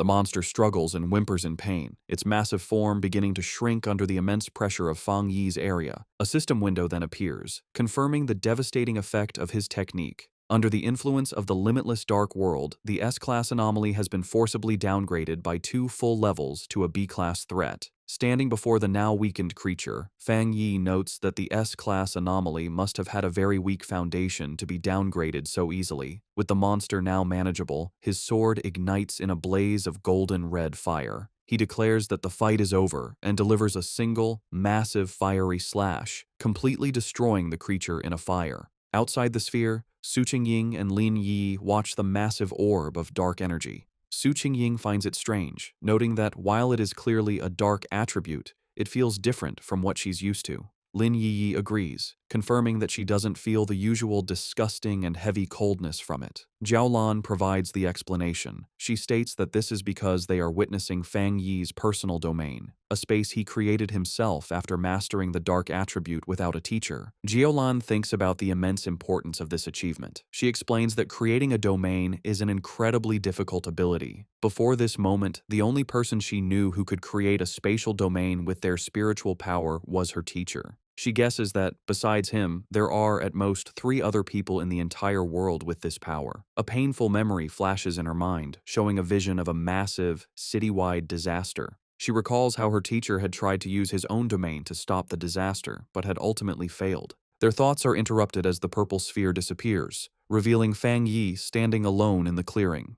Jiaolan and Su Qingying are stunned at how quickly he finished the battle. With a casual wave and a reassuring smile, Fang Yi announces that the chaotic burial mounds should be safe from any more trouble now. With the area now secure, Fang Yi calmly walks towards the glowing shizai flower. He carefully cups his hands around the plant, gently pulling it from the ground with its roots intact to preserve it. Holding the glowing prize, he examines it for a moment, concluding that this should be enough to complete their mission. Jiaolan watches him with a tense and nervous expression as the mission reaches its critical point. Fang Yi returns to the group and presents the flower to Jiaolan, who remarks on its small size. He confirms that their mission is complete and urges them to leave immediately, explaining that the sealed dark tide is unlike other monsters and could become a problem at any moment. He adds that they also have to deal with the unconscious, arrogant pioneer and his team. Her tense mood melts away, replaced by real gratitude. Holding the glowing flower, she sincerely thanks Fang Yi, admitting that his overwhelming power was the only reason for their success. She then thanks the rest of the group and announces it is time for them to leave. As the others begin to walk away, Jiaolan pauses for a moment, looking back to thank Fang Yi one last time. She then reveals the full, critical importance of their mission. She explains that Elder Wu, the Xia Nation's only Jinggang realm pioneer, is on the brink of death, and the shizai flower is the only life-saving medicine that can save him. With a slight, grateful smile, she tells Fang Yi that he has just saved the life of the nation's most powerful protector. Fang Yi listens intently, his expression thoughtful as he processes this new, important piece of information, quietly repeating the name of the legendary Jinggang realm to himself. As the group finally emerges from the dark portal of the extreme dark zone, they are met with a sky filled with swirling red clouds. The red-haired leader throws her fists up in triumph, shouting with immense relief that they can finally see the light and have made it out alive. Lin Yi agrees, grateful to see the daylight again. Their return is met with a wave of cheers from a large crowd of officials who had been waiting anxiously. They celebrate the successful retrieval of the shizai flower, admitting they didn't quite believe it when Jiaolan had first informed them. As the team walks through the path cleared by the crowd, the red-haired leader is surprised by how many people are there. Someone in the crowd wonders aloud who the person was that actually managed to get the flower.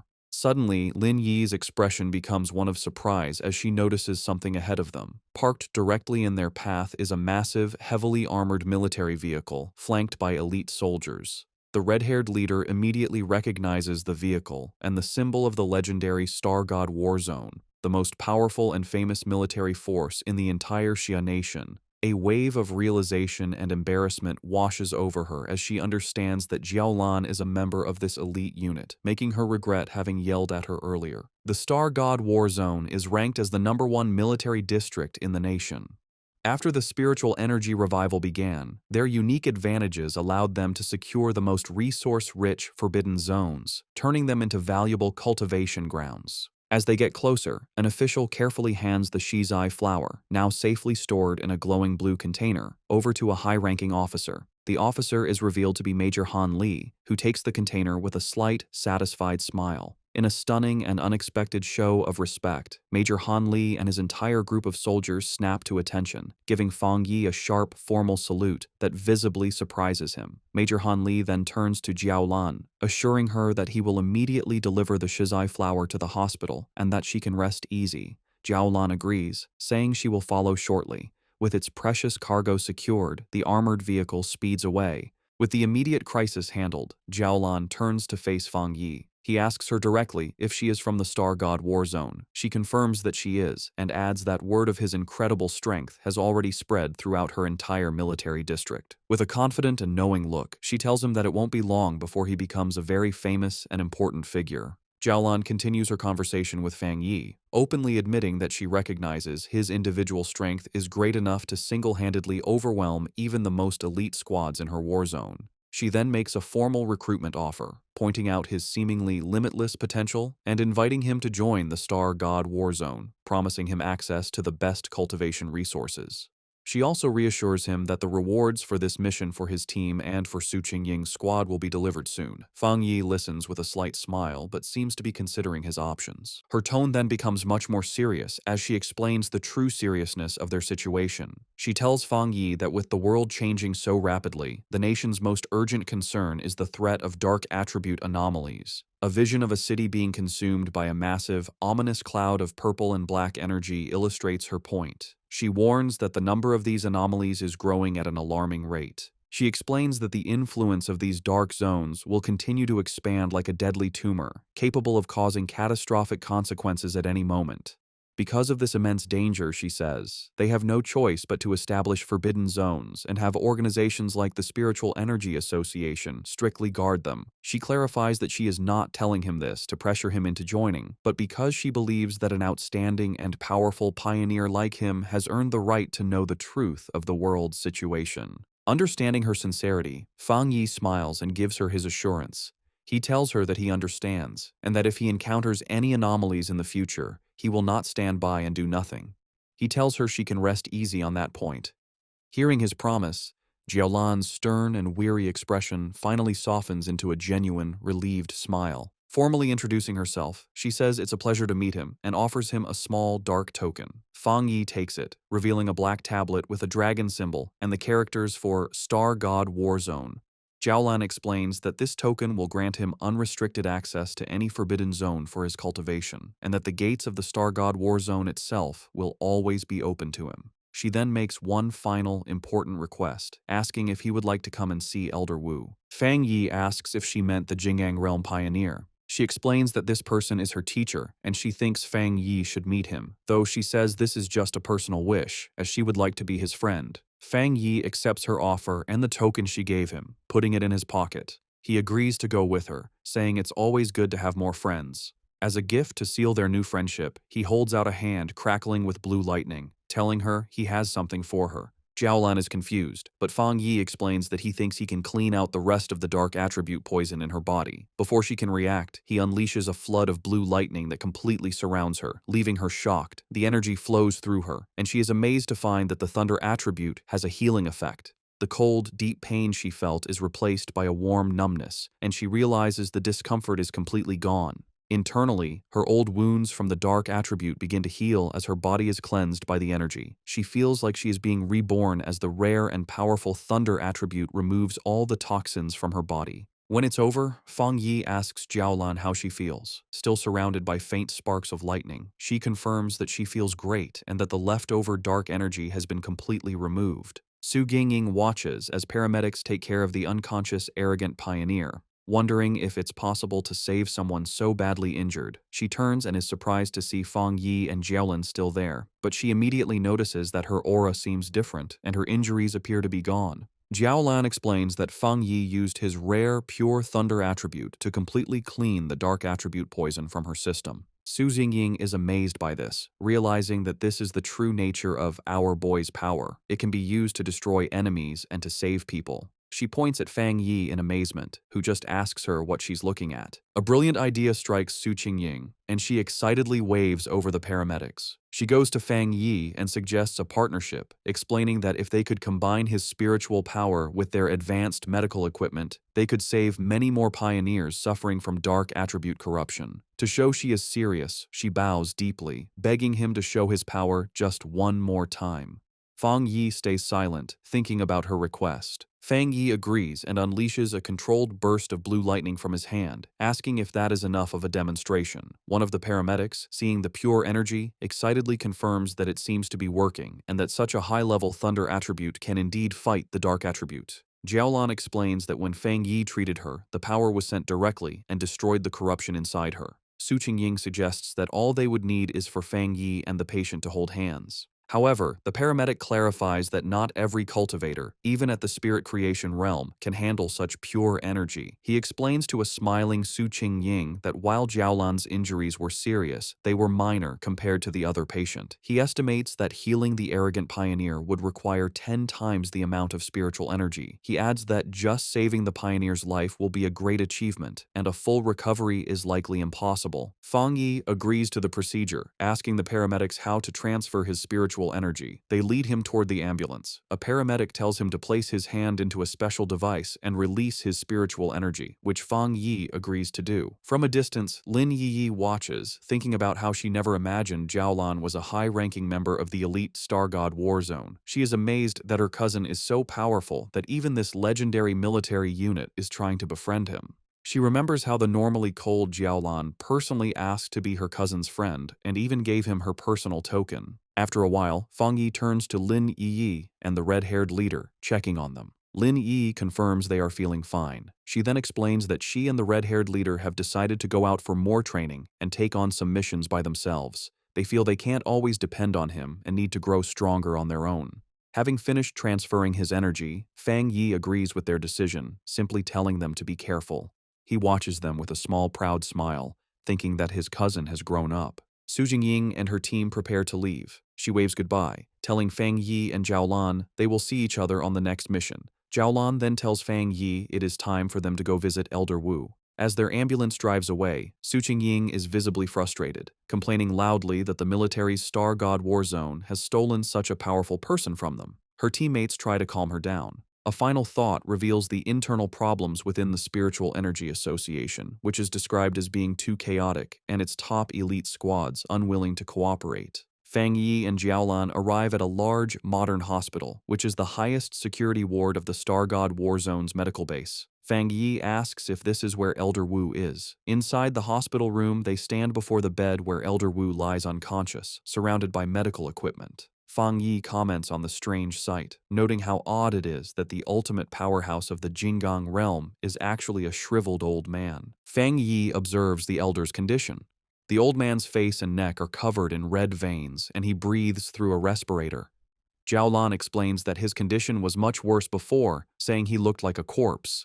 She adds that even after using the precious shizai flower on him, he still has not woken up. Concerned, Fang Yi wonders what could have happened to such a powerful person to leave him in this state. Jiaolan begins to tell the story of the battle that led to her teacher's coma. She describes how a huge dark attribute anomaly appeared over the capital city. To stop the anomaly from consuming the city, Elder Wu, her teacher, stepped forward to seal it all by himself. A flashback shows the rest of her squad transferring their own spiritual energy to their teacher to support him. The anomaly they faced was far beyond an S-level threat. A monstrous, dragon-like form made of dark energy loomed over the ruined city. Jiaolan continues, explaining the immense danger. If the anomaly had fully come down, it would have destroyed the capital and all the surrounding cities, plunging the entire nation into chaos.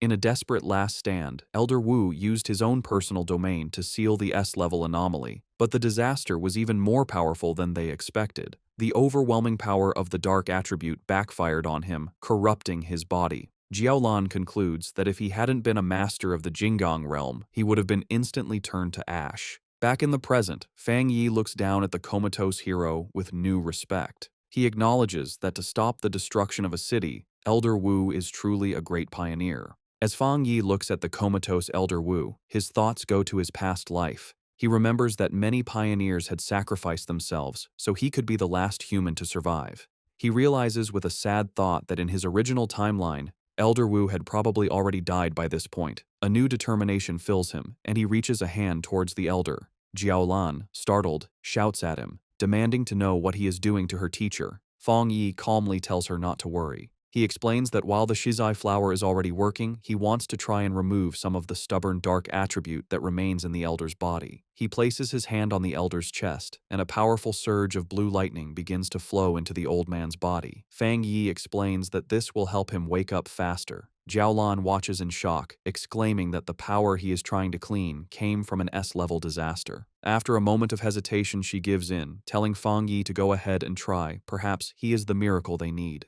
The room is filled with the crackling of Fang Yi's power as he pours his energy into the elder. Jiaolan warns him to be careful, explaining that the dark attribute inside her teacher is far more terrifying than the dark tide. She adds that, without the shizai flower, the elder's recovery would not have been so slow. Fang Yi, his face serious, confirms that he understands. He can feel the immense power of the darkness within the elder's body. He knows that even though the shizai flower's purifying power has weakened it, the dark energy can still exert an immense and oppressive force. Suddenly, a powerful wave of dark energy erupts from the bed, pushing both Fang Yi and Jiaolan back. Jiaolan shouts a warning, telling Fang Yi to be careful and focus his mind as the dark energy is beginning to affect him. In response, a brilliant golden aura erupts around Fang Yi as he activates his own spiritual protection. His eyes glow with a golden light, but he realizes with a start that the dark energy has pulled his consciousness into a vision of the past. He finds himself standing alone on a deserted street in a ruined city, looking up at the massive, terrifying red eye of the anomaly that had consumed the sky. Inside the mental vision, the anomaly's massive red eye looms over the ruined city and asks Fang Yi who he is. Fang Yi realizes that by touching the dark attribute left in Elder Wu's body, his spirit was pulled into this dangerous illusion. Unbothered, he confidently replies that his identity isn't important, as he is just the one who has come to eliminate it. As his hand glows with blue lightning, he concludes that this anomaly isn't as powerful as it seems. In response, the giant eye launches a massive, sharp red spike at him, catching him by surprise. Fang Yi quickly activates his golden sun breathing technique, his eyes glowing with golden power as he prepares to defend himself. He swiftly dodges the storm of red spikes that rains down from the sky. The anomaly then unleashes tendrils of strange, red and black lightning.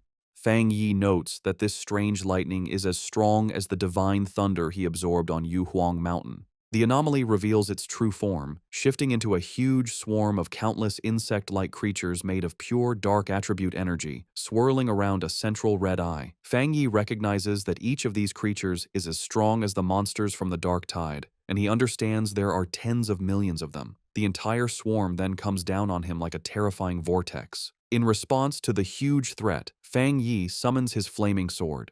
Facing the monstrous swarm, he declares that his only option is to wipe out these pests. With a determined shout, he charges forward and unleashes a massive, fiery slash that cuts a bright path through the heart of the swarm. His powerful attack successfully cuts the central eye of the creature in two. He analyzes the threat, identifying it as an S-level collective anomaly. However, he guesses that its power has been greatly weakened. Maybe because it's an illusion, or because of the purifying effects of the shizai flower that was already used on Elder Wu. The two halves of the swarm fall to the ruined city below, exploding on impact. Fang Yi lands on a rooftop, looking over the remains. He guesses its current power is around A level, and reflects with awe that this is the city-destroying disaster Elder Wu faced alone. Fang Yi realizes the threat is even greater than he first thought. Gathering dark, swirling energy in his hand, he unleashes his own dark attribute technique, the limitless dark world. A massive vortex of pure darkness erupts from him and begins to absorb the insect-like anomaly. The creature is shocked, realizing its opponent is not human. With a confident smirk, Fang Yi simply replies, "Guess so." He shouts a command to open, and his dark vortex fully absorbs the rest of the S-level anomaly. As the last of its energy fades, a final warning message echoes through the void: "We will be back soon." Fang Yi floats inside a sphere of his own dark energy, thinking the final message must have been a piece of the anomaly's consciousness. He considers the warning use of the word "we" and wonders if this means other similar disasters are waiting to appear. As the illusionary world roars and begins to fall apart around him, he decides it's best to leave and think about it later. His consciousness returns to the real world with a jolt. He immediately reaches into Elder Wu's body and begins to pull out the corrupting dark attribute energy. A mass of dark purple energy, crackling with his own blue lightning, is pulled from the Elder's chest. To contain the dangerous substance, Fang Yi uses his Nine Dragons Skyfire sealing art, trapping the energy inside a sphere of red, fiery chains. Holding the sealed orb, he explains to a stunned Jiaolan that this is the dark attribute remnant left in Elder Wu's body. He concludes that this must be the last piece of the city-destroying anomaly. He explains that while the sealed orb of dark energy is still powerful, its influence has been greatly reduced thanks to the Shizai flower and Elder Wu's own seal. He praises the Elder, noting that he is truly the nation's #1 pioneer for using his own body to hold back the dark power. He knows anyone else would have died many times. As Jiolan looks at her teacher, she sees the red veins on his face have faded and his breathing seems more peaceful. She tells Fang Yi that he has truly saved the Elder's life. Fang Yi, however, humbly says that it wasn't all his own ability. He explains that without the Shizai flower weakening the corruption first, he wouldn't have been able to remove the stubborn dark attribute. Jiaolan agrees, saying that while the flower saved the Elder's life, Fang Yi's power has now given him a chance for a full recovery. With a final surge of power, Fang Yi clenches his fist and completely crushes the sealed orb of dark energy, turning it to dust. He announces that the remnant is now completely useless. He then tells Jiaolan he has one more thing to tell her. He reveals that in the mental illusion, the remnant of the dark attribute anomaly warned him that it would return. He concludes that they must always be prepared, as they can't let an old man who has just recovered from a serious illness fight on the front lines again. Jiaolan confirms that she knows, as she has heard the rumor before. When Fang Yi asks her what she means, she explains that the monitoring departments of the military and the association collect data on spiritual energy changes. She reveals a rumor based on this data. With the current power of the Xia nation, they might not survive the first year after the full spiritual energy revival. Of course, she adds, no one believed it. Fang Yi remarks that monitoring spiritual energy changes sounds very official. Jiaolan then asks if he also believes the rumor could be true. A shadow crosses Fang Yi's face as he wonders if his own rebirth has somehow changed the future. He recalls that in his original timeline, he lived for 3 years after the spiritual energy revival, and by that time, the entire planet had been nearly destroyed. Coming back to the present, he puts a comforting hand on Jiaolan's shoulder, telling her not to overthink things and that Elder Wu should wake up soon. He looks at her with a serious expression and makes a solemn promise. If the disaster does return, he will stand with them and fight. He knows that the final battle against the great disaster will come, sooner or later. He declares with fierce determination that this time, he will change everything. Later that night, Fang Yi is back at his apartment. He sits meditating on his couch, surrounded by the swirling energy of his new dark attribute. He thinks about his recent battles, feeling that after his 2 fights with S-level anomalies, he is close to breaking through to the 2-star spirit creation realm. However, he knows the full spiritual energy revival is coming fast, and even with his new dark attribute, his current strength is not nearly enough. He thinks about the terrifying power of the anomaly he faced in the mental illusion, realizing that even when it was weakened, its true power was immense. His thoughts are interrupted when he notices the potted plant he had left on his table, the obedient little white flower. He speaks to the glowing flower, telling it that it's not easy to carry around and admitting it was his mistake for not bringing it with him on his last mission. Smiling, he picks up the plant, which seems to brighten up, and tells it that he regrets not giving it a chance to level up. He then decides to take it out for a walk. Fang Yi heads to the back mountain, his private training ground. As he walks along the moonlit path, he notes how skilled the association's plant research department must be. He observes that in the short time since the area was last damaged, the forest has already begun to recover, a sign of nature's improved self-healing in this new era. He finds a good spot in the woods and kneels down, taking the flower from its pot to plant it in the rich soil. He makes a mental note to thank Su Qingying and her team for securing this place for him. As he prepares to plant it, he holds the flower and gently warns his new companion to take it easy and only absorb a little at a time, reminding it that if it becomes too greedy, not not even all the forests on the planet would be enough to feed it. Once in the soil, the obedient little white flower immediately takes root. A massive vortex of green, life-draining energy erupts from the plant, spreading quickly through the forest and absorbing the life of all the nearby trees. After a few moments, Fang Yi stands with his arms crossed in the now dead and empty section of the woods, deciding that the flower has absorbed enough for now. With a satisfied smile, he gently pulls the brightly glowing flower from the ground, roots and all, and tells his companion it's time for them to find a new place to feed. He holds the plant, which seems to bloom with new energy, and wonders where it might rank among all the evolved plant-type spirits.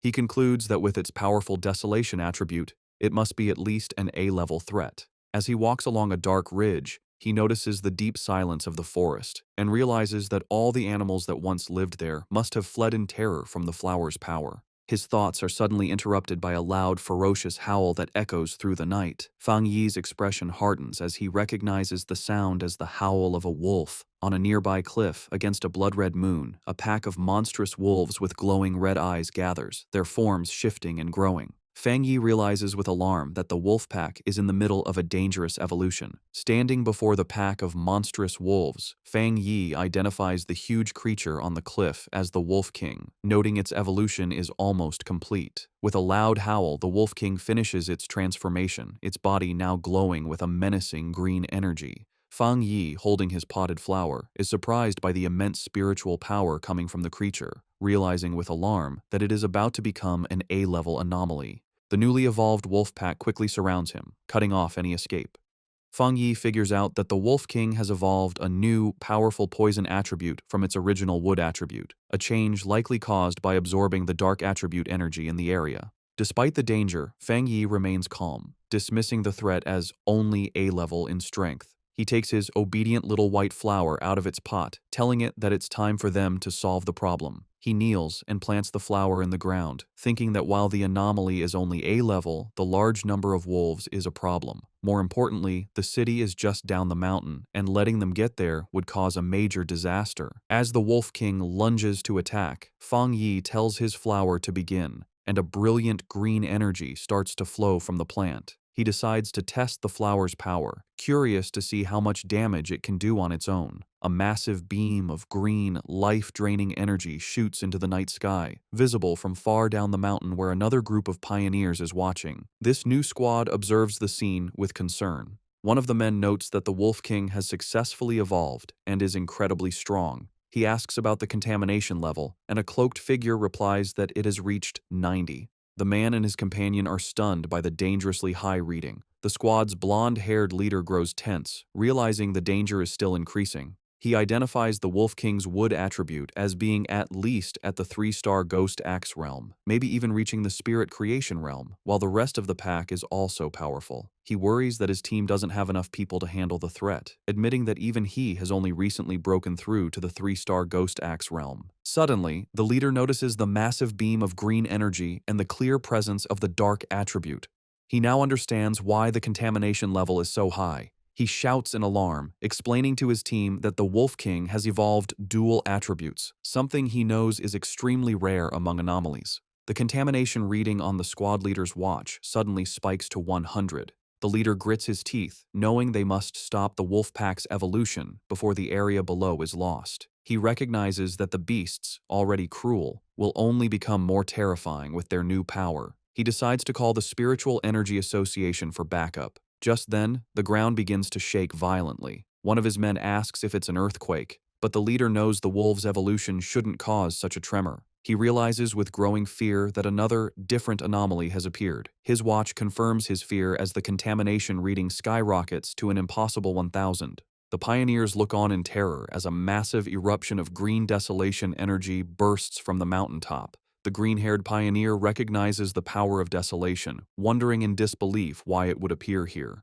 As the life-draining energy rushes toward them, the squad panics. One man cries out, asking if this is the giant vine from the sky that had disappeared, sad that there was no warning. The squad leader shouts for his team to retreat and get all nearby residents evacuated immediately. However, just as quickly as it appeared, the huge wave of desolation energy seems to stop. One of the men calls out to the leader, noting that the energy has stopped advancing. The squad watches as the massive vortex of green power pulls back, sinking back into the mountain. They wonder if the danger has passed. One asks if they should still report it, while another questions if they should go up the mountain. On the mountaintop where Fang Yi planted his flower, the ground is covered in a network of thick green roots. These roots sprout dozens of glowing white flowers, which then erupt in a massive burst of green energy, blooming into a huge, radiant flower-like structure. The energy then transforms into a sea of white petals that covers the entire area. The Wolf King howls in fury as the seemingly harmless petals turn into a deadly weapon, forming a sharp blade that slices through the air. Fang Yi stands calmly among the swirling petals and explains the terrifying nature of his flower's power. The sea of spiritual flowers will endlessly grow back and multiply, absorbing and purifying the enemy until nothing is left. Fang Yi stands on his flower's massive root system. As the wolf pack begins to fall to its power, he taunts the Wolf King, asking how its pack members will do without the same spiritual protection he has. The smaller wolves are quickly trapped by vines covered in white flowers, their life energy rapidly drained until only their skeletons remain, collapsing into dust. Having absorbed the life force of the entire pack, the flower and its petals turn a deep, menacing red. In a last, desperate attempt, the Wolf King gathers its energy and fires a powerful green blast from its mouth. The red flower, however, easily forms a protective barrier, absorbing the full force of the attack. Hidden among the swirling red petals and vines, Fang Yi tells the beast that its attack is useless. He explains that the desolation attribute of his spiritual flower has already taken root deep within the mountain itself. The sea of flowers, he says, draws its power from the mountain and uses it on the mountain, creating an endless cycle of power. The Wolf King, now smart after its evolution, seems to understand its hopeless situation, but still refuses to give up. It identifies the main red flower as the source of the power and charges directly at it. Fang Yi watches with a small smile, mockingly asking his little flower what it will do now that it has been discovered. In response, the central red flower grows to an immense size and lunges forward to meet the charging Wolf King. It opens its massive petals and traps the beast within its grasp. The Wolf King howls in agony as its life force is drained away by the powerful desolation attribute. The massive red flower continues to absorb the Wolf King, its green energy being eaten by the desolation attribute. Fang Yi watches with a serious expression, surprised that his flower is allowing the dark attribute to invade it.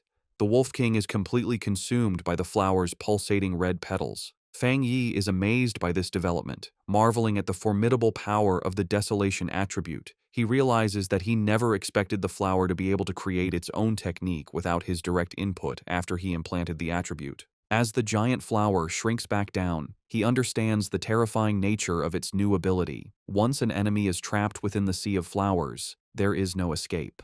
The flower then spits out the clean, bleached skeleton of the Wolf King. Fang Yi concludes that even if the spiritual flowers are destroyed, they can endlessly grow back and use their desolation power to reduce any enemy to bones. Standing before the massive red flower, which is now surrounded by a field of smaller red flowers, he decides to give this new technique a name, the Endless Spiritual Sea. A system window appears, confirming his creation and announcing that the spiritual flower has successfully written the desolation attribute technique, Endless Spiritual Sea. Having finished its battle, the flower's petals close up, glowing brightly from within. Fang Yi looks on, a bit tired from the battle, as a single red petal gently brushes his cheek. The flower then erupts with a massive surge of energy, and Fang Yi realizes with surprise that his little flower is also about to evolve. In a high-tech control room, alarms blare as an analyst reports an A-level anomaly. He explains they are detecting two different spiritual powers in the same area. Just as the Wolf King was evolving and creating a dark attribute, a separate and powerful desolation attribute appeared. The Association Superior, listening with Su Qingying, demands to know the location. A technician points to a map, explaining it was an area Su Qingying's team was previously in charge of. The Superior questions this, asking if the destroyer squad wasn't already sent to deal with the wolf pack. His question is cut short by a call from the squad on the ground. The squad leader reports that a powerful wave of desolation energy appeared and wiped out the A-level wolf pack. However, he adds that the desolation power moved back into the mountain, where a large number of unusual flower anomalies have since appeared. The pioneers stand before the mountain, which is now glowing red from a sea of flowers, unable to get closer. The Association Superior and the squad leader continue their talk. The leader warns that if this new, unknown anomaly were to erupt, it would be far worse than the celestial vine. He requests support, admitting that even with all the pioneers there, they likely couldn't handle an unexpected event. The superior agrees and decides to send 2 elite teams. Su Jingying, however, has another idea. She looks at her superior with a knowing expression, stating she has a feeling that the source of the desolation power is Fang Yi. She interrupts the call, pointing out that Fang Yi's home is in the area and confidently declaring that he will protect everyone. As she speaks, a vision shows Fang Yi floating in a fiery aura above the city. Back on the mountain, the landscape is now covered in a sea of red flowers. Fang Yi stands before his obedient little white flower, which has grown to a massive size. He observes that, just as he suspected, after eating the Wolf King, the flower is about to evolve a second attribute. The giant red flower blooms, its center now glowing with a brilliant golden light. Fang Yi is surprised, noting that the flower's new power is a fire attribute. He touches the massive plant, remarking on how its evolution method, simply swallowing enemies, is an incredibly easy way to gain power. After its evolution, the massive flower shrinks back to its original handheld size, its petals now a deep red. A system window appears, confirming the spiritual flower has completed its evolution. It is now classified as an A-level anomaly named the Desolate Fire Spirit Flower and has dual desolation and fire attributes. The notification adds that the flower has a strong desire to eat spiritual energy and can be placed in the limitless dark world to be nurtured. Fang Yi reads the notification, confused by the mention of the limitless dark world. A new idea strikes him. He realizes he can place the flower inside his personal dark domain. He understands that the domain contains a large amount of dark attribute anomalies and a good environment. He thinks that if the spiritual flower eats the energy inside, it could even evolve a third dark attribute. Just as he holds the orb of his dark domain, a massive storm begins to gather in the sky. His eyes glow with golden light as he realizes he is about to have another breakthrough, this time to the 2-star spirit creation realm. He sits down to cultivate, and a massive pillar of golden divine energy comes down from the heavens, surrounding him. As he meditates, he feels his power becoming easier to control, the spiritual energy of the world merging with his body as if they were one. Elsewhere in the mountains, a muscular man with spiky hair senses the immense energy of the breakthrough. He follows the light and is amazed to find the source of the power. He is thrilled, recognizing the legendary Heavenly Fire Blade and realizing he has found a 2-star spirit creation realm cultivator. Watching a video of Fang Yi's previous battle, the man is surrounded by his own fiery aura. He declares that he will crush this new fire attribute pioneer to prove to everyone that he is number 1. Back at his cultivation spot, Fang Yi's sharp senses pick up a new presence. He shouts out, asking who is there. The mysterious man launches a massive fireball at him, questioning if he is a fire attribute pioneer. Unfazed, Fang Yi gathers his dark energy and easily absorbs the powerful attack with his own vortex. He smiles, satisfied that he has finally lured out this hidden enemy. Fang Yi recalls that he had sensed the man hiding nearby for a while, not even trying to hide his spiritual energy. He identifies the newcomer as a wild pioneer, someone not with any organization who loves to challenge others, who has just broken through to the spirit creation realm. The muscular man, now fully revealed and surrounded by a powerful fiery aura, lands before Fang Yi. He comments that Fang Yi is interesting and that he can feel a strong spiritual pressure from him.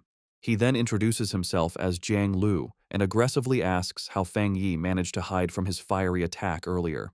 Fang Yi remains silent, observing his new opponent. With a confident grin, Jiang Lu says he forgot to introduce himself properly. He declares that his name is Jiang Lu and that Fang Yi will remember it soon enough. With that, he charges forward, his body covered in flames, ready to attack. In response, Fang Yi calmly raises a hand, pointing 2 fingers toward the sky, and simply says the words, "Divine Thunder." A massive bolt of brilliant blue lightning comes down from the heavens, aimed directly at the charging Jiang Lu. Jiang Lu is caught completely by surprise, wondering what this new power is. The divine thunder strikes him head-on with immense force. He lets out a pained cough, smoke coming from his mouth after the powerful impact. He struggles to his feet, his body covered in crackling blue electricity and scorch marks. He wonders what just happened, questioning how his opponent could use a thunder attribute when he was supposed to be a fire pioneer. He grits his teeth, his body still shaking from the powerful electrical shock. Fang Yi stands over the defeated Jiang Lu, who is on his hands and knees, completely unable to move. Fang Yi grabs him by the hair and brutally smashes his head into the ground, causing the rock to shatter. With crackling blue lightning still surrounding him, Fang Yi mockingly asks his opponent to repeat his name, saying he didn't hear it the first time. Jianglu can only stare in silent shock, his face pressed against the broken ground. Jianglu is filled with disbelief, wondering how he could have been so easily defeated. He had just reached the one-star spirit creation realm and had always been the fastest cultivator he knew. He couldn't understand how he lost, especially when he hadn't even had a chance to use his ultimate move. His mind flashes back to a time when he was celebrated by his peers, his rare and powerful fire attribute making him a true powerhouse. He had believed that everyone would eventually have to submit to him.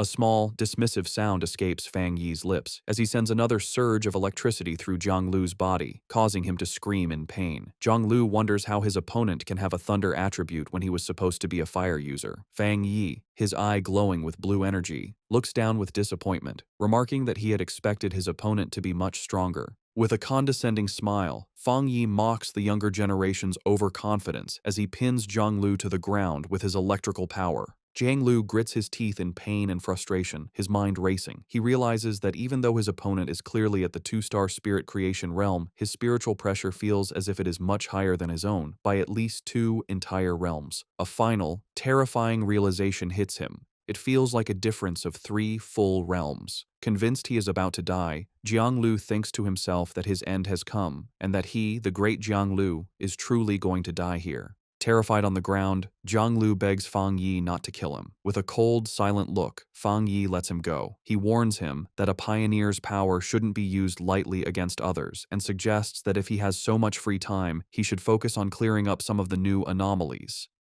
After a final, dismissive look, Fang Yi walks away, leaving a confused Jianglu on the ground. Jianglu watches him leave, wondering about Fang Yi's great spiritual power and whether the gap between them is because Fang Yi is a genius or because he himself is too weak. Later, in a luxury apartment, a sad Jianglu enters a room where 2 men are waiting for him. One of the men welcomes him back and comments on his new hairstyle, while the other, a red-haired man, immediately scolds him, saying he had warned him not to pick fights. The red-haired man continues to scold him, telling Jianglu that his aggressive attitude is too dangerous, especially since the spiritual energy revival hasn't officially started yet, and that it will only bring him trouble. To his friend's surprise, instead of getting angry, Jianglu collapses onto the sofa, completely defeated. Confused by his strange behavior, one of the men asks what happened and if he is still the same fight-ready Jianglu they know. The red-haired man asks Jianglu what happened, reminding him that he had gone to challenge the Heavenly Fireblade user. Still sad, Jianglu quietly admits that it was over in an instant. His other friend grabs him, demanding that he speak clearly. With tears on his face, Jianglu breaks down and confesses that he was the one who was defeated instantly. His friends are in total disbelief. Jianglu, in a frantic state, wishes he had realized something was wrong and backed down, which would have saved him from this shame. The seated man expresses his confusion, questioning how the Heavenly Fireblade could be so strong when Jianglu himself is a rare genius who broke through to the spirit creation realm in just a few months. Jianglu then remembers the fight, recalling how his best technique, the meteor flame, was shattered in a single moment by his opponent's powerful thunder attack. His friends try to make sense of the defeat. The seated man wonders if Jianglu simply fought the wrong person, arguing that with his pure firepower and his spirit creation realm level, it's almost impossible for anyone to beat him so easily. The red-haired man suggests that maybe this person wasn't a pioneer at all, and that their first guess about his strength was wrong. Jianglu furiously rejects their ideas, screaming that he couldn't have been mistaken and that the location was definitely his opponent's territory. He insists they wouldn't understand because they didn't experience it. He describes the man as a monster, recalling the terrifyingly powerful thunder that felt like it was going to make his head explode. Both of his friends are shocked into silence as Jianglu declares that his gut feeling tells him it was the right person. He explains his horrifying conclusion. His opponent is a top-tier pioneer with both fire and thunder powers, and his thunder power is somehow many times stronger than Jianglu's own fire. He believes the man was hiding his true strength, which he guesses must be at least at the 3-star spirit creation realm. His friends are stunned by this. The red-haired man thinks about how impossible a 2-star wild pioneer at that level should be, concluding that if Jianglu is right, this person will become a nightmare for all other pioneers. After a moment, Jiang Lu looks up with new determination and asks his friends if he should try to become his opponent's apprentice, leaving them completely speechless. While meditating in his apartment, Feng Yi is surrounded by a swirling golden aura. He finds it strange that the feeling of being on the verge of a breakthrough to the two-star spirit creation realm has suddenly disappeared. He opens his glowing, fiery eyes, deciding that the problem isn't with him, but must be because of some outside factor. He realizes that the spiritual energy in the air has become unstable, making it impossible for him to gather it and advance. This confirms his fears. Remembering the secret government monitoring of spiritual energy and the rumors of a coming disaster, he wonders if something truly terrible is about to happen. Looking out at the city, he sees a massive electrical storm brewing, confirming his suspicion. The full spiritual energy revival is beginning early, right here in his city. He immediately tries to call Jiaolan to find out what the military knows, but the call won't go through. He worries that they might have been forced to go silent, which would be the worst-case scenario. Just then, his phone rings with a call from Su Qingying. He answers to the sound of static as a panicked Su Qingying tells him the situation has changed and asks for his help. As Feng Yi asks if the bad signal is due to monsters appearing in the city, a monstrous, bat-like creature with glowing red eyes suddenly slams into his window, cracking the glass.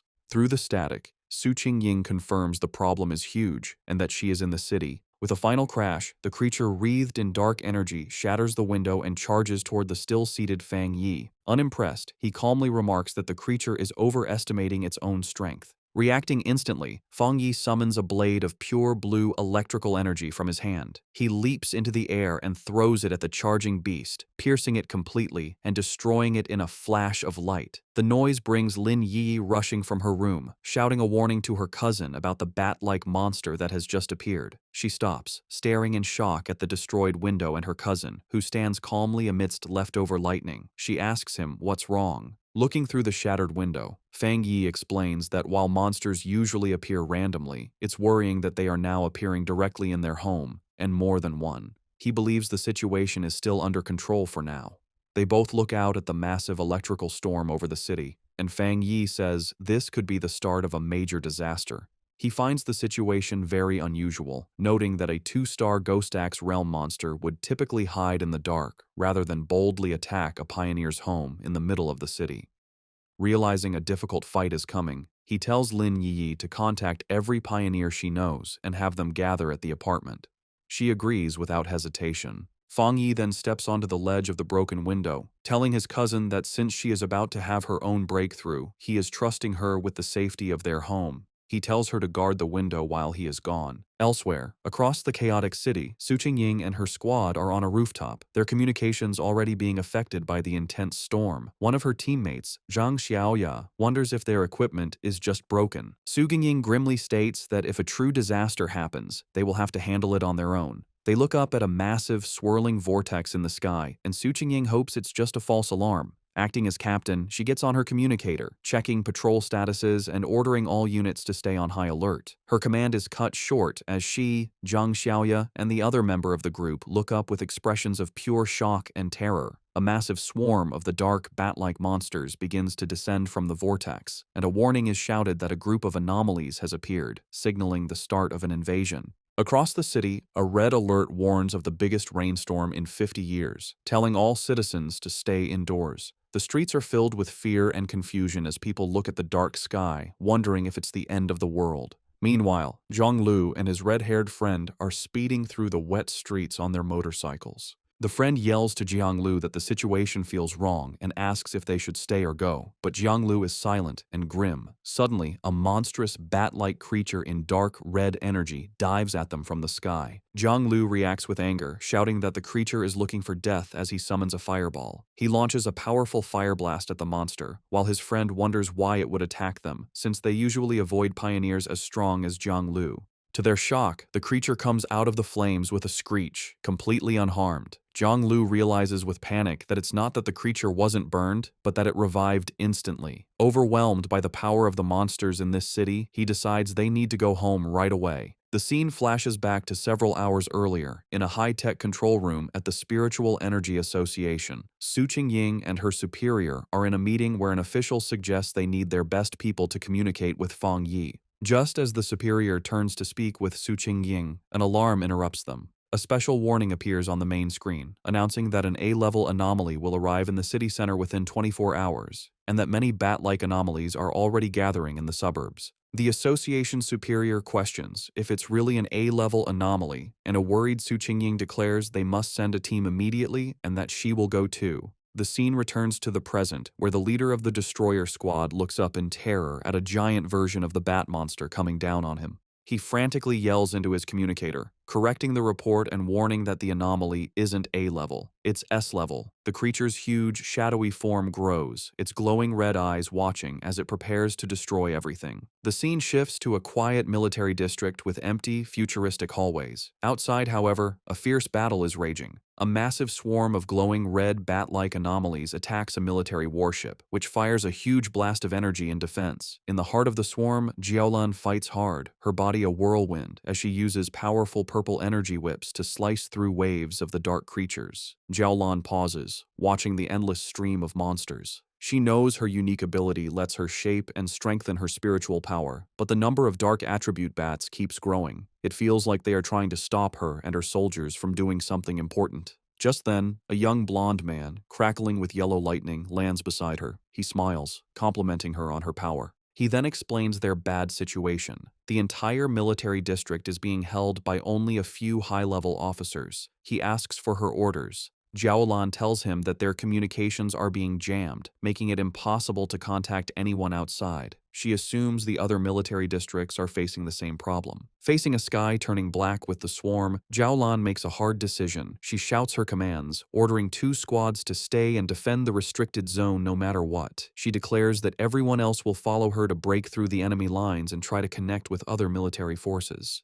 With her command given, she, the blonde lightning user, and their soldiers jump into the battle, ready to fight for their freedom. As they fly towards the city, Jiaolan has a horrifying realization. Looking at the city, now completely covered by the blood-red swarm, she understands their real goal. The anomaly's ultimate target was never the military zone. It was the entire city. In the pouring rain, citizens scramble for cover. At a bus stop, the live streamer Malala and a man wait, but she is excited instead of scared. She tells the man that the strange, heavy rain is a perfect chance for a popular stream. With a determined smile, she says that sometimes you have to take risks for amazing footage. Her excitement quickly turns to horror. In the next moment, a shadowy bat-like monster lunges from the darkness and eats the man as Malala watches, screaming. The air fills with chaos as a massive swarm of these creatures descends on the street. Malala runs for her life, hearing the terrified shouts that the bats are drinking their blood. One of the creatures catches up and attacks her, and she screams, believing her end has come. Just as the monster is about to strike, a bright blue blade of energy slices through the air, killing the creature and saving her. A figure surrounded by blue lightning lands gracefully behind her. The rescuer is Su Qingying, who stands with 2 of her cloaked squad members. She offers a hand to the terrified Malala, telling her that her teammates will take her home safely. As the 2 squad members help the shaken girl, one warns Su Qingying that the number of sea-level bat anomalies is growing, and they seem to be evolving. With a furious look, Su Qingying says that if they know the creatures evolve by eating humans, then they must hurry and get all civilians to a safe place. She then gives her final order, telling her team to meet her back at this spot later, as it is the area with the most anomalies. Her teammates agree as they lead Malala away, leaving Su Qingying alone to face the growing blood-red swarm. High above the city, Fang Yi leaps and lands on a rooftop, facing a huge, multi-eyed version of the bat anomaly. Looking at the endless swarm below, he is surprised that the whole group has already evolved, their power approaching the 3-star Ghost Axe realm. In response to the great threat, he summons a bright, blazing sword of golden fire. With a single, powerful swing, he sends a massive wave of flames that cuts through the swarm, burning a huge number of the creatures instantly. However, as he watches, his eye glows red, and he realizes this fight is not over. He understands this anomaly is different. The bat swarm seems unkillable, constantly healing and multiplying, making them impossible to destroy with simple attacks. He sees that swarms of these dark attribute creatures have appeared in every crowded area of the city. It feels like countless identical disaster zones have appeared at once, and he knows finding the association members in the chaos will take too much time. Looking out at the city, now covered in a swirling dark mist, he concludes that he has no choice but to deal with the swarms one by one. Deciding on a new strategy, Fang Yi raises his hand and uses his ultimate technique, the limitless dark world. A massive, swirling vortex of dark green energy erupts from him, and he declares that the anomalies will become food for his spiritual flower. As his vortex begins to absorb the swarm, he thinks of his allies. A vision of the pioneers he gathered at his home appears in his mind: Lin Yiyi, Su Qingying, Zhang Xiaoya, and others. He knows he must act quickly. He believes that with his cousin's ability and the protection of the other pioneers, his home should be safe for now. But he also understands that if the disaster gets worse, the nightmare will become real, and survival will become nearly impossible for everyone. 10 minutes later, Su Qingying is still fighting on a rooftop, surrounded by the endless swarm of bat anomalies. She grits her teeth in frustration, realizing that no matter how many she destroys, they just keep coming. Her spiritual power is recovering too slowly, and she worries that she will soon be completely out of energy. She also briefly thinks about her two teammates, hoping they are safe while escorting the civilian. A sudden, terrified scream for help makes her look at the sky. She sees a massive, dense ball of the red anomalies gathering, forming a single, terrifying creature. Realizing the danger is getting worse, she leaps up the side of a building. She knows that if the anomalies keep getting stronger, they will soon reach the spirit creation realm. With her team spread thin saving people, they don't have enough power to handle this new threat, especially now that the creatures have started attacking buildings. She fires several powerful blasts of blue energy at the bats, trying to break through. However, the huge number of creatures is too much, and they overwhelm her, knocking her from the sky. As she falls, she has a horrifying realization. Looking at the massive, swirling vortex of dark energy and lightning above, she understands the swarm's true purpose. An anomaly king is about to be born. The city is falling into ruin, overwhelmed by the massive swarm of shadowy, bat-like creatures under a heavy downpour. The disaster is so immense that it seems no one, not even the military or the Spiritual Energy Association, can stop the city's destruction. In the middle of the chaos, pioneers fight desperately. Reports come in that pioneer teams are sacrificing themselves or being destroyed. Su Qingying fights alone, her protective barrier holding back the endless horde, as a new alert classifies the S-level anomaly as an anomaly king. In the association's command center, the situation is grim. Officials receive reports of catastrophic casualties. The number and regeneration speed of the creatures are overwhelming their defenses, and it's too late to call for reinforcements from other regions. A subordinate reports that the city is completely surrounded by a massive black fog, cutting off any chance of rescue. They realize with horror that they have become an isolated city. Facing the city's final moments, the association superior stands with his men, declaring that as pioneers, they will stand and fall with the city. He vows that the monsters will have to step over their dead bodies. With grim resolve, he gives a final order to send a last code to headquarters. If they cannot stop the disaster, headquarters must immediately launch a destruction strike to prevent the dark attribute from spreading. Meanwhile, Su Jingying's fight continues. Her protective barrier begins to crack under the constant attack of the swarm, and she feels her spiritual power is almost gone. Gathering her last strength, she concentrates her energy and unleashes a final, massive blast at the swirling vortex of monsters. However, her attack is easily deflected. The evolved creature, now more visible, lets out a terrifying shriek as it reveals its true power, which Su Qingying is shocked to realize is at the level of a 3-star spirit creation realm. The creature attacks her barrier, shattering it completely.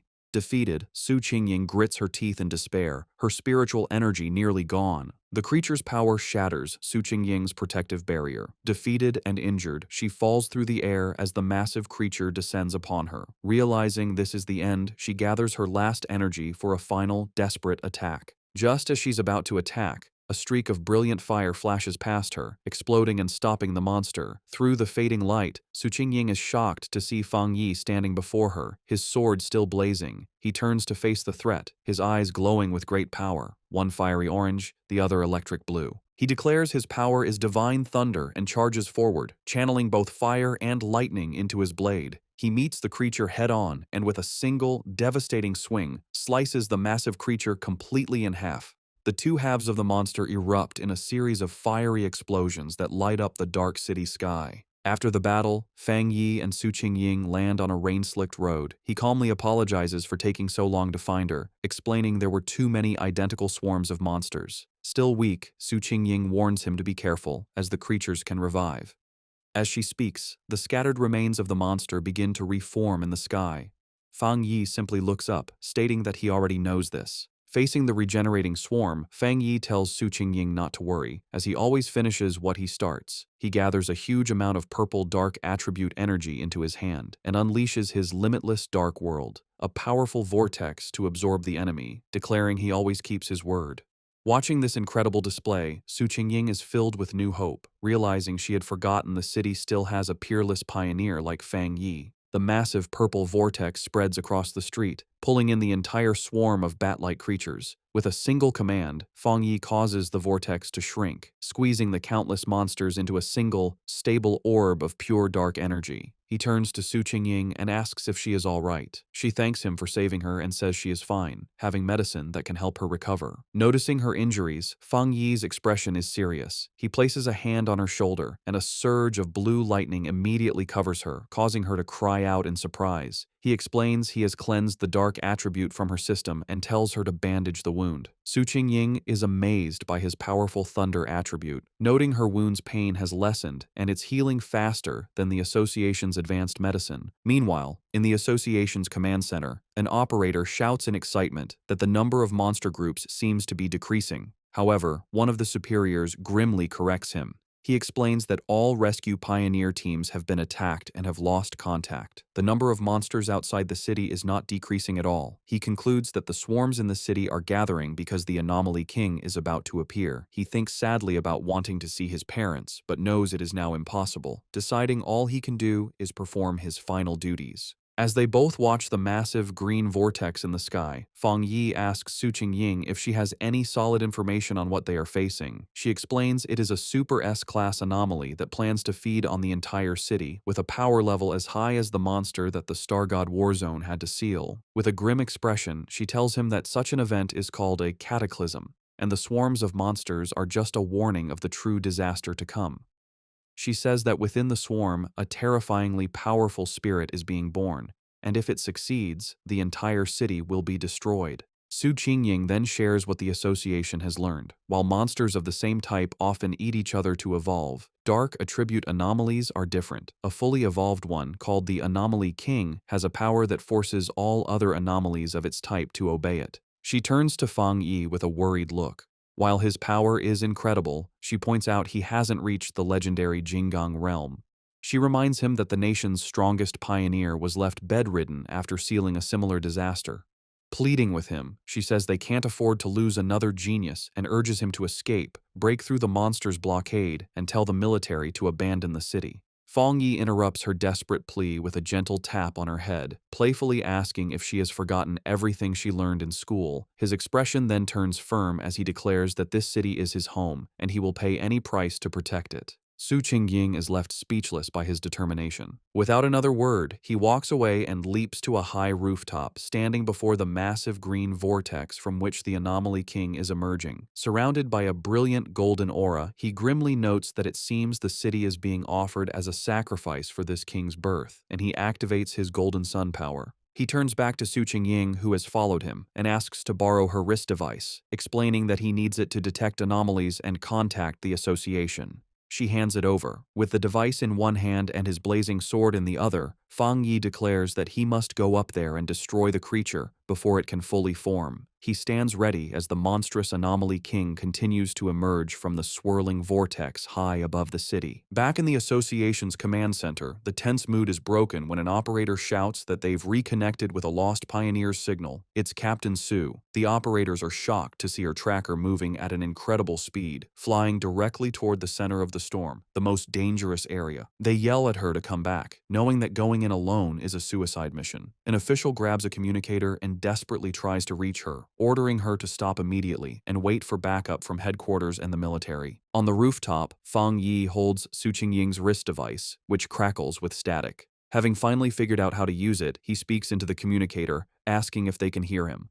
The official on the other end is stunned, demanding to know who he is and where Su Qingying is. Fang Yi ignores the questions and takes charge, telling the official that he needs everyone in the command center to work with him because he is going to destroy the Anomaly King at the center of the storm. As Fang Yi flies towards the massive vortex, he continues his demand, telling the speechless official that if they don't want the city to be destroyed, they will cooperate. He demands that all their communication equipment and information be used to help him. After a moment of shocked silence, the official makes a decision. He furiously orders everyone to stop what they are doing and immediately connect with the unknown pioneer. He commands his teams to use all available satellite radar to give him information and assigns an operator to be his main contact. The operator immediately begins his report, explaining that satellite images show a huge number of anomalies surrounding the king, swirling like a typhoon. He suggests that the number of anomalies on the northern route is lower, offering it as a possible way in, and recommends an approach from the southeast to avoid the thickest swarms.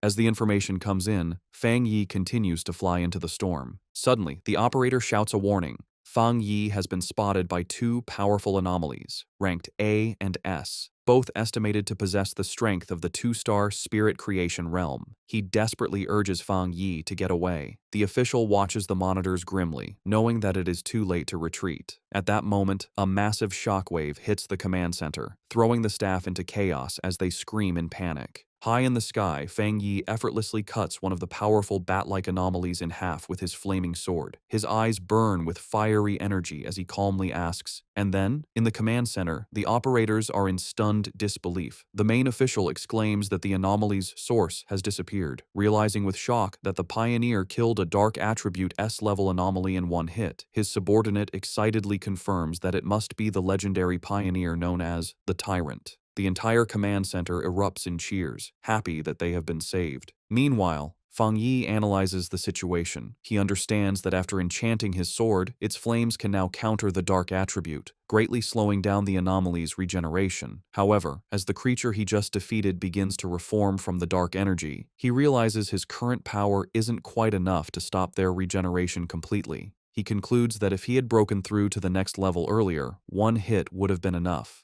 Realizing he needs a different plan, Fang Yi clenches his fists, gathering both his fire and thunder energy. Deciding that speed and frequent attacks are the only solution, he unleashes a flurry of fast slashes that cut the reforming monster to pieces, though he notes with annoyance that their endless numbers are a problem. Suddenly, a strange, swirling green orb of energy appears in the sky, catching the attention of the dark creatures, which begin to fly down towards it. On the ground, a group of cloaked pioneers watches in confusion. One of them wonders what is happening as the bat-like creatures have suddenly stopped their attack. The association superior, who is with them, grimly states that this is not good. He knows there is only one reason the swarms would stop. They are being called back by the Anomaly King, which means its arrival is getting closer. The remaining military and pioneer forces watch as the swarms gather into a massive, blood-red cloud over the city, understanding that their only chance is to stop the swarms before they can be fully recalled. Outside the surrounded city, the battle continues.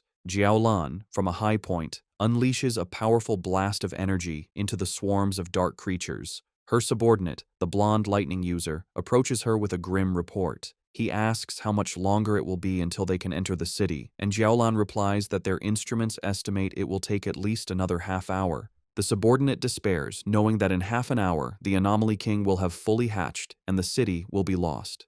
Jiaolan can only watch the huge blood-red swarm, explaining that they have no choice, as the number of creatures is more than 10 times what they first thought, a threat equal to 10 S-class anomalies. Even with the military's powerful weapons, they can't completely eliminate the endlessly regenerating creatures. Jiaolan worries that if they fail, the nearby cities will also be consumed by the dark attribute. She asks if they still don't have enough people to break through the blockade. Her subordinate replies that they are completely outnumbered, complaining that some pioneers are just watching from a distance, not realizing the danger will eventually reach them too. Suddenly, Jiaolan's expression changes as she notices something in the sky. Her subordinate asks what she sees. They both watch as the swarms of bat-like creatures within the city begin to come together, flying towards the area where the Anomaly King is being born. At that moment, a bright point of golden light erupts from the very center of the massive vortex. The subordinate recognizes the energy, asking in disbelief if the bright flame could be Fang Yi. He turns to her, questioningly saying her name. With a new, confident smile, Jiaolan simply replies that it is nothing. She then takes command, shouting to all her forces to increase their firepower and push forward without worrying about their supplies. She declares that they must enter the city because the Star God Warzone will not abandon any city. As her forces advance, a single fiery figure rises into the heart of the storm, a beacon of hope against the darkness.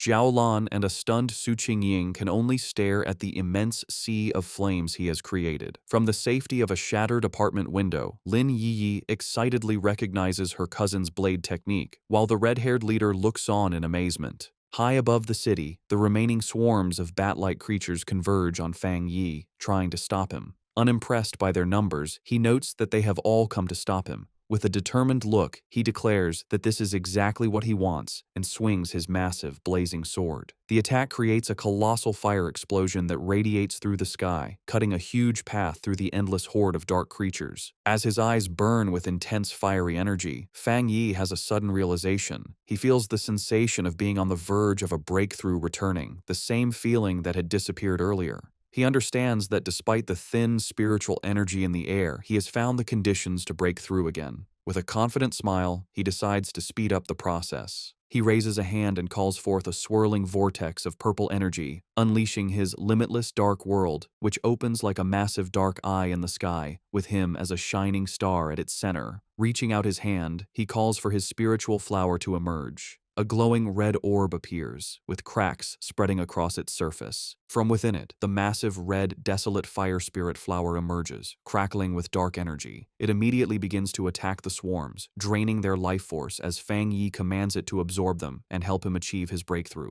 The newly summoned desolate fire spirit flower immediately starts to act. The red flower erupts with great power, sending out a lot of dark tendrils toward the swarm of bat-like creatures.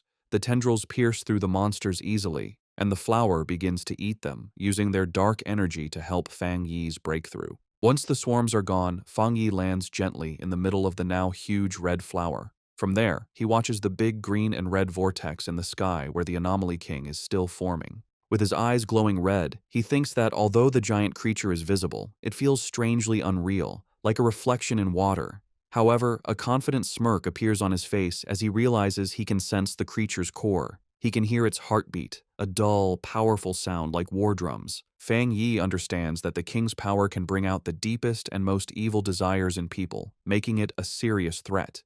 His eyes glow with an intense red light as he realizes the king is holding back, hiding itself, maybe because its evolution isn't complete yet. Standing on his flower, Fang Yi asks it if it has found the king's exact location. The flower seems to confirm that it has, sending the location to the device on Fang Yi's wrist.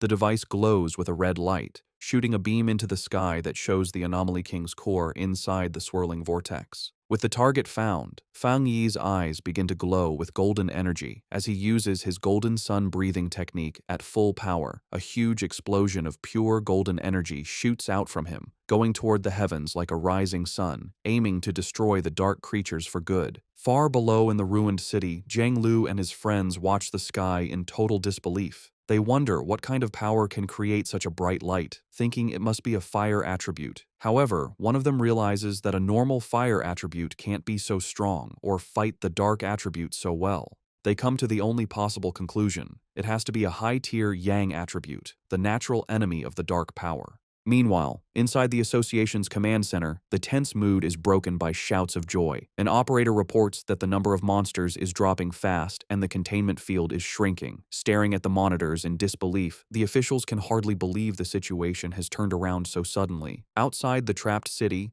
a military convoy is forced to stop. A subordinate reports to Jiaolan that all the swarms blocking their path are going back to the city, as if they get a new command. From where she is, Jiaolan watches the massive golden light of Fang Yi's power shining over the city, realizing that he must be attacking the Anomaly King's core. Her blonde subordinate joins her, confirming that the incredible power belongs to the Tyrant, and recognizing it as the purest form of the Yang attribute. Jiaolan, however, says she's worried about him facing such a powerful enemy alone. Her subordinate, feeling urgent, declares that they must enter the city immediately to help, but Jiaolan stops him, her eyes on the sky as she shouts for him to look. Her expression is one of pure shock. Inside the massive vortex, a strange, green, spiky ball like a giant virus has appeared. Jiaolan realizes with horror that the Anomaly King is starting to hatch early. Down in the streets, other pioneers also see this scary development. One man stares at the pulsating green mass, identifying it as the source of all evil. Filled with anger and sadness for their fallen friends, he and the other pioneers promise to kill every last monster. Meanwhile, inside a damaged building, Lin Yi, the red-haired leader, and another pioneer watch the crisis. Yi insists that they can't just wait to be killed. They must do something to help her cousin, understanding that the birth of the Anomaly King will require the whole city as a sacrifice. Elsewhere, Su Qingying uses her powers to heal an injured pioneer, showing the desperate fight happening all over. Lin Yi rallies the other pioneers in the building. She reminds them that the very creatures trying to stop her cousin are the same ones that have hurt their families and friends. As she speaks, an idea suddenly comes to her. She remembers the massive flower her cousin has summoned, the one that eats the swarms of bats. She realizes its power is just like the desolation attribute of the ghost vine they have seen before. This leads her to a stunning conclusion. Her cousin also has the power of the desolation attribute. With this new understanding, Lin Yi suggests a bold plan. She tells everyone that they will transfer all of their spiritual power into the network of vines created by her cousin's flower, feeding it their energy to make it stronger for the final battle. The other pioneers agree without hesitation, raising their hands and sending their combined power toward the flower. From the ground, the Association Superior notices the streams of blue energy flying toward the sky. At first, he wonders if other pioneers are gathering their power to attack the monster directly, but he quickly dismisses the idea, knowing they aren't strong enough to hit it from so far away. He then understands their real plan. They are sending their spiritual energy to the plant that Fang Yi has summoned. Inspired by their bravery, the superior declares that he too will help. He lets out a powerful surge of his own blue energy, sending it toward the sky. All around the city, the remaining pioneers follow his lead. They focus their wills and send out their spiritual power, creating a massive wave of energy that flies toward the heavens to help in the fight. Su Gingying, while helping an injured pioneer, suddenly senses the huge shift in power. Looking up, she sees Fang Yi's spiritual flower, now glowing with the combined energy of every pioneer in the city. Realizing this is humanity's last stand, she gathers her own remaining power and sends it to join the others, supercharging the flower for a final powerful strike against the Anomaly King's core. The monster lets out a final pained scream as the attack hits its target, followed by Fang Yi delivering a quick, decisive slash that cuts through its body. After the huge battle, Fang Yi floats in the air, wiping blood from his face. A voice from the communicator urgently warns him that all the bat swarms from outside the city are now coming to his position. The numbers are huge. Tens of thousands of B-level, A-level, and even S-level monsters are rushing toward him, a seemingly endless wave of red and black. Unbothered, Fang Yi looks up at the pulsating green cocoon of the Anomaly King and says that no matter how many minions it sends, he will destroy them all. He taunts the creature, asking if it is hatching early because it is afraid of him. Provoked, the Anomaly King finally begins to emerge. A monstrous, shadowy green claw tears through the cocoon, and its full form begins to take shape. With his hand covered in golden flames, Fang Yi watches with a serious expression as his true enemy reveals itself. The fully formed Anomaly King, a terrifying beast with a single, menacing green eye, lets out a final horrifying scream, ready for the final battle. The fully formed Anomaly King swirls in the sky, a terrifying vortex of dark green energy and shadow, with a glowing green orb of power at its center. Its immense power immediately shakes the city. The ground cracks and splits as a violent earthquake rocks the streets, sending the remaining pioneers running. They cry out in despair, realizing that the king can destroy them all just by appearing. From outside the city, Jiaolan and her subordinate watch with grim expressions, their hopes resting only on Fang Yi. Deep within the city's ruins, Su Qingying also looks toward the sky, her face a mix of worry and hope as she silently prays for him to succeed. From the safety of the apartment building, Lin Yi clenches her fists, her expression fierce and determined, sharing the same desperate wish. Floating high above, surrounded by a bright golden light, Fang Yi faces the monster. He speaks to the creature, identifying it as the king of the dark anomalies and the cause of the city's suffering. As his own spiritual flower blazes with fiery energy around him, he explains that he grew up in this city and loves his life here, making his reason for fighting clear.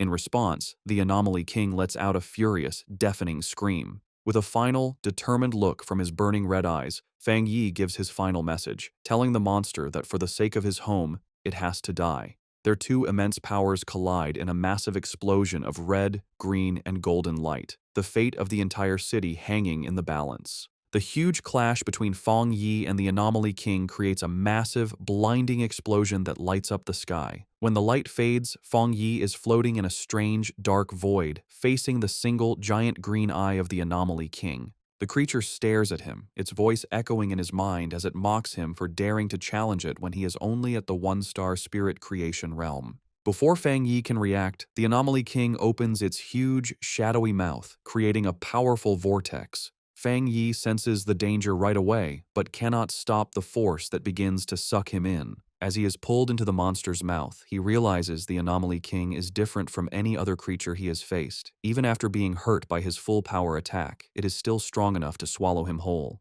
He lands inside the monster's gross interior, a cave of pink flesh and thick, slimy purple digestive fluids. He knows the liquid is not only very corrosive, but also has a huge amount of the dark attribute. He thinks any normal pioneer would be dissolved instantly. He finds it strange that such an evolved and smart creature would make the mistake of swallowing him alive. With a determined look, he realizes the monster has made a deadly mistake. He wonders if it is not afraid of an attack from the inside, knowing a creature's interior is always its weakest point. To test his idea, he gathers fire in his hand and slams his fist into the fleshy floor. The inner walls of the beast sizzle and burn. Fang Yi checks the situation, noting that while the corrosive liquid weakens his powers, he can still do a lot of damage. He decides that as long as his attacks work, he can solve this problem. With new confidence, he calls his desolate fire spirit flower to help him. He is surprised to realize that the Anomaly King's attack has not only eaten him, but has also pulled his spiritual flower inside with him. This is lucky, as the flower is now supercharged, having absorbed the dark energy of the bat swarms and the spiritual power of all the pioneers in the city.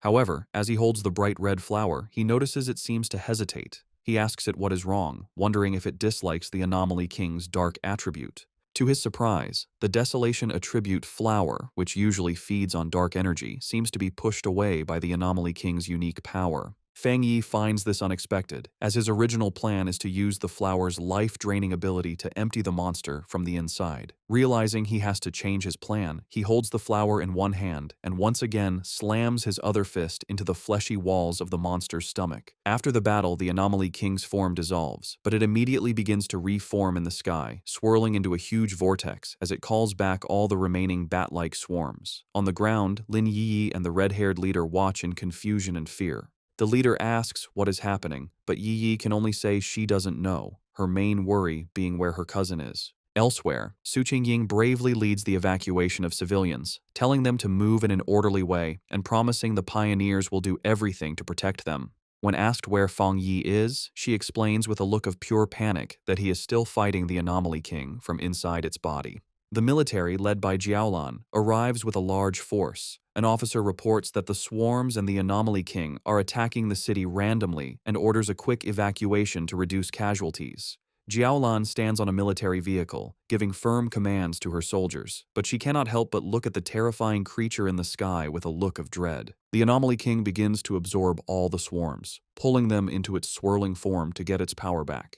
Inside the monster's stomach, Fang Yi is shocked by this, realizing the creature is far from beaten. As the monster begins to digest him, its powerful corrosive energy coming down on him, he feels his own power dissolving and his body being broken down. He notices the dark energy fading from around him and closes his eyes for a moment. When he opens them again, he is no longer inside the monster. He finds himself standing alone in the ruins of a completely destroyed city, with broken skyscrapers around him under a dark, threatening sky, leaving him to wonder where he is and what has just happened. In the ruined cityscape of the illusion, Fang Yi stands with a grim look. Behind him, a huge, shadowy beast with glowing red eyes begins to come out of the darkness. The monstrous creature immediately lunges forward, throwing a powerful punch down at Fang Yi. Fang Yi focuses his senses and realizes with concern that his spiritual power is gone. The beast continues its attack, bringing its huge fist down towards him once more. Leaping away with amazing agility, Fang Yi narrowly dodges the attack as the impact shatters the ground. He lands safely on a piece of rubble and realizes something important. He notes that even without his spiritual power, his body still feels strong from his training. He now understands the situation. This is an illusion created by the Anomaly King to trick him into thinking he has returned to his past life before he became a pioneer. The beast tries to crush him with a huge stomp, but Fang Yi once again leaps out of the way, dodging the attack. As he lands, he comes to a critical conclusion. The Anomaly King is not powerful enough to completely take his strength. Its power is not actually greater than his own. He understands that his abilities are not truly gone. Now, he just needs to figure out how to break through this mental block. He figures that every illusion must have a flaw, and that this flaw will be the Anomaly King's own weakness, which it will accidentally show. Just as he is planning, the beast moves with blinding speed, trapping him in its huge hand. The monster brings him close to its snarling face, its voice echoing as it tells the foolish human that once he enters this place, he will never be able to leave.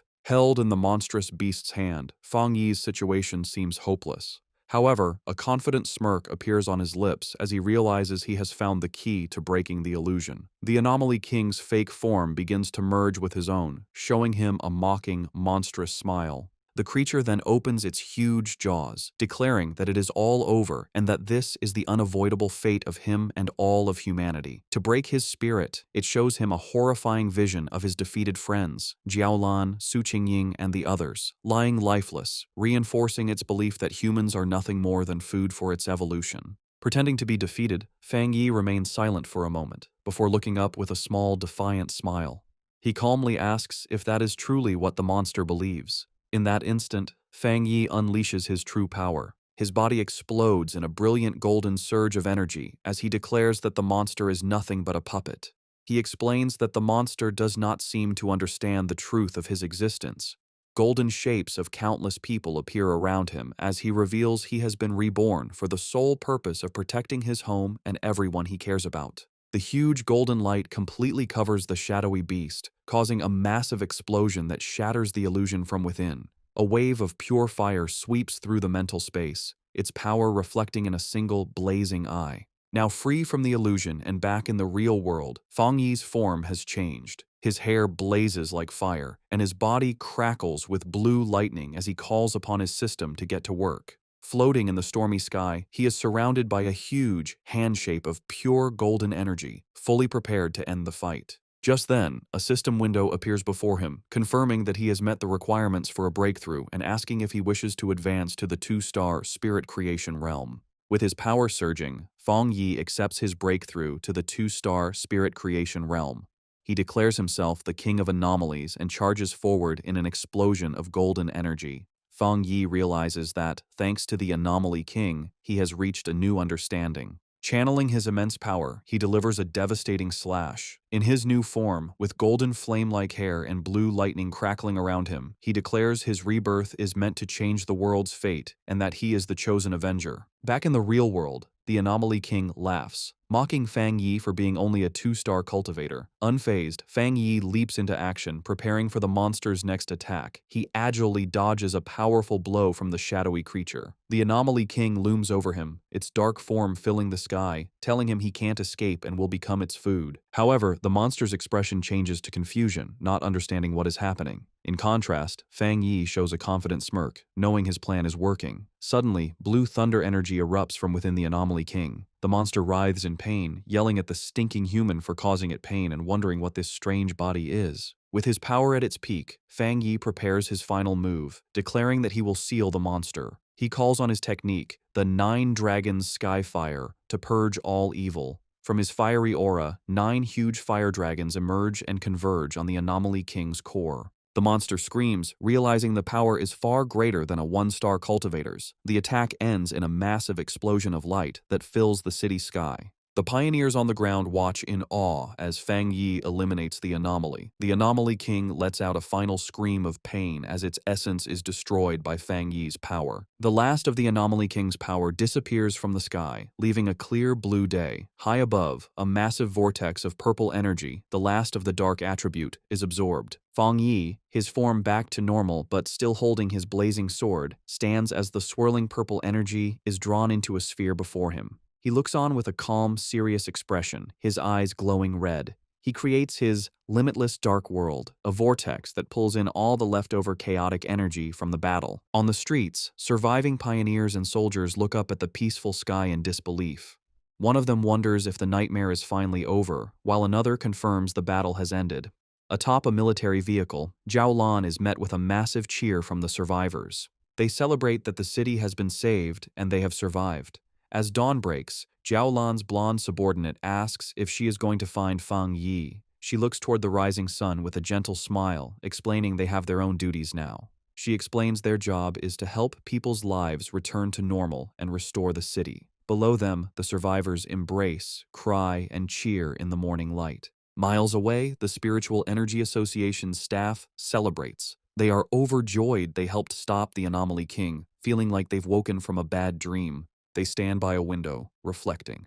They are relieved Fang Yi appeared and defeated the king, thinking that without him, they would have carried the shame of the city's fall. Elsewhere, Su Qingying and the association superior watch as paramedics carry injured pioneers. Su Qingying asks if the pioneers are still alive. The superior places a reassuring hand on her shoulder, confirming their medical centers were not destroyed and they can be treated. Su Qingying knows that without Fang Yi, they would have no chance to be treated. She wonders about his true identity and incredible power, always doing what others think is impossible. The superior agrees, saying the event they all saw makes it clear Fang Yi has reached the 2-star spirit creation realm. He is sure headquarters will act now, and someone else will try to contact him first. Su Qingying thinks about how much Fang Yi has grown. She once thought she could compete with him, but now he has completely surpassed her. She concludes he is a top genius in the entire Xia nation. The superior recalls the golden light and fire dragons that sealed the anomaly, an event everyone saw. He knows it will spark a lot of discussion and decides they must act quickly. A confused Su Qingying asks what he means.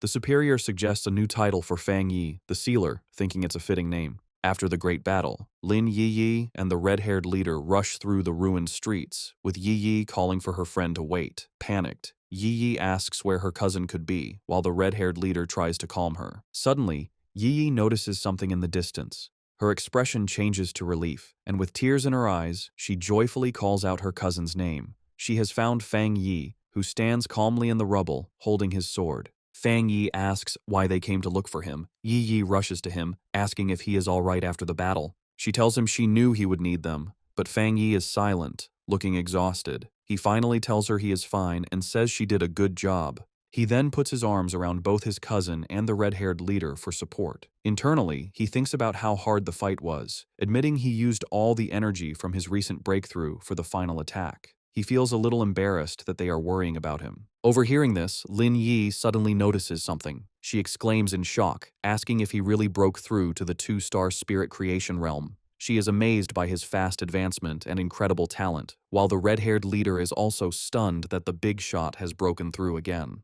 Meanwhile, news of the battle has spread. Online forums are filled with talk about the man who saved the city, the pioneer they now call the Sealer. People wonder who this mysterious person is, asking if he's a god for beating the Anomaly King with one slash when the association and military couldn't. They guess he might be part of a hidden organization, a secret weapon of the Xia nation. Elsewhere, Zhang Lu's red-haired friend points at a computer screen, sure that the person in the video is the one who defeated Zhang Lu. Zhang Lu watches the footage, filled with excitement.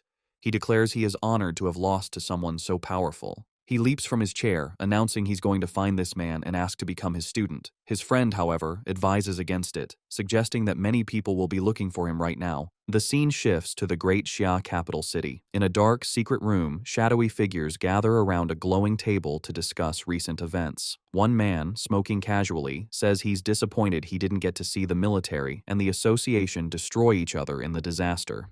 Another member suggests they find a pawn or assassin to deal with this new powerful figure. But a mysterious woman with long, sharp fingernails dismisses the idea.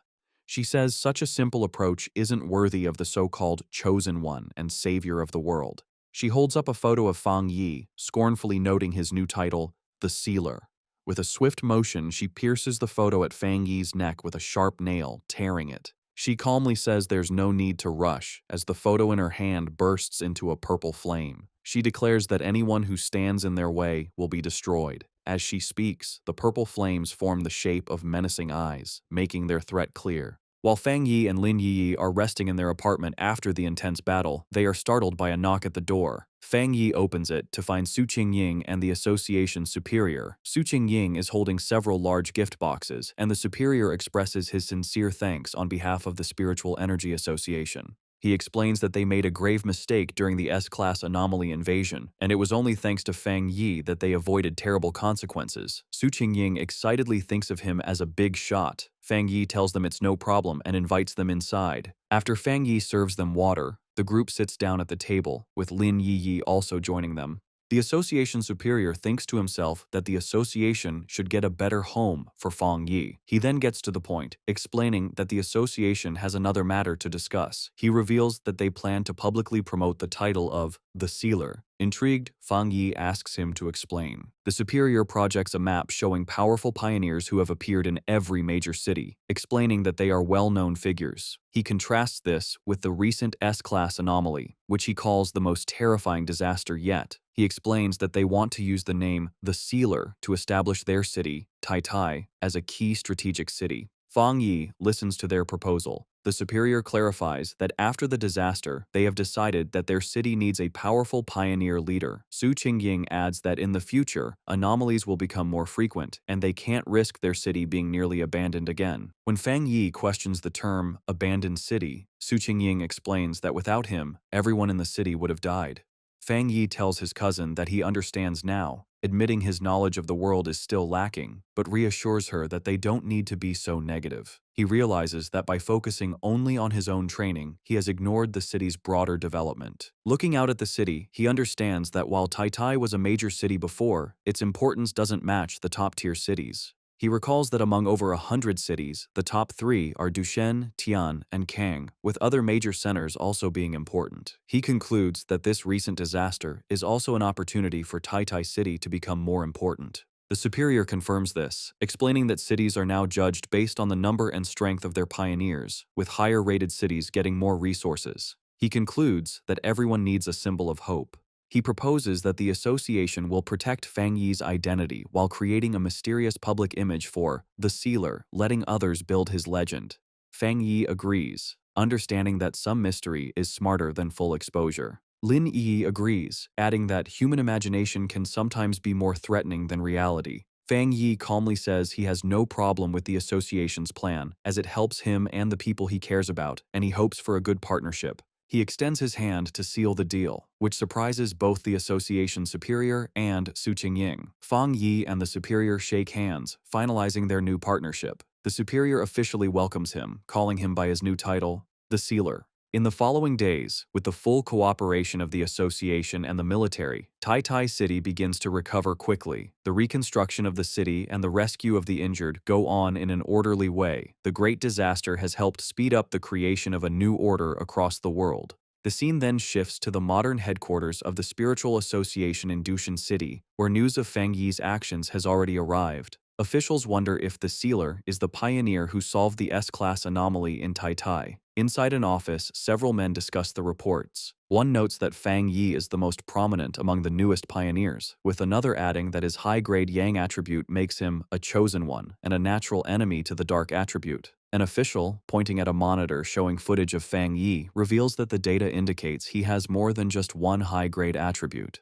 He reminds them of the viral Skyfire Slash video, which showed a high-grade fire attribute, and the military's codename for him, the Tyrant, which came from his high-grade Thunder attribute. His colleagues are stunned, but the man with glasses insists there is something even more incredible about him. Their discussion is interrupted by a woman with wavy blue hair and glasses, who asks if they are talking about the Sealer. She confidently asks to see the data they have on him. The men immediately recognize her and comply, pulling up his file on the main screen. As she studies the information, she thinks that with more pioneers emerging, and with someone like Fang Yi taking the lead, there will inevitably be many who will challenge his authority. Her glasses gleam with a determined light as she admits that even she wants to see his power for herself, thinking that she and the Sealer will probably meet very soon. The scene shifts to a modern library in Kong City, where people are quietly reading. Fang Yi's ex-girlfriend, Chu Qingli, is sitting at a desk working on her laptop when a young man nervously approaches her. With a blush, the man stutters as he tries to ask for her contact information, but Chu Qingli coldly interrupts him.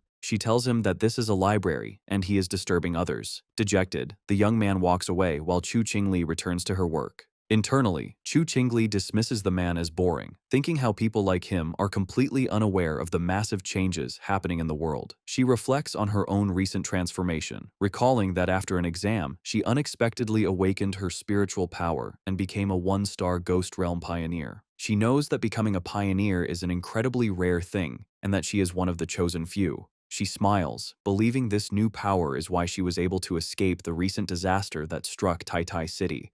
She scoffs at the idea of ordinary people trying to fight against anomalies. Her thoughts then drift to certain inferior guys, wondering what they could do in this dangerous new era. A flashback reminds her of Fang Yi telling another girl that he and Chu Qingli were just classmates. Chu Qingli grimaces, convinced that the old Fang Yi would have been quickly killed by the monsters during the invasion. She questions how she could have ever seen a similarity between a useless man like him and the incredibly talented Sealer. On her laptop, she looks at an article about the Sealer, thinking that he is 10,000 times better than her ex-boyfriend. With a confident expression, she decides that only a strong and handsome pioneer like him is worthy of being her partner. Meanwhile, Fang Yi is looking at a real estate brochure. He and his cousin Lin Yi, both dressed in stylish new outfits, stand ready for a day out. Fang Yi announces that they will be taking a break from training to find a new house. Lin Yi playfully asks if they are really not going to train, but Fang Yi explains that they need to balance their training with rest. He mentions that the association's suggestion to improve their living standard was a good one. Yi realizes the idea came from Su Qingying, who had told her their living conditions needed an upgrade and that she would go house hunting with them. Yi is thrilled, amazed that Captain Su has such resources, and was casually offering to give them 2 high-end houses. As Fang Yi and Lin Yi are enjoying their day off house hunting, a strange, bad-smelling green vapor begins to float around them. Yi asks her cousin if he can smell the stench, and Fang Yi agrees, comparing it to the smell of a sewer. His expression suddenly hardens as he realizes the smell is not an accident and that someone is following them.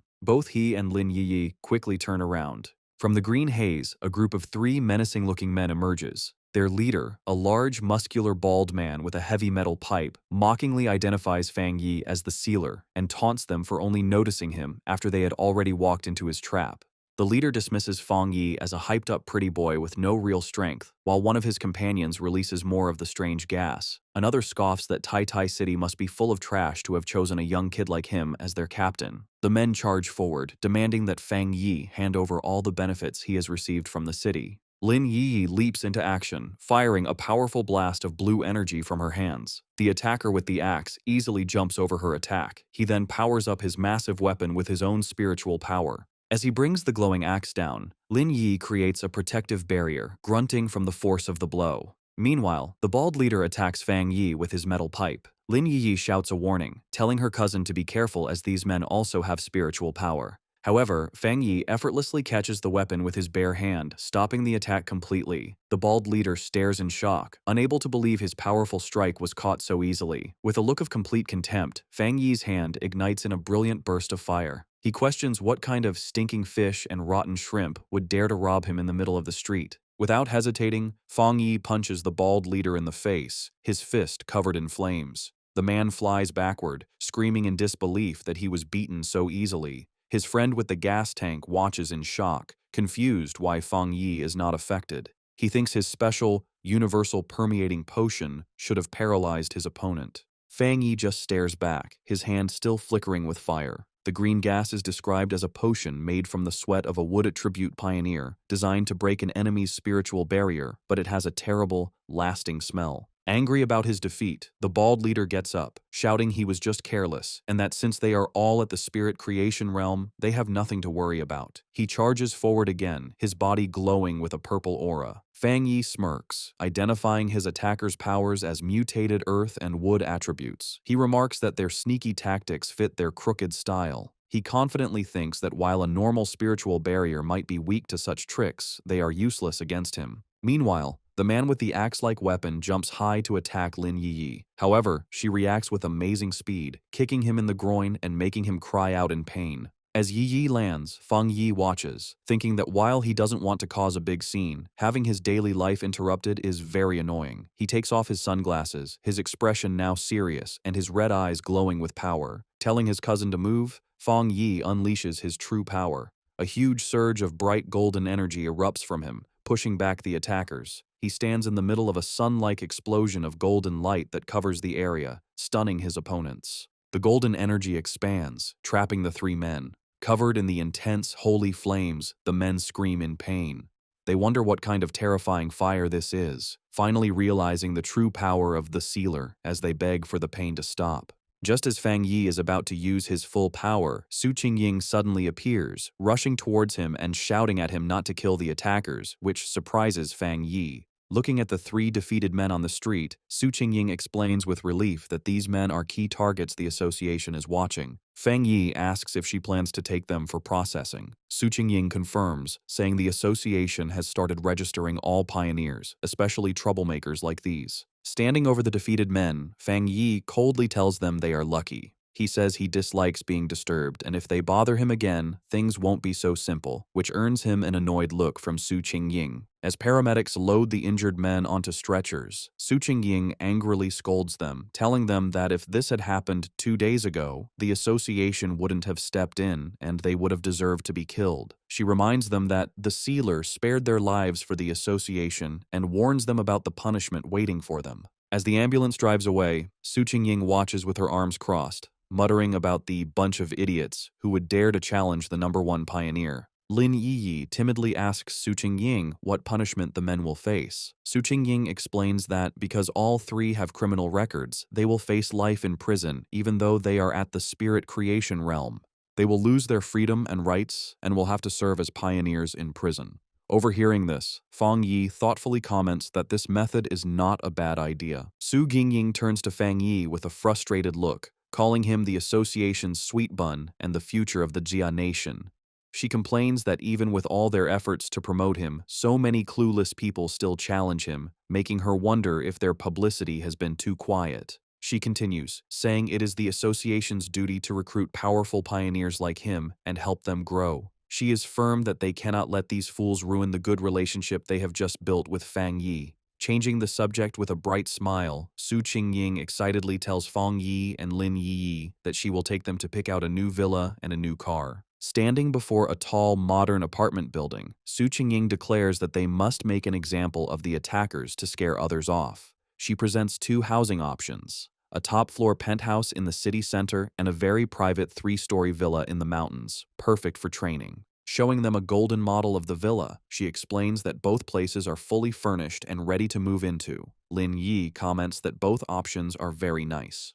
With a confident smile, Fang Yi simply holds up 2 fingers and says he will take both. His decision leaves both Lin Yiyi and Su Qingying speechless. Fang Yi playfully asks if it's possible, saying he trusts Captain Su's sincerity. Flustered but happy, Su Qingying quickly agrees, assuring him it's no problem. Afterward, the 3 of them visit a luxury car dealership. Su Qingying explains that the association has a partnership with the showroom and they can choose any car they like. While looking at cars, people comment on Lin Yi's fair skin and elegant look. From outside, a group of men watch them, noting that even though his clothes are ordinary, it is Fang Yi who stands out. They wonder if he is the son of someone important. Inside, Chu Qingli's friend is also present, and the others guess that Fang Yi is buying a car for his girlfriend. Chu Qingli's friend is shocked when she recognizes him. She remembers he is Chu Qingli's ex-boyfriend, the same young man the university principal had personally greeted.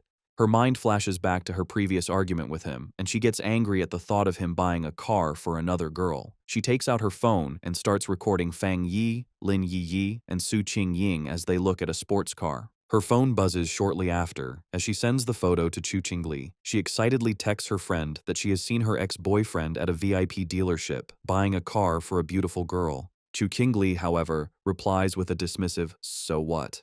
trying to seem like she doesn't care. Sitting in a lecture hall, Chu Qingli is clearly bothered. She wonders where Fang Yi got the money, scornfully thinking he must have been lucky to survive the disaster and is now being kept by someone wealthy. A cold smile appears on her face as she thinks that the gap between them is too big to overcome. As she confidently walks through the lecture hall, she thinks that once she reaches the top of the pioneer world, such things will be beneath her, dismissing him as a vulgar fool. Having chosen their new home, Fang Yi and Lin Yiyi arrive at the modern villa. Yiyi is thrilled, running up the stairs and shouting in disbelief that they actually have a real villa. Inside the fancy living room, she looks around in awe. Fang Yi, carrying their bags, playfully tells her to wipe her drool, reminding her they also have the penthouse in the city. Filled with excitement, Yi Yi announces she is going to check out the upstairs, running up the grand staircase while Fang Yi watches with a fond smile, thinking how childlike she is acting. As he watches her go, his thoughts turn more serious. He thinks that she is finally acting her age. His mind drifts to a vision from his past life, a memory of a fallen pioneer, and he realizes that before his rebirth, he had never seen his cousin again. He assumes she must have been a trusted pioneer who died in the line of duty. With quiet determination, he vows that this time, he will not let her die again. His thoughts are interrupted by his phone ringing. The caller ID shows the name Zhao Lan. He answers the call, and Zhao Lan's voice congratulates him on his promotion to Captain Fang. She teasingly mentions hearing that the association recently gifted him 2 houses. Lounging on a sofa, Fang Yi replies with a smirk that he thinks it's a good habit they should continue.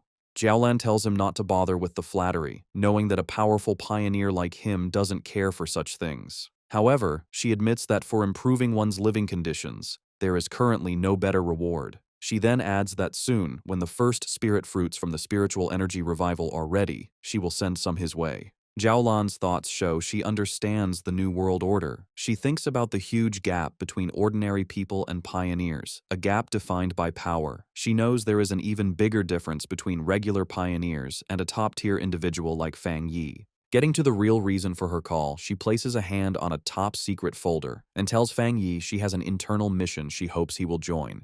Fang Yi immediately understands and tells her to explain. Jiaolan asks if he knows of the Tianbao building in Kang City.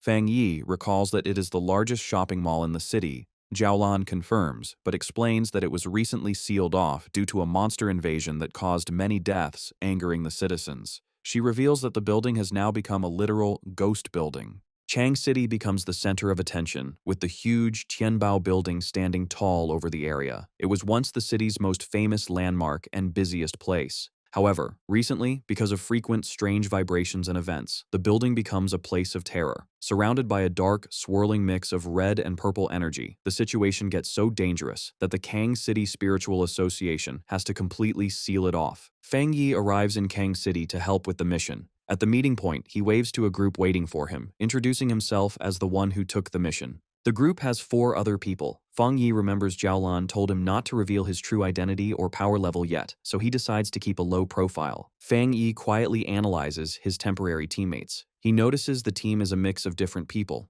He guesses that 2 of them are from the military because of their clothes. The other 2, a serious-looking man with gray hair and a woman with short purple hair, introduce themselves as members of the Kang City Spiritual Association. They say Officer Jiaolan has already talked to them and that they will be working together. The group gets into an armored vehicle and drives through a heavy rainstorm toward the sealed building. Inside the car, it is tense. The brown-haired guy is driving, and the blonde girl in the passenger seat looks nervous. She breaks the silence, suggesting that since they don't know each other's strengths, they should agree to help each other once they enter the danger zone. In the back seat, it is even more awkward. Fang Yi sits casually next to the serious man and the short-haired woman, who are crossing their arms and staying quiet. Fang Yi rests his chin on his hand, thinking the team is messy, and the quality of the association members in Kang City seems low. The serious man in the back glares at Fang Yi. He leans over and whispers to the short-haired woman, questioning if this young guy is really the powerful expert that Sister Lan, Jiao Lan, promised to send. He is doubtful because Fang Yi looks too thin, like a student. He notices that Fang Yi isn't wearing an official device, and his power is completely hidden. However, the short-haired woman stares at Fang Yi with a shocked look. Her mind flashes to the rumors of a legendary figure surrounded by flames. She wonders if this student could actually be the Sealer, the godlike figure who single-handedly stopped a natural disaster. But looking at his young age, she finds it hard to believe. The short-haired, purple-haired woman stares at Fang Yi with great interest. She connects the dots, realizing this young student matches the description of the legendary figure with 3 rare high-level powers who sealed the King of Anomalies. She is now almost sure he is the Sealer. Meanwhile, at the Star God Warzone office, the phone rings. Jiaolan answers and gets terrible news. The Tianbao building has completely fallen. The voice on the other end reports that they have lost contact with everyone inside. The anomaly level has shot up to 12,000, and there are 53 confirmed deaths. Jiaolan looks stressed, realizing the situation is getting worse faster than they thought. However, she promises that the person she sent, Fang Yi, will be fine. She ends the call firmly, saying that since the mission was handed over to them, no more questions should be asked. Back in Kong City, the Tianbao building is surrounded by a terrifying, swirling mix of red and purple energy. The armored vehicle arrives, and the team steps out into a heavy, unnatural rain that looks like blood. Fang Yi observes the area with a serious look, noting the situation is bad and the creatures inside seem much stronger than what he has faced before. The group looks up at the massive skyscraper. The outside is covered in dark stains. Fang Yi points them out, and the team realizes the entire side of the building is covered in huge splashes of blood. The short-haired woman tells Fang Yi that the building has 40 floors and is the tallest in the city. While many were evacuated, the narrow inside makes it hard. Fang Yi realizes that some people didn't cooperate before the lockdown, meaning many civilians are still trapped inside. Fang Yi asks if there is a way to contact the people inside. The brown-haired driver says it is impossible. No news has come out since the anomaly started. He reveals that he helped on the second day of the lockdown. The driver remembers the building looked like a dead zone, aging decades in moments. He describes the horror of seeing chopped-up body parts falling from the windows, chewed on by monsters. He explains that in less than a week, the building's dark aura has grown heavier. Hearing this, Fang Yi turns to the group with a sharp, critical look. He confronts them, realizing that since they have no contact with the inside, their death count of 53 is just a guess based on the body parts they found outside. He coldly scolds the Kang City Spiritual Association for being too casual. The driver sweats nervously, stammering that they had no other choice. Fang Yi thinks about the grim reality, realizing the death numbers from the association are likely much lower than the truth. He reasons that for ordinary people, an anomaly is a world-ending event. In a closed space, they are like sheep waiting to be killed with no escape. Deciding to waste no more time, Fang Yi orders the team to enter the building immediately. He explains that some anomalies evolve by eating humans, meaning a higher death count will lead to stronger monsters inside. However, his leadership is immediately challenged. The serious gray-haired man grabs Fang Yi's shoulder, stopping him. While acknowledging the military's order to follow Fang Yi, the man demands that Fang Yi first explain his plan before they rush in. Fang Yi turns to look at him coldly, asking what plan there is to discuss when they are blind to the situation inside. He insists they have to go in to investigate first. The gray-haired man is not satisfied. He argues that everyone there has experience with anomalies, and that, as the commander, Fang Yi should at least know their abilities. He starts to criticize Fang Yi, pointing out that he hasn't even joined the official organization and lacks training. The argument is cut short when the short-haired, purple-haired woman steps in, looking angry. She pushes past the men, telling the gray-haired man to be quiet because they are short on time. She reminds him that Fang Yi took this mission because Officer Zhao Lan recommended him, meaning questioning Fang Yi is like questioning a high-ranking officer. Fang Yi watches, silently, thinking to himself that fighting among themselves is the worst thing to do before a mission. Without arguing further, he turns and walks into the dark entrance, coldly telling them that if they don't want to enter, they should stay behind. The team, including the hesitant members, quickly follows him. The group enters the Tianbao building and finds it completely destroyed and spooky. Cars are crushed and trash is everywhere, but the blonde girl notices something strange. Despite the destruction, there is no sound. Suddenly, a dark shadow swoops down from the high ceiling. The serious gray-haired man senses something and looks up, confused. Before he can react, a terrifying green-eyed monster descends from the darkness, screaming as it ambushes him. Fang Yi reacts instantly and summons his sword that immediately bursts into intense flames. With a fierce swing, he sends a wave of fire at the descending monster, his expression cold and focused. The creature doesn't stand a chance. In a split second, it is sliced into pieces by a flash of light and sword beams. Fang Yi lands gracefully, posing with his flaming sword, as the monster behind him is completely destroyed. The serious gray-haired man and the short-haired, purple-haired woman are stunned. They can barely believe the fight ended the moment it began. The woman stares in shock at the massive blade of fire in Fang Yi's hand, wondering where he got such a powerful weapon. Ignoring their shock, Fang Yi crouches down to inspect the creature's remains. He grabs a piece of the body to examine it. Standing up, he analyzes the monster, noting it looks like a twisted mix of a bird and a gecko. He grimly concludes that based on the high level of mutation, this creature has already eaten a lot of humans. The short-haired, purple-haired woman looks closer at the body and has a terrifying realization. She identifies the dead creature as an A+ grade anomaly. The team is terrified by the fact that Fang Yi has just instantly killed a monster that would usually take a full team of elite pioneers to handle. As the smoke from the dead monster clears, the purple-haired woman and the gray-haired man are left in shock. The woman realizes Fang Yi's power is much stronger than the one-star spirit creation realm, and the gray-haired man sweats nervously, realizing Fang Yi could have easily killed him. The brown-haired man admits he was wrong, saying he didn't expect this young man to be the legendary sealer. He always thought the sealer was an old expert who never put down his sword. Fang Yi turns his back to them, his sword still on fire. He explains that after he advanced, he combined his spiritual power with his sword, turning it into a spirit weapon he can summon and shape whenever he wants. He humbly suggests he isn't the only one who can do this. With the team's doubt gone, replaced by trust and fear, Fang Yi tells everyone to move faster. The purple-haired woman says she's relieved Fang Yi is on their team as they follow him deeper into the dark building. To light their way, Fang Yi summons a ball of fire in his hand and leads the group down a dark, narrow hallway, holding the fire like a torch. They reach a staircase that is completely covered in blood. Looking at the horrible scene, Fang Yi grimly figures out that the situation is much worse than the official report said. Based on the amount of blood, he guesses there are at least 500 dead, not just 53. Suddenly, Fang Yi's expression gets sharp, his red eyes glowing as he senses something is wrong.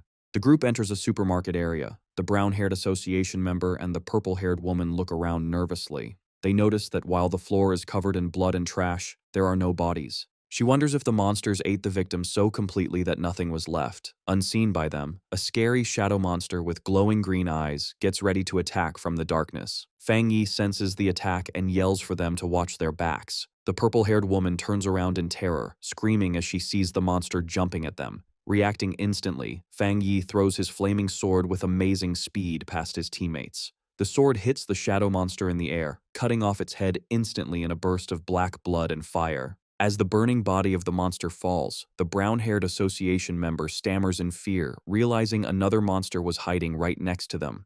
Fang Yi stands calmly in the middle of the flames. He looks at his teammates with a serious expression and asks if they really didn't sense something was wrong, showing the difference in their awareness. Fang Yi looks at his flaming hand and analyzes the situation. He tells the gray-haired man that even though the two monsters they just killed were strong, there weren't enough of them to have trapped and killed the previous rescue team. A thought hits him, and he suggests that the place they are in might not be the real Tianbao building. The team stands in the dark, blood-stained hallway, looking confused. The gray-haired man and the blonde girl ask him what he means. Fang Yi explains that even though the hallway is full of blood, the smell is wrong. He points out that the strong smell comes from the dark attribute and monsters, but there's no smell of dead bodies. He decides he needs to test his guess. The purple-haired woman watches anxiously as Fang Yi prepares to use a powerful technique. She agrees with what he said, noting that the place feels empty, as if no living thing has ever been there. Fang Yi guesses that this place is just a simple, empty copy created by the monster.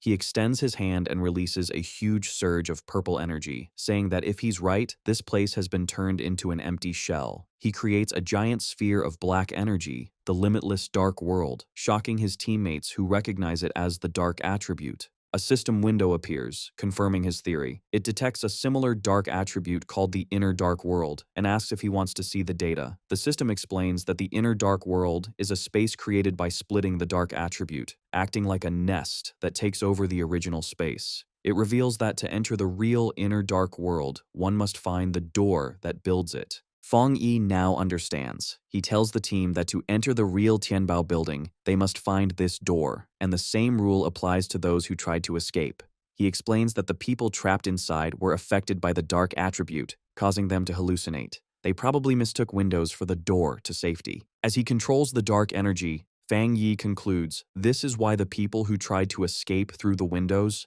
ended up dead. The purple-haired woman realizes with horror that the victims were tricked by the dark attribute until they died. She asks Fang Yi if their next step is to find the door. The situation gets worse instantly, as Fang Yi's system warns that the hostile, dark inner world has been drawn to him and has fully appeared. Fang Yi is shocked by its sudden arrival, as a huge blast of purple energy comes down from above, crushing the team. The brown-haired association member and the blonde girl immediately fall under the pressure, holding their heads in pain. They scream that their spiritual defenses are failing. Fang Yi's eyes glow with intense power, one red, one golden, as he glares at the energy. He instantly summons a barrier, creating a powerful dome of golden light to protect his teammates. Inside the barrier, the blonde girl and the brown-haired association member gasp for breath, relieved the pain has stopped. They look up at Fang Yi in awe, realizing that while they were almost knocked out, the sealer is completely unharmed. They admit to themselves that the dark energy nearly killed them without even hitting them directly, and without Fang Yi, they wouldn't have survived.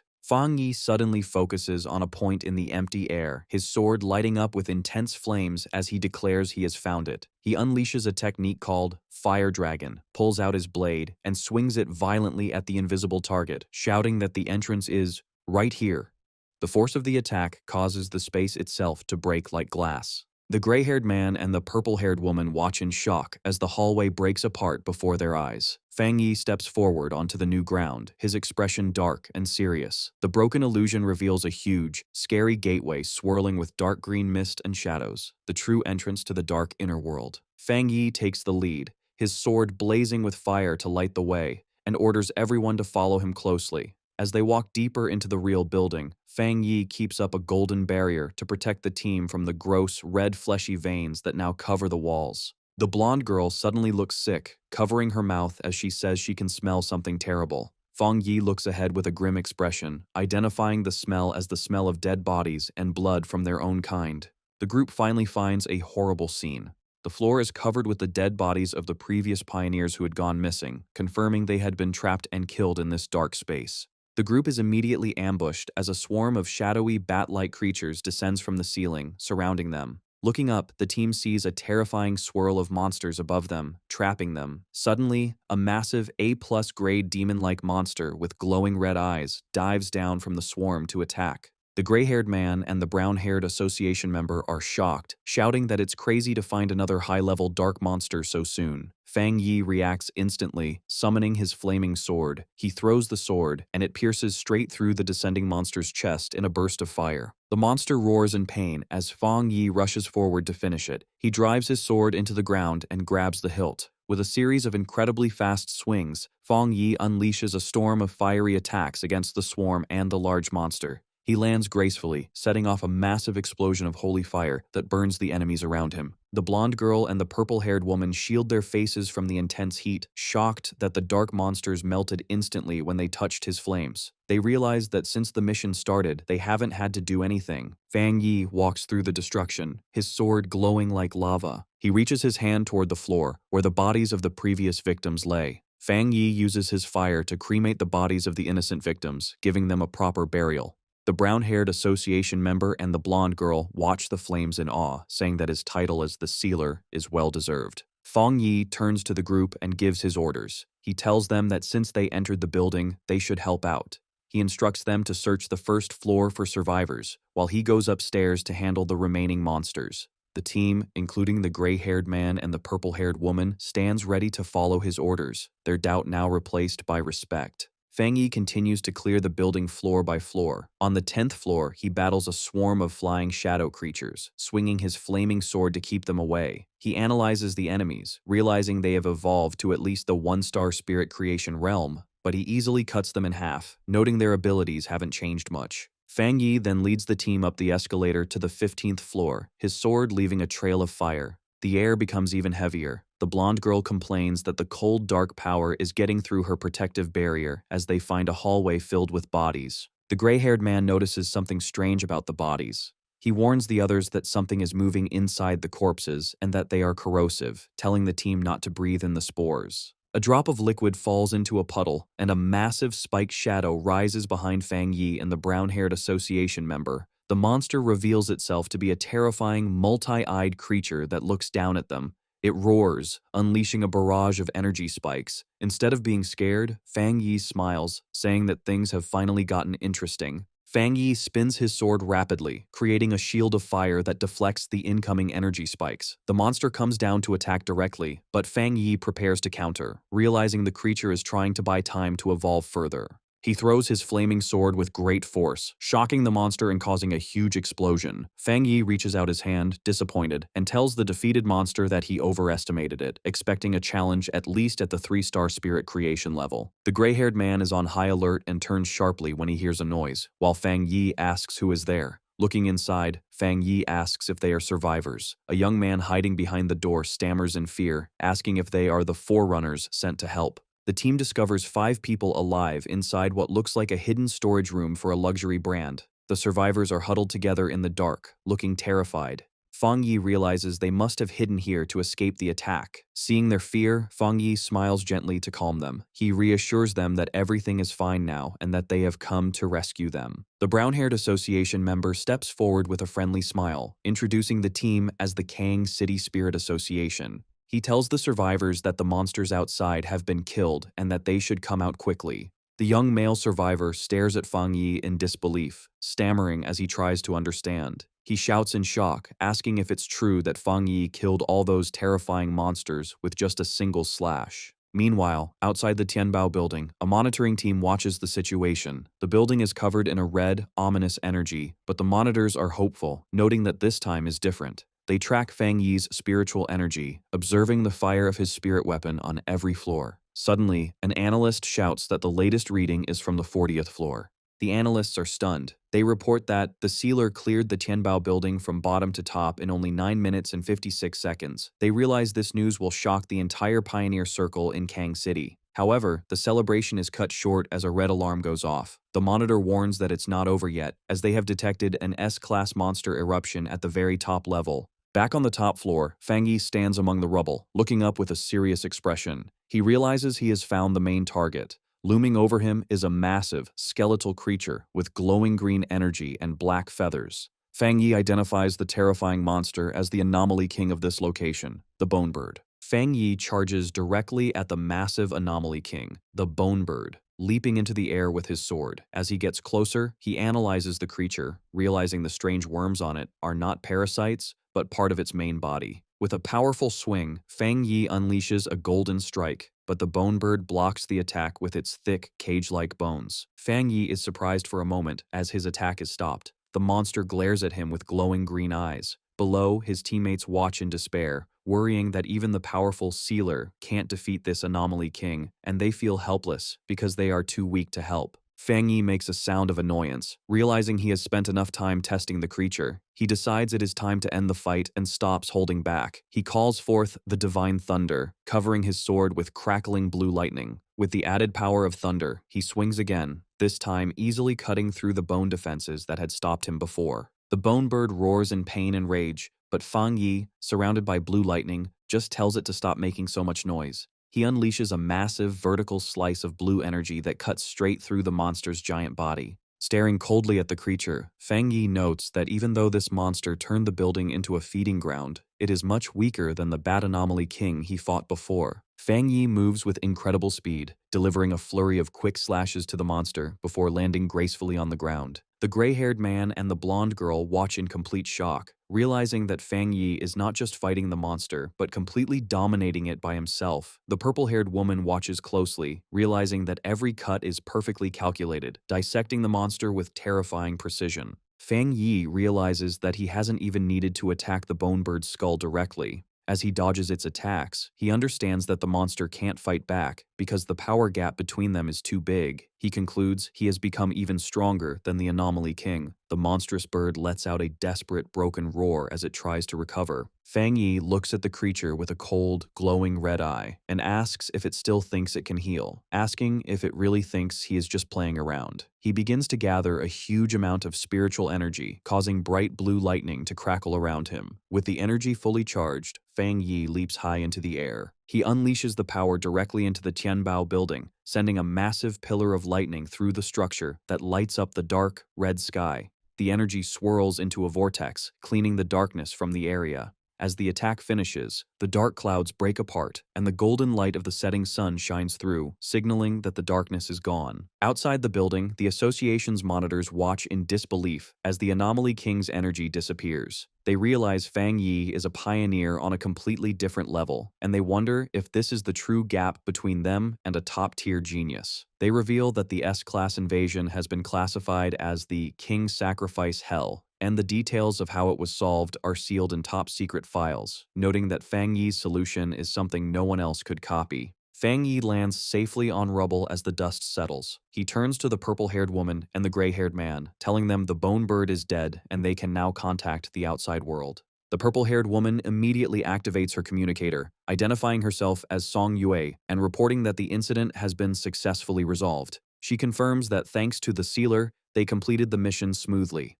As she speaks, Fang Yi walks away toward the exit. She expresses hope that the Kang City Spirit Association will cooperate and be grateful for his help. Suddenly, the purple-haired woman looks shocked by what she hears on the communicator. She asks about a Kang City captain who was just elected, angrily asking why he is coming now that the mission is finished. A streak of light flies through the city toward them. The voice on the communicator explains that the captain learned the sealer was there. They tried to stop him, but he is too arrogant to listen. The purple-haired woman is furious, arguing that the mission was given to the military zone and they are responsible for the Tai captain. She declares they need to send Fang Yi away immediately, seeing the new captain's arrival as a challenge. As Fang Yi walks down a staircase, the purple-haired woman states that the sealer is the most important captain recommended by their zone and warns that anyone who challenges him will face the consequences. Fang Yi walks out of the Tianbao building, looking to leave now that the battle is over. He pauses, confused, as he senses something approaching quickly from above. A figure comes down from the sky with great speed, crashing toward him. The attacker lands with a powerful impact, holding an energy weapon. He introduces himself as Yue Fengjiang, the new captain of Kang City, and aggressively asks if Fang Yi is the sealer from Tai City. Fang Yi stands his ground, staring back coldly. Ye Fengjiang gets in his face, analyzing him. He mistakenly thinks Fang Yi is a wind attribute pioneer, but notes that Fang Yi is hiding his power, guessing he is at least at the spirit creation realm. Yue Fengjiang changes his energy weapon into a claw and attacks. Fang Yi draws his flaming sword and they begin a fast-paced duel. The captain leaps high for a crushing blow, forcing Fang Yi to dodge as he lands heavily on the street. Yue Fengjiang looks down on Fang Yi, thinking he is just a brat. He decides to use this fight to establish his own reputation and his family's dominance. Outwardly, he laughs arrogantly. He thanks Fang Yi for solving the crisis, but then accuses him of overstepping his boundaries, lecturing him about rules and seniority. Fang Yi, not impressed, explains that he only came because the military asked for help, and there was no captain when he arrived. He coldly asks what this new captain wants from him. Yue Fengjiang smirks, claiming he is a man of excellent style and has no bad intentions. However, he reveals his true greedy reason. He wants to borrow Fang Yi's powerful sword. He begins to gather dark energy in his hands. Surrounded by a purple and white aura, Yue Fengjiang threatens Fang Yi, saying that if he doesn't comply, he will never leave Kang City. Fang Yi remains completely calm. He smiles, finding the demand ridiculous, while Yue Fengjiang looks at him with a twisted, excited expression. Fang Yi decides to end the conversation. He summons his full power, unsheathing his sword as flames erupt around him. Yue Fengjiang is shocked by the sudden and huge spike in Fang Yi's power. With his eyes glowing and his aura flaring, Fang Yi mocks the captain's request to borrow his weapon, saying he will borrow the captain's entire family instead, signaling he is about to beat him severely. Fang Yi starts the battle with a powerful fire slash. Yue Fengjiang dodges the attack with incredible speed. Instead of being scared, he smiles and says the fight is getting interesting. Nearby, the purple-haired woman, Song Yue, realizes the fight has cut off their signal again. She urgently tells her team they must leave immediately to tell the military and their bosses, and to get the survivors to safety. Fang Yi, surrounded by flames, gives them a stern warning. He gives them 10 minutes to leave, hinting that if they stay, they might see a captain die. The brown-haired association member tries to warn him, but Song Yue quickly covers his mouth. She shouts that she understands and drags him away to keep them safe. As the group runs away, Song Yue complains angrily that Yue Fengjiang is causing trouble right after he got elected. Her teammates agree that it might be good for the sealer to teach their arrogant captain a lesson. With the others gone, Fang Yi glares at his opponent and holds out his hand. He unleashes a powerful thunderbolt at Yue Fengjiang. The captain deflects the lightning with his weapon, but the force is huge. Yue Fengjiang shouts a challenge, telling Fang Yi that if he wants to kill him, he should stop holding back and use 100% of his power. Fang Yi responds by landing a heavy attack that sends shockwaves through the area. A massive explosion erupts behind Yue Fengjiang, destroying the nearby buildings. Yue Fengjiang slides backward to regain his balance, thinking the sensation he just felt was terrifying. Sweat runs down his face as he looks at Fang Yi. He realizes Fang Yi's yang power is incredibly strong and explosive. For the first time, the arrogant captain admits to himself that his body feels fear. Fang Yi stands in the raging flames, his figure dark with glowing red eyes. He smirks at Yue Fengjiang's earlier taunt about using full power. He coolly replies that if he were to use 100% of his power, he is afraid Yue Fengjiang wouldn't even last 10 minutes. Yue Fengjiang smiles confidently. He laughs like a maniac, convinced the power is in the sword itself. He believes it is a new secret weapon from the Spirit Association, and that Fang Yi is just lucky to have it. Fang Yi stays silent, staring at him with a cold, unimpressed look. In Yue Fengjiang's mind, he imagines the weapon in a containment tube, believing it holds terrifying power. He is jealous that such a special prototype was given to this kid. He grabs his chest, deciding his trip to the city was worth it because he has found a treasure to steal. Filled with greed, Yue Fengjiang tears off his shirt with a surge of purple energy. He arrogantly calls Fang Yi a mere 2-star cultivator and demands he hand over the knife. He threatens to kill him to take it, shouting that Fang Yi still hasn't shown enough power to impress him. Meanwhile, at the Tai Tai Spirit Association headquarters, the mood is tense. The superior slams his hands on the table, furious to learn that the Kang City captain has started a fight with their captain, Fang Yi. Su Gingying looks worried as the superior sweats, realizing how serious the situation is. She points out that the Sealer was invited by the Star God War Zone, meaning this conflict involves high-level military politics. The superior is confused when his assistant whispers an update, asking him to repeat the absurd news. The assistant explains that they contacted Kang City, but the other side arrogantly replied that if the fight isn't stopped in 10 minutes, the situation will be irreversible, thinking Fang Yi is the one in danger. The Kang City officials believe that since they are the third-ranked city, their captain is better and will not lose. The Tai Tai officials are shocked and insulted that Kang City is looking down on them. The superior slams his fist down again, calling the Kang City officials fools. He realizes they think sealing a top-level monster is easy and have completely underestimated Fang Yi. The assistant adds that the Kang City captain is rumored to have just reached the 3-star rank and is supported by a huge family with endless resources. Looking out the window, the superior scoffs at the mention of the 3-star rank. With a serious look, he explains that the Sealer has multiple top-level powers and his true fighting ability is far beyond his visible rank. He grimly concludes that because Kang City didn't experience the King's Sacrifice Hell, they don't understand the true meaning of Fang Yi's title. He predicts that the Kang City captain won't just lose, he might even die. Back at the battle, Fang Yi prepares a devastating punch, his red eye glowing. He lands a brutal punch on Yue Fengjiang's face, sending blood and teeth flying and shattering the arrogant captain's defense. The battle continues in the sky above the city. Yue Fengjiang is confused because his attacks have no effect on Fang Yi's flames, wondering why the fire blade is endless. As they fight, Yue Fengjiang realizes with horror that his spiritual power is disappearing on contact, as if it's sinking into the sea. He is overwhelmed by Fang Yi's constant attacks. Suddenly, Fang Yi appears right next to Yue Fengjiang's face, coldly whispering that they have arrived. Yue Fengjiang turns and is shocked to see the Kang City Spirit Association building right next to them. Fang Yi looms over him with a terrifying presence. He tells the captain that out of respect for the city and the military, he is giving him one last chance. Before Yue Fengjiang can respond, Fang Yi delivers a powerful kick that sends the captain flying down. Fang Yi doesn't stop.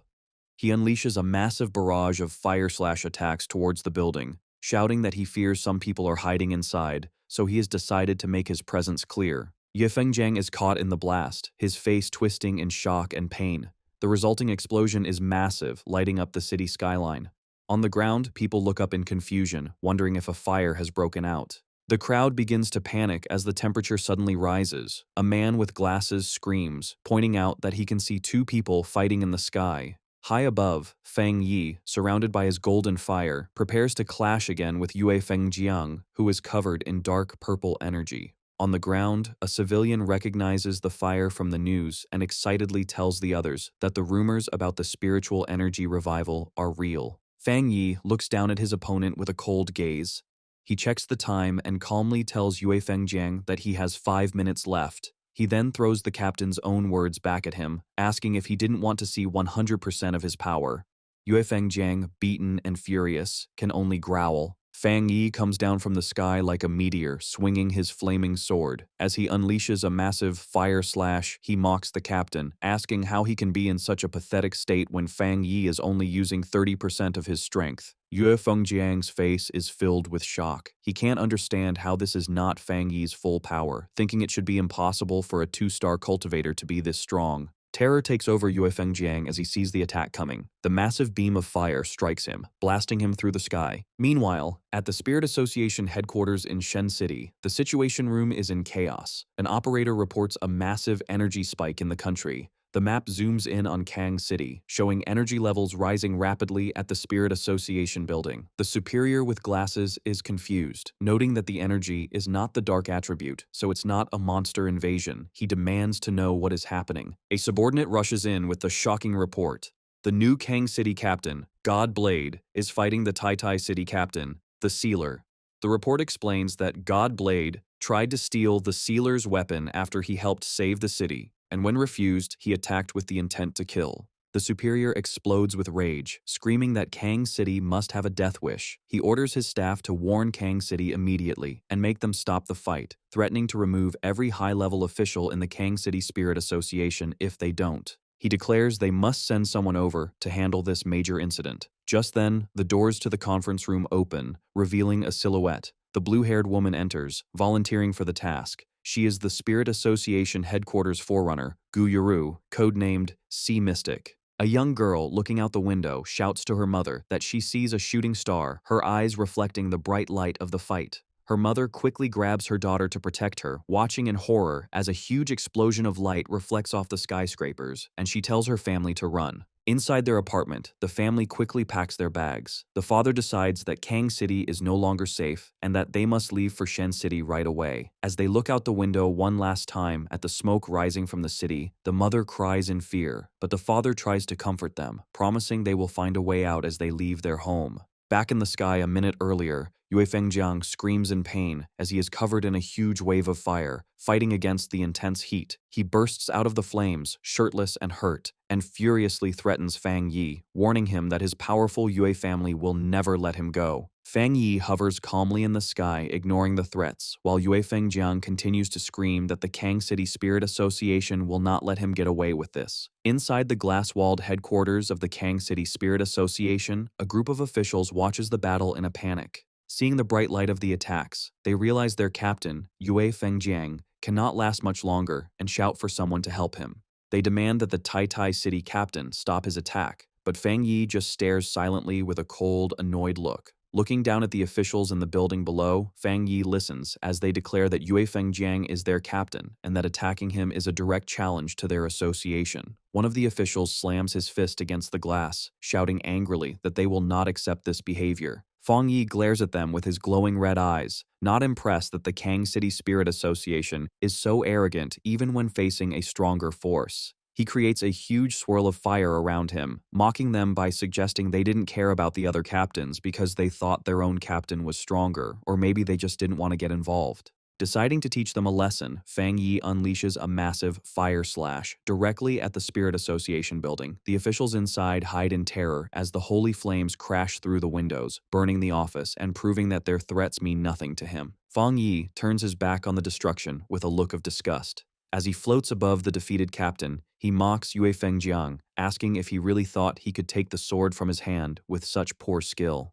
The battle reaches its peak as Yue Fengjiang, the arrogant captain, is left tired and bleeding, breathing heavily as he reaches his limit. High in the sky, Fang Yi challenges him to see if he can handle his attack and throws his flaming sword straight down at him like a meteor. Instead of dodging, Yue Fengjiang smiles with greed and rushes forward to catch the blade, mocking the local association for being useless while believing that only he deserves such a powerful treasure. His face twists into a crazy expression as he screams that this treasure belongs only to him. Fang Yi watches him with a cold, glowing red eye, thinking that he will never understand pioneers who use their power to rob and kill for things that don't belong to them. He thinks that these types of people are just like common criminals and that their existence is one of the reasons humanity faces destruction. With a final glare, Fang Yi decides that he must end this situation for good, while Yue Fengjiang rushes toward his death with pure excitement.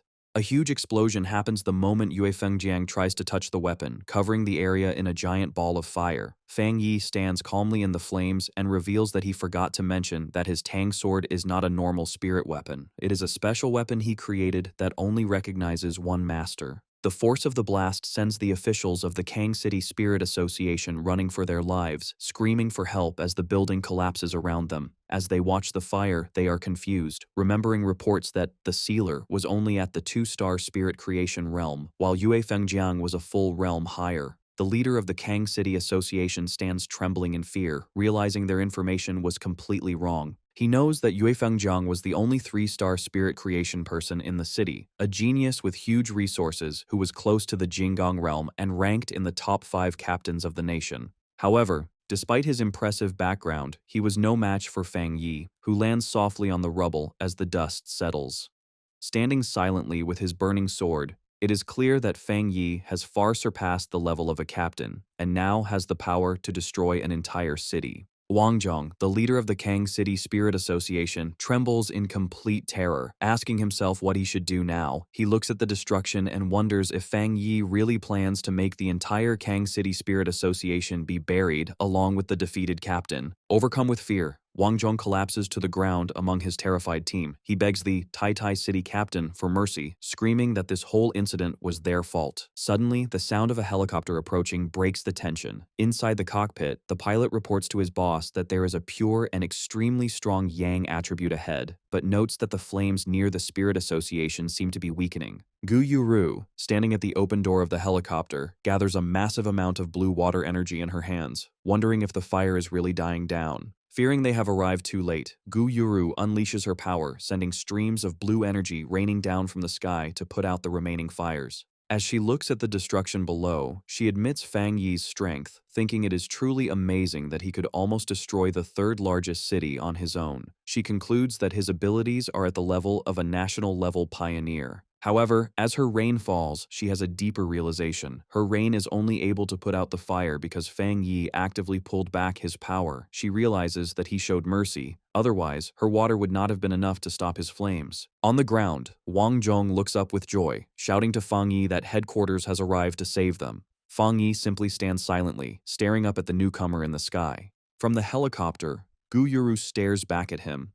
As a water attribute pioneer herself, she senses that Fang Yi's pure power is far greater than what Yue Fengjiang had, ranking him among the top pioneers she has ever met. Suddenly, Gu Yuru's expression changes to one of surprise as she notices something specific. She focuses her gaze on the flaming Tang sword in Fang Yi's hand. Analyzing the pure power and fusion level of the weapon, she knows from her information that the Tai City Spirit Association does not have the technology to develop such an advanced spirit weapon. As Fang Yi calmly puts his sword away, absorbing the flames back into his body, Gu Yuru comes to the only possible conclusion: that spirit weapon was created by Fang Yi himself. Wang Zhong, feeling brave with the arrival of the helicopter, points an accusing finger at Fang Yi. He demands to know if the sealer really needs to be so ruthless, and asks how he plans to explain his actions now that someone from headquarters has arrived. Fang Yi glares at him with terrifying intensity. He coldly reminds the official that he gave them 10 minutes to solve the situation, but they failed to give him any explanation. Turning away, Fang Yi concludes that their silence means they agreed that their own captain deserved to die. Suddenly, Fang Yi releases a massive surge of fiery energy that surrounds the terrified officials. He warns them that if they dare speak to him in such a disrespectful way again, he will kill them all along with their fallen captain. Just then, Gu Yuru comes down from the sky, surrounded by swirling blue water energy. She calls out to the Tai City captain to stop his aggressive behavior. Fang Yi turns his head silently to face the new arrival. Wang Zhong is overjoyed, thinking that Fang Yi is finally in trouble. He thinks that no matter how strong the sealer is, he cannot simply kill a city captain and get away with it. He believes that if this is not punished, captains everywhere would be in danger. Gu Yuru lands and introduces herself. She sternly asks how they are supposed to manage the spirit associations in different regions if such chaos is allowed.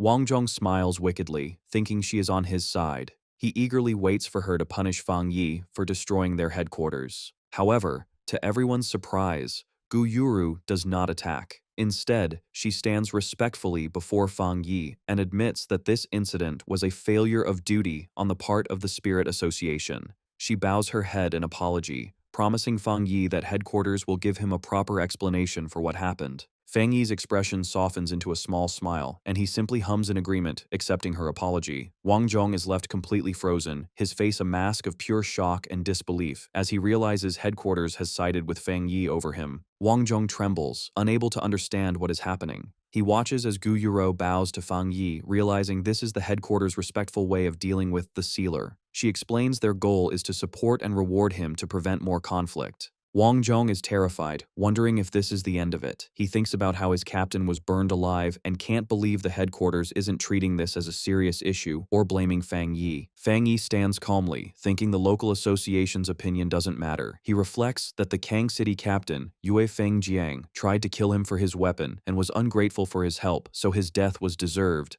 Gu Yuru walks over to the scared officials. She coldly asks why they did not stop the fighting, calling them arrogant fools. She then asks who is in charge of the Kang City Spirit Association, and Wang Zhong nervously raises his hand. Wang Zhong tries to smile as Gu Yuro gives him his orders. She tells them they have 3 days to calm the public in Kang City and come up with a good excuse to cover up the news of the battle. Her face then turns icy as she gives them their punishment. She announces that after 3 days, all of them will be fired and headquarters will send new people to take over Kang City. The officials are shocked. Gu Yuru gives a final warning that if they fail, they will face the full consequences. Fang Yi watches from a distance, surprised. He admits he didn't expect the Spirit Association headquarters to fire the entire staff of Kang City just to please him.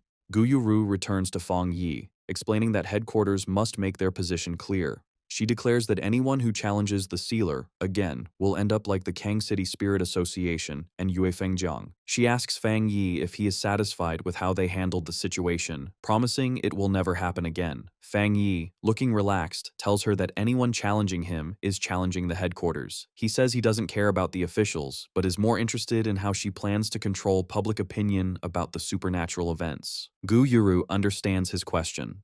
She addresses the doubt about whether the news of the spiritual energy revival can still be kept secret in major cities. She explains that supernatural events are happening often, and disasters caused by anomalies are always appearing. She admits that many people have already guessed the truth, but the government can't make it public yet because the time isn't right. She warns that if they made it public now, the world would change instantly. Chaos would start within society, destroying the order they are trying to keep. She implies the situation is delicate, noting that if Fang Yi hadn't been there to save Tai Tai City, the results would have been terrible for the whole world. Fang Yi thinks about the results of his recent battles. He realizes the era of spiritual energy recovery might have officially started when the Anomaly King was destroyed. He considers that without the sacrifice of powerful people like Elder Wu, this new era would have come even faster, and humanity would have been unprepared. He finally understands the government's plan. Chaos among a small group of pioneers is better than total chaos for everyone. He pictures the powerful leaders of this new world, people like Ji Ruoyan, Jiaolun, and Su Qingying. He realizes that to keep the appearance of peace for normal citizens, the country needs these top-tier pioneers to face the crises. Fang Yi looks at the ruins, understanding why the Xia nation is so strict about controlling public opinion.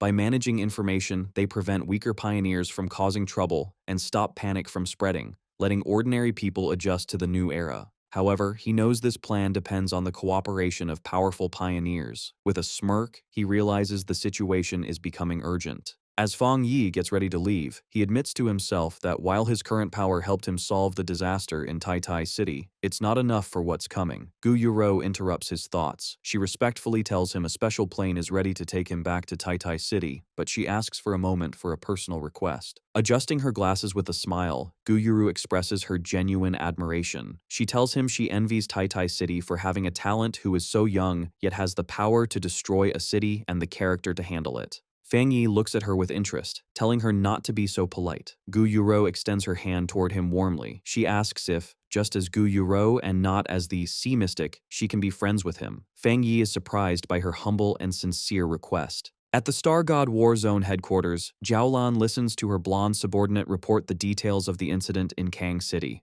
Jiaolan slams her hand on her desk in anger, shouting that the situation is ridiculous and calling the Kang City Spirit Association fools. She looks at a chart showing the strategic rankings of cities. She notes that Kang City, currently third, is losing its position. She predicts that if this continues, Kang City will fall out of the rankings. She concludes that the Spirit Association headquarters needs to take over Kang City immediately. Jiulan's blonde subordinate remarks that the Spirit Association headquarters is reliable, especially Sea Mystic, who might be trying to get Fang Yi on their side. Jiulan agrees, saying their reward for the Sealer must be better than the association's. She decides to double the original reward for his help in Kang City. The subordinate expresses his admiration for Fang Yi's strength, saying his balance of ruthlessness and control makes him fit to be a city leader. He then suggests a specific reward that he thinks suits him best. He places a folder labeled Top Secret Restricted Area on the desk. Jiaolan goes silent, understanding the seriousness of this suggestion. She remarks that if she didn't know he admired Fang Yi, she would think he was trying to make things hard for him. The subordinate smiles, arguing that crisis and opportunity go together, and only Fang Yi is worthy of going there to train. He adds that another genius from their war zone is already training there. He explains that in the future, things even scarier than the king's sacrifice hell will appear, and they need Fang Yi to get stronger quickly to face the unknown. Jiaolan agrees, pulling out the documents and thinking that maybe their restricted area is too simple for him. Suddenly, a staff member bursts into the room, shouting for Sister Lan. She delivers the shocking news to a stunned Jiaolan and her subordinate. Elder Wu has woken up and wants to speak with her. Several hours later, back in Tai Tai City, the sun shines over Fang Yi's new luxury villa. Fang Yi sits on his couch, checking his phone. He receives a bank notification for 10 million yuan, likely the reward Jiaolan promised. Lin Yi walks in, welcoming her cousin back and saying she saw everything about the events in Kang City on the forums. Fang Yi comforts Lin Yi, telling her not to worry, but she is anxious because the internet is full of rumors that he brutally killed the captain of Kang City, Godblade. Fang Yi tells her the rumors are exaggerated and flicks her forehead, telling her to stop reading forums and focus on her training. Fang Yi stands up and says he is going to train and try to have a breakthrough. Lin Yi watches him, shocked. She asks in disbelief if he is moving too fast, as he just advanced, but he is already trying to reach the 3-star spirit creation realm. Fang Yi just laughs and says it isn't certain yet. Left alone, Lin Yi clasps her hands together with a worried look. She feels her cousin has something heavy on his mind. Upstairs, Fang Yi sits on his bed, surrounded by swirling dark energy. He holds a ball of golden energy containing the purest dark attribute from the Bone Bird, the anomaly king he defeated. He decides to merge this energy into his limitless dark world to make it more powerful. As he activates the energy, the spirit of the Bone Bird appears. A system window asks if he wants to embed the dark attribute. He agrees, and a golden sphere of energy surrounds him as the process begins. The system confirms the fusion is successful and his limitless dark world is upgraded. Now, when enemies are pulled into his dark domain, the Bone Bird and other anomalies inside will attack them. Fang Yi floats in his meditation, his body glowing with power. Inside his mind, he sees the shapes of the countless monsters he has absorbed. He wonders if this means they can actively fight for him. He realizes that, like the Anomaly King, he can now command these anomalies. With this new understanding, Fang Yi unleashes his full power. A massive, multi-armed golden avatar made of fire appears in the sky, towering over the dark energy. Suddenly, a golden system notification appears. It detects he has met the requirements for another advancement and asks if he wants to break through to the 3-star spirit creation realm. The huge energy from Fang Yi's cultivation manifests physically over the city, creating a giant golden image of a fiery god in the sky. The people below look up in amazement. A photographer excitedly points it out, recognizing the figure as the Immortal who saved them from the bat monsters, believing their savior has come down again. Inside the villa, the power becomes too much to hold, and a blinding explosion of golden light bursts from Fang Yi's bed, filling the room. Meanwhile, inside Fang Yi's spiritual world, the scene changes to a dark, purple void. The spirits of the powerful monsters he has defeated and absorbed, including the huge bone bird and the giant serpent, rise from the darkness, towering over him. Fang Yi looks at these reborn monsters with a confident look. He thinks that these creatures have become like servants to a king, and their presence makes his limitless dark world stronger. He sits on a throne made of dark energy, looking down as the terrifying army of monster spirits bows to him, accepting him as their ruler. A system window confirms his progress, announcing that the limitless dark world has been upgraded and he has a new ability. The system explains this new skill, called Anomaly Warfare. It says that once Fang Yi pulls enemies into his dark world, he can summon these monsters to attack them. However, it warns that the stronger the enemy, the more spiritual power it will cost to keep the summons. Fang Yi holds a swirling ball of dark energy, which holds the essence of the bone bird. He smirks, welcoming the newcomer to his limitless dark world. He praises the bird's spirit for being extremely pure, noting it will be a big boost to his own strength. He tells the spirits to work hard for him, promising to treat them well. As he looks at his new army, he realizes he must increase his spiritual energy to use this new ability to its fullest. In the real world, the energy buildup reaches its peak. A giant beam of golden light shoots up from the city, piercing the clouds and lighting up the sky, signaling his success to everyone. Fang Yi floats in his room, surrounded by a golden aura. The system confirms he has successfully broken through to the 3-star spirit creation realm. He thinks about the change, feeling that all his abilities are now perfectly part of his body, and his power feels clean and purified. His eyes open, glowing with a sharp red light. He notices a major improvement. The uncomfortable feeling he used to get when using the dark attribute is completely gone. Fang Yi steps off his bed, his feet still glowing with leftover golden energy. Standing in his room, he summons flames into his hand with a confident look. He decides he will need to explore the rest of his new powers through real fights. Later at the headquarters of the Star God War Zone, Elder Wu, now fully recovered, stands by a huge window with Jiaolan, looking out at the city. They talk about Fang Yi's amazing progress, noting he has advanced in rank again very quickly. Elder Wu asks how much time has passed since Fang Yi got the Shizai flower to save his life, and Jiaolan confirms it has only been half a month. Jiaolan thinks about how in just over 10 days, Fang Yi has done things that would be a lifetime achievement for any other pioneer. The elder admits that Fang Yi did not just save him, but helped the entire future of the Xia nation's pioneers. He humbly admits that even he, a Jinggang realm pioneer, cannot completely control the dark attribute like Fang Yi can. Looking at their reflection, Elder Wu lists Fang Yi's achievements, clearing the anomaly kings of 2 cities, solving disasters, and leveling up twice in a few days. He expresses a strong desire to meet this favored son of heaven. Meanwhile, at the Taitai City Spirit Association, Su Qingying and the staff are alerted to a huge energy wave coming from Fang Yi's new home. Su Qingying realizes with shock that he has advanced again. The energy wave from the sealer, Fang Yi, is even bigger than when the Anomaly King appeared. The association staff immediately starts an emergency plan to make sure Fang Yi's upgrade isn't disturbed. Later, Su Qingying looks at her phone, thinking about the impact Fang Yi has had. She notes that since the disaster, he has gained immense respect, and even regular people feel safe knowing his spiritual power is protecting them. She reads online discussions where she anonymously tells people how strong the sealer is. She makes fun of the pioneers of Kang City for looking down on him and mentions that their captain was completely embarrassed. She feels good that she helped build his reputation to prevent future trouble.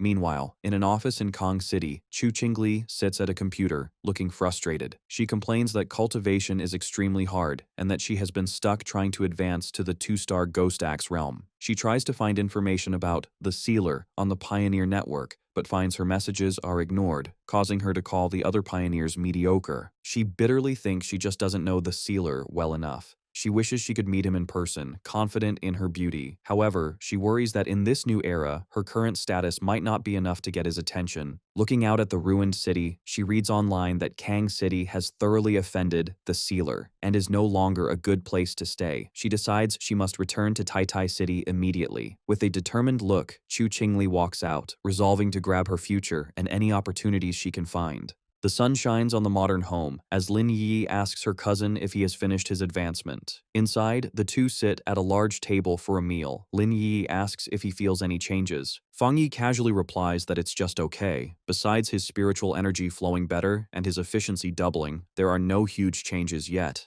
However, in his thoughts, Fang Yi suspects the deeper changes will only show when he advances to the legendary Jinggang realm. Lin Yi then shows him a message on her phone. She explains that Sister Jiaolan asked if she wanted to go to the Tianhai forest, as New World anomalies seem to have appeared there. Fang Yi says he got the invitation too. He guesses the Star God Warzone wants to make up for the trouble in Kang City. Since they were both invited, he decides they should go together, which makes Lin Yi cheer happily. Later, they reach their destination, the Tianhai Forest. It is a forest on the border of the Star God Warzone's territory, with signs forbidding entry. The forest was originally normal, but over 5 years it grew wildly. The spiritual energy there is very high, leading to a high mutation rate in plants and animals. It is both an excellent training ground and a place of unknown terrors, but it remains under military control. Inside the sunny forest, Fang Yi and Lin Yi are greeted by a familiar face. The purple-haired woman from the Kang City mission waves to them, welcoming the captain of Tai Tai City. She asks if he still remembers her and explains she is currently stationed there. She adds that Officer Jiaolan asked her to meet them and explain the current situation.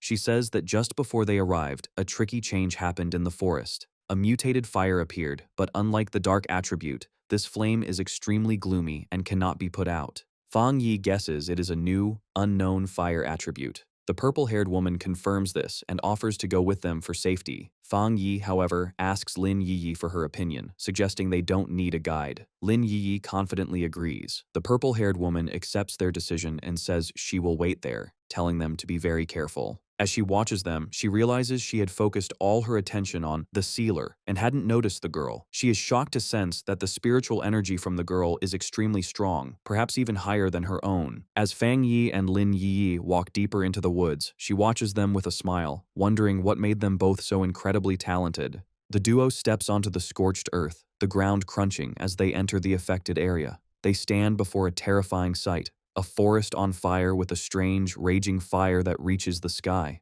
Fang Yi asks if this is the place. Fang Yi extends his hand to sense the energy. He is shocked by the crazy aura of death, noting the gloomy, cold energy is just as strong as the dark tide. He remembers the warning that this fire cannot be put out and only spreads. Suddenly, Fang Yi activates his golden sun breathing technique. A huge surge of golden energy explodes from him, and he urgently tells Lin Yi to step back. The environment immediately attacks them.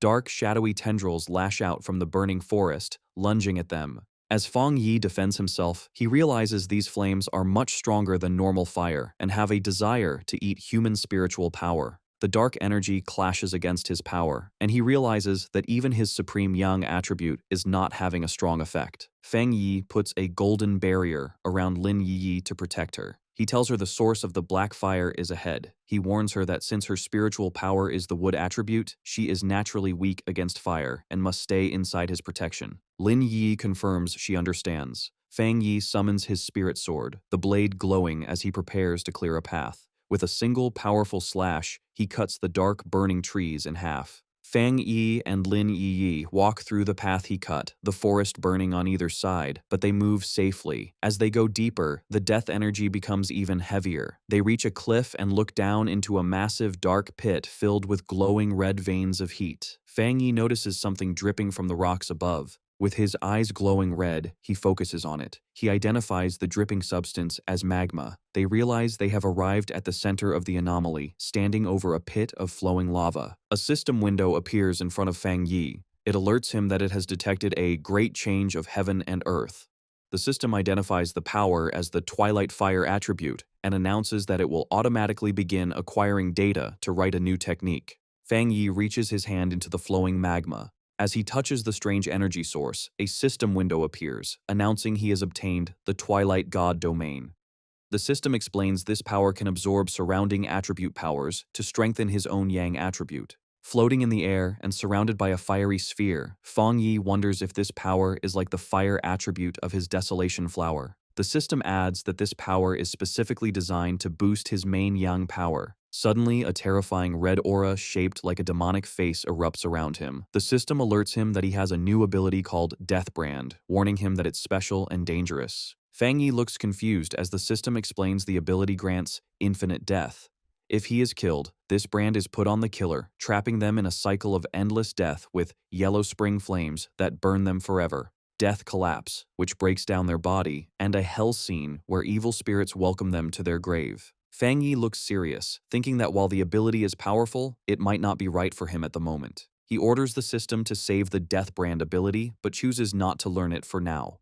With the dangerous ability stored away, Fang Yi focuses on absorbing the Twilight Fire. A swirling orb of red and black energy forms as he finishes. Watching from a safe distance, Lin Yi is stunned that her cousin could handle such hellish flames so easily. As Fang Yi stands in the new Twilight Fire, she realizes with awe that he has gained yet another power. Suddenly, Fang Yi's expression changes to a sharp smile. His eye glows red as he warns Lin Yi not to get distracted, sensing something else is nearby. A massive, shadowy creature with glowing red eyes emerges from the smoke behind Lin Yi. Terrified, she stammers, asking if it's a dragon. Fang Yi instantly swoops down between his cousin and the monster. His hand glows as he corrects her, saying it's not a dragon, but a mutated lizard. The creature reveals itself as a gigantic, demonic lizard with wings. Fang Yi looks at it with disgust, mocking it as a slightly larger, four-legged insect. He decides this creature is the perfect target to test his new Twilight Fire domain.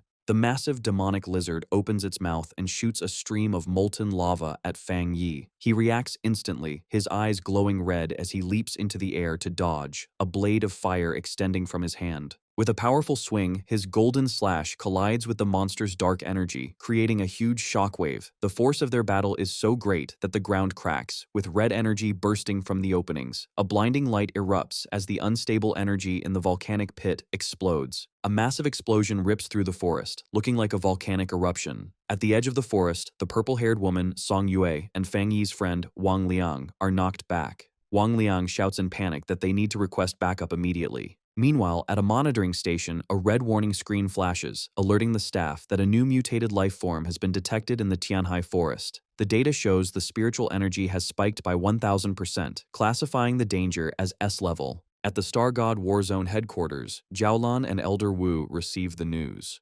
Jiaolan finds it strange that the energy in the forest, which had been stable, suddenly went out of control when the sealer went in to train. Elder Wu, in his combat armor, says that although he trusts Fang Yi's strength, they should go check to be safe. Without wasting a moment, Elder Wu and Jiaolan fly through the air at incredible speed. As they approach, Wang Liang and Song Yue are running from the danger zone. They look up and see two streaks of light. They recognize the arrivals immediately, shouting in excitement and relief that it is Officer Jiaolan and Elder Wu. Elder Wu lands like a meteor, crashing into the ground with so much force that it shatters the earth. The dust settles to reveal Elder Wu standing tall, surrounded by a yellow aura, ready to face the S-level threat. Song Yue rushes forward, amazed at the speed of the man in front of her. She wonders if this is the true power of a Jinggang realm pioneer. She compares him to Fang Yi, noting that while the sealer creates big, flashy effects, Elder Wu is the opposite, powerful and restrained. In just a few seconds, they arrive at the location. Jiaolan lands gracefully, confirming the target is right there. Elder Wu steps forward, his face serious. He extends his armored hand toward the solid rock barrier blocking their path. With a simple swing of his arm, he unleashes a terrifying force, and the rock wall shatters instantly. With the path cleared, Elder Wu commands the team to enter, followed by Jiaolan, Song Yue, and the other soldiers. Deep inside the pit, Lin Yi shields herself from the violent energy, shouting to her cousin to see if he is all right. The dust settles to reveal Fang Yi standing calmly, his flaming sword in hand. Behind him lies the massive corpse of the mutated lizard. He reassures Lin Yi that he is fine, but says it seems someone has come to find them. Fang Yi looks toward the entrance with a glowing red eye, sensing the powerful people approaching. He quickly hides some of his power, and the dark energy around him vanishes. Elder Wu emerges from the tunnel, his yellow aura fading. He and Fang Yi stand facing each other, two generations of top-tier powerhouses meeting for the first time.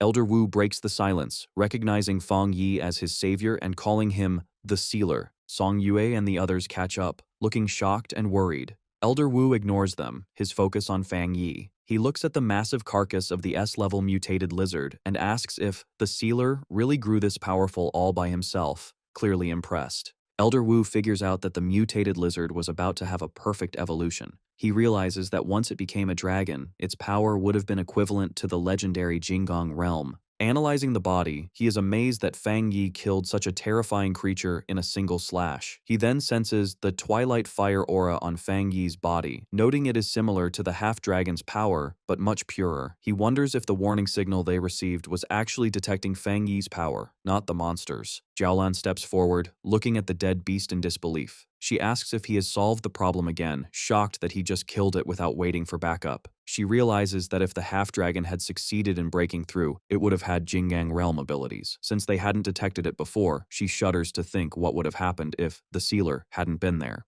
Fang Yi greets Elder Wu with a smile, expressing his happiness that the senior hero has recovered. Elder Wu laughs, replying that with such a powerful successor, he can finally retire. Elder Wu then asks Fang Yi to keep the true nature of this creature a secret from everyone outside of Tianhai Forest, even from the Spirit Association. Fang Yi smiles, understanding immediately. Fang Yi then thinks about the nature of the forest. He realizes that Tianhai Forest isn't just a training ground, but a hotspot for spiritual changes where anything could appear. He guesses that the thing that appeared here might be even more dangerous than the dark anomalies in the extreme dark zone. He understands the burden on the Star God War Zone and agrees with their approach. As he walks away, he analyzes his new Twilight Fire power, realizing it is mainly focused on devouring, a trait that reminds him of the legendary beast Tauti. He wonders if the secret of Tianhai Forest is that a Tauti once existed there. Elder Wu extends his hand toward Fang Yi, thanking him and noting that it seems Fang Yi already understood the need for secrecy. As the group gathers, Elder Wu says they should not hope for the birth of high-level anomalies, and there is no need to put unnecessary pressure on the people. Fang Yi agrees. Suddenly, a strong gust of wind sweeps through the forest. Fang Yi's expression sharpens as he sniffs a distinct aura carried by the wind. The aura washes over the group. Lin Yi closes her eyes and smiles, saying it feels incredibly refreshing. Jiaolan, however, has a different reaction. Her eyes widen in shock as she recognizes the spiritual power, exclaiming at its intensity. High above in the forest, a figure is flying through the trees at incredible speed. Jiaolan questions in disbelief if that monster, a term for a top genius, has already broken through to the Jinggang realm. The figure stops and reveals himself. It is a handsome young man with long blue hair and piercing blue eyes, wearing a confident smirk. High in the bamboo forest, Bai Su, the wood attribute pioneer and ace of the Star God War Zone, descends gracefully, stepping onto a falling leaf in midair. On the ground, the group of pioneers looks up in excitement. They sense his powerful aura and speculate he has broken through to the legendary Jinggang realm, believing their war zone finally has a supreme expert. However, Fang Yi observes with a sharp, analyzing gaze, his eye glowing red. He realizes the man's spiritual power isn't what the others believe it to be. Bai Su lands and tells Elder Wu and Jiaolan that he has finished his training. He looks around with glowing blue eyes, and noticing Fang Yi, he asks who the stranger is. Elder Wu introduces Bai Su as their zone's ace, who had been in seclusion to reach the next level. Bai Su greets them but clarifies he is only at the half-step Jinggang stage and hasn't truly broken through. Fang Yi smiles confidently and introduces himself as the captain of Tai City and the Sealer. As Fang Yi observes the green energy from Bai Su, he notes that unlike others, Bai Su's power feels clear and comfortable. Fang Yi realizes their strength is similar, confirming the Jinggang realm is very hard to fully enter. Bai Su looks skeptical of Fang Yi's title, but Elder Wu corrects him, explaining that Fang Yi saved his life and solved the Tai City disaster, making him a vital partner. He sternly tells Bai Su to be respectful. Bai Su is surprised to hear how much happened while he was away. Elder Wu explains to Fang Yi that Bai Su was a prodigy who awakened early with the nation's best resources, matching Fang Yi's own speed of improvement. This is why he has been isolated and is ignorant of the outside world. Elder Wu explains the harsh reality of the new world, saying human cultivation goes against the natural order, causing them to evolve slower than the creatures they fight. He reveals that despite the large number of pioneers, true power is very rare. Currently, only 5 people in the world have reached the peak 3-star spirit creation level, known as the Jinggang realm. Fang Yi listens as the elder admits that while there may be hidden talents like him, the barrier to the next level is huge. Elder Wu describes the Jinggang realm as a massive cliff most pioneers can never climb, with many dying just trying to break through. However, he explains that once someone breaks through, their body transforms completely, becoming almost like the immortals of legend. Elder Wu then turns to Bai Su. He smiles proudly, noting that Bai Su has reached the half-step Jinggang stage, and that his energy is calm and pure, a great achievement. Fang Yi remains silent, observing the interaction. Suddenly, Bai Su steps closer to Fang Yi, staring him down. He reveals that while in seclusion, he felt the shockwave from Fang Yi's breakthrough. He explains this energy wave helped him reach his current level, and because of this connection, he is eager to test his skills against Fang Yi. The two powerful pioneers face off, unleashing their auras.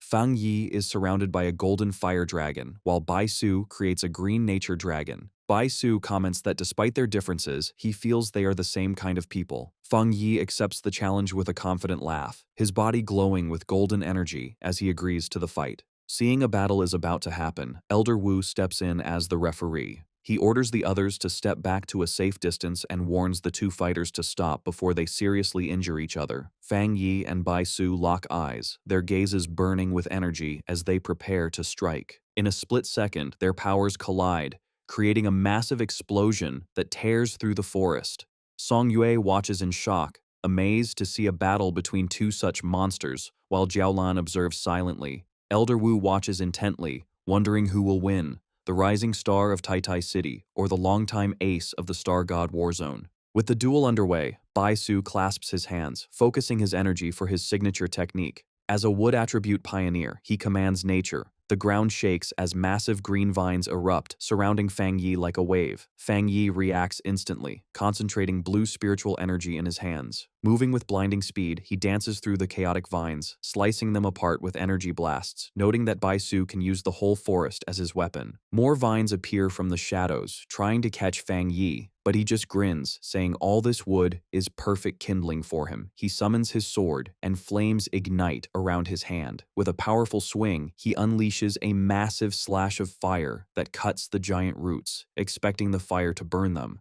However, the vines glow with green light and instantly heal the damage before the fire can spread. Fang Yi's expression turns sharp as he realizes his fire isn't working. Standing before the wall of vines, he asks if Bai Su's plants are immune to fire, noting wood should be weak against it.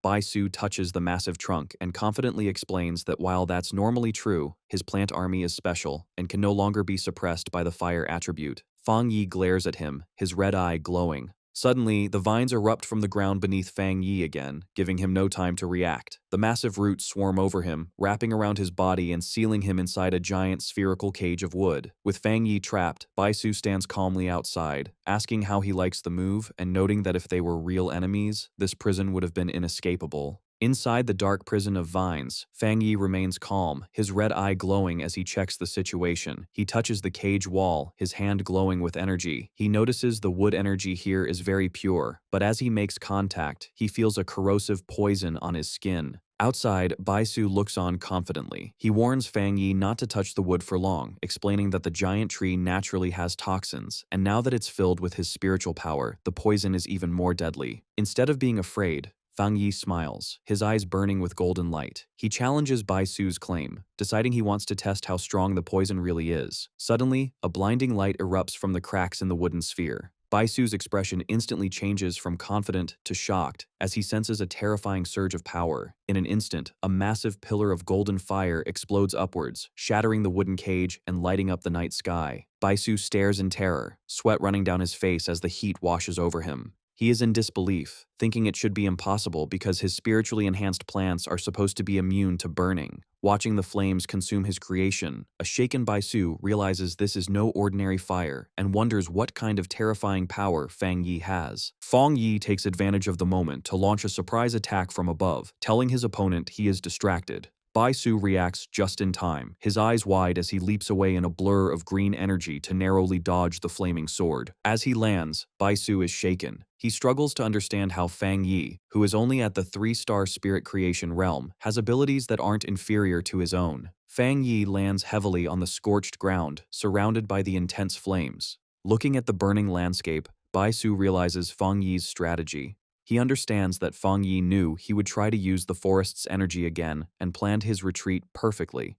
Standing amidst the destruction, Bai Su accuses Fang Yi of burning the forest on purpose to remove his advantage. Fang Yi smiles with dangerous confidence, admitting he did it on purpose. He explains that since Bai Su is so strong, he had to think ahead and cut off his retreat. He adds that if he hadn't, Bai Su could have drawn endless energy from the forest, making him harder to beat. Bai Su looks down, trembling with anger. He thinks about his status as a genius and how he's being cornered in his own territory. However, his expression shifts from anger to a crazed determination. He refuses to accept defeat, telling himself that as a half-step Jinggang, he cannot lose. Laughing wildly, Bai Su challenges Fang Yi to survive his next move. He slams his hands into the ground, causing massive, jagged roots to erupt violently, shattering the ground. Fang Yi watches with a serious expression, sensing the danger. Seeing this reckless display of power, Elder Wu and Jiaolan rush forward in panic. They scream at Bai Su, asking if he wants to die and warning that trying to recreate the forest with his own body will drain all his spiritual energy.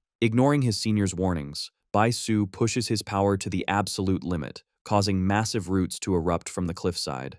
His face twists with strain as he screams, his eyes glowing with intense green light. Elder Wu and Jiaolan watch in a panic, with the elder shouting Bai Su's name, fearing what will happen. Bai Su unleashes his technique, recreating heaven and earth, forming a giant avatar of vines that sends Fang Yi flying back with a gust of wind. However, Fang Yi remains focused. He summons a fireball, noting the density of the wood energy. Instead of backing away, Fang Yi charges into the wave of vines, telling the worried onlookers that the match isn't over and he will handle it. Elder Wu stares in silence, unable to step in. Suddenly, Fang Yi's eye ignites with a golden flame, showing a shift in his power. He slashes through the dense plants with waves of fire. High above, Fang Yi summons a massive sword of energy. Bai Su looks up in surprise, realizing he is open to attack. Fang Yi brings the giant blade down in a crashing slash. Bai Su barely manages to dodge the strike as it cuts through the vines behind him. The strain of the battle finally catches up to Bai Su. He covers his mouth and coughs up blood from overusing his power. Despite his injuries, he refuses to lose. With a wild look in his eyes, he clasps his hands together again, screaming that he can still fight and will recreate the entire forest once more. Fang Yi looks down with a faint mocking smile, asking if this is really all the strength he has. Without waiting for an answer, he closes the distance in a flash, launching into the air to deliver a powerful punch. Bai Su reacts desperately, crossing his arms to summon a green barrier of energy to protect himself. The impact creates a huge explosion, shaking the ground. Song Yue is stunned by the incredible power. She is shocked that Bai Su has been pushed so far. However, beside her, Lin Yi smiles confidently. She watches her cousin float down from the smoke, thinking to herself that Fang Yi hasn't even used his full strength or his other elements yet. She mocks the so-called genius for losing so easily. Elder Wu and Jiaolan watch with grim faces. Elder Wu notes that Bai Su's mind has broken under the pressure and admits the gap between him and the sealer is too big. Jiaolan explains that Bai Su is a pure fighting addict who has never been defeated like this before. Fang Yi thinks the fight is over as Bai Su kneels in the dust. Blood drips from Bai Su's mouth, and he quietly whispers a thank you, as if accepting the lesson. However, Bai Su suddenly screams that he can still continue. Green energy surges around him as he refuses to give up, shouting that his spiritual power isn't gone yet. Fang Yi, standing calmly, sighs, thinking it's time to end this. Bai Su clasps his hands together with intense focus. He commands all living things to listen, and multiple glowing green avatars of himself appear in the air, preparing for a final, desperate attack. Fang Yi analyzes the situation, admitting that Bai Su's ability to create clones proves he's a top-tier pioneer and the strongest opponent he has faced so far, as he has used up a lot of Fang Yi's energy. However, as the green clones fly down to attack, Fang Yi stands his ground. With incredible speed, he unleashes a storm of fire slashes, cutting the clones in half and destroying them instantly. The flames grow into a massive fire that burns the illusions. Bai Su is left confused, losing sight of his enemy, only to realize too late that Fang Yi is right next to him. Fang Yi launches a surprise attack that catches the wood pioneer completely off guard. Bai Su is immediately trapped in a vortex of golden fire. He looks paralyzed with shock, unable to move his body. Sweating and amazed, Bai Su looks up and sees the true gap in their power. Fang Yi stands on top of a massive dragon head made of golden fire, pointing his sword at Bai Su. He calmly asks if they can finally end the match. Elder Wu watches the amazing scene, knowing Bai Su's defeat is certain. He can only marvel at how the sealer keeps surprising him. Jiaolan comments that while she expected Bai Su to lose, she didn't think it would be such a complete defeat. Behind her, Lin Yi simply smiles, saying she knew this would happen. Song Yue and Wang Liang agree that the result isn't surprising, since Fang Yi is the man who solved 2 anomaly disasters alone. The duel ends with Fang Yi landing gracefully, while Bai Su stands across from him, breathing heavily. Bai Su looks at the man who beat him, muttering in disbelief about whether he is a half-step Jinggang or just a monster. A look of bitter disappointment crosses Bai Su's face as he admits his strength was nothing more than this compared to Fang Yi. Humbled, Bai Su clasps his hands and bows respectfully to Fang Yi. He thanks the sealer for the lesson but suddenly apologizes, saying he has urgent business and must leave. Before anyone can stop him, Bai Su bursts into a streak of green light and flies away. Jiaolan shouts after him, but Bai Su's voice echoes back that he is going back into seclusion to train. Jiaolan turns to Elder Wu in frustration, complaining that the war zone still needs him. However, Elder Wu looks on with understanding, noting that this is the first time the proud genius has been so frustrated, so they should let him go. Elder Wu then turns his gaze to Fang Yi, who is putting out the flames from his hand. The elder approaches him and makes a serious offer. He asks Fang Yi if he would consider staying in the Star God War Zone, suggesting he could hold a position with them while still being captain of Tai Tai City. With a serious expression, Elder Wu reveals his true plan. He wants Fang Yi to be his successor.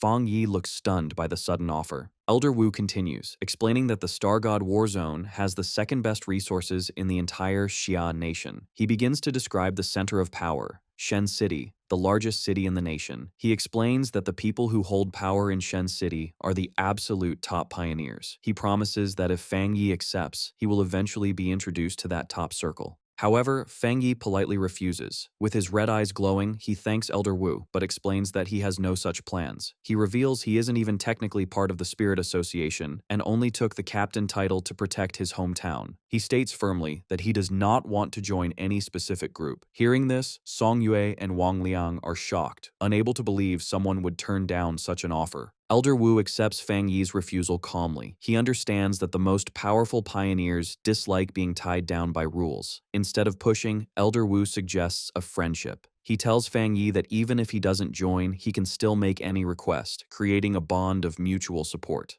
Fang Yi announces that he and Jiaolan will stay in the forest to continue their own training. Suddenly, the sky darkens as storm clouds gather. Elder Wu looks up, noting that the forest is rich in elemental energy and a thunderstorm is about to start. He realizes that the intense battle stirred up the natural energy, making the thunder attribute incredibly strong. He recalls that Fang Yi didn't even use his thunder power during the match. Laughing, Elder Wu praises Fang Yi's potential. He immediately orders everyone to leave the forest and give the area to Fang Yi, ensuring no one disturbs his training. As he watches Fang Yi, Elder Wu thinks that as long as Fang Yi remains a pioneer of the Xia Nation, it is the greatest blessing for their country. Fang Yi smiles, realizing Elder Wu understood his intentions. As he leaps into the air, he reflects that the Star God War Zone won't pressure him because of his great strength. He realizes this power gives him ultimate freedom. His eyes glow with blue electricity as he senses the storm. Floating high in the sky, Fang Yi welcomes the lightning. He activates his Divine Thunder technique, surrounding himself in a massive web of electricity to begin his training.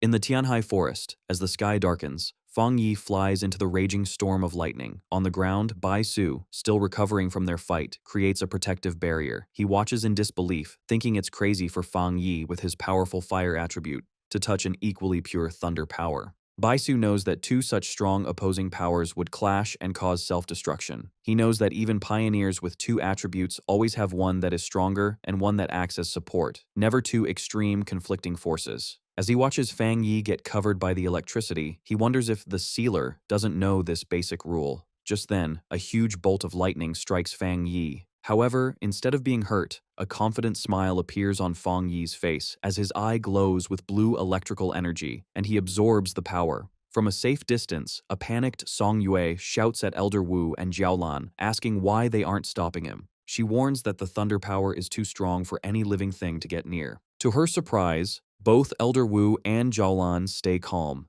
Jiaolan turns and tells her team the shocking truth. Fang Yi is not in danger because he also has a top-level thunder attribute. She explains that the pioneer known as the Tyrant and the Sealer are the same person. Song Yue and Wang Liang are stunned by the news. Song Yue thinks that while having two attributes isn't impossible, Fang Yi's power level is monstrous. Jiaolan smiles, admitting she had the same reaction when she first found out. She thinks that everyone has focused so much on his title as the Sealer that they forgot he is also the Tyrant, a genius of his time. In the middle of the storm, Fang Yi controls the wild energy, thinking that the stronger the lightning, the more power he can absorb to strengthen his body. Surrounded by a whirlwind of electricity, he shouts to the sky for more, saying he needs more spiritual power to be satisfied. Floating in the electrical storm, Fang Yi uses the divine thunder to temper his body. He feels the immense power surge through his bones, muscles, and every part of his body, refining him. As the process continues, his different attributes, fire, yang, and even dark,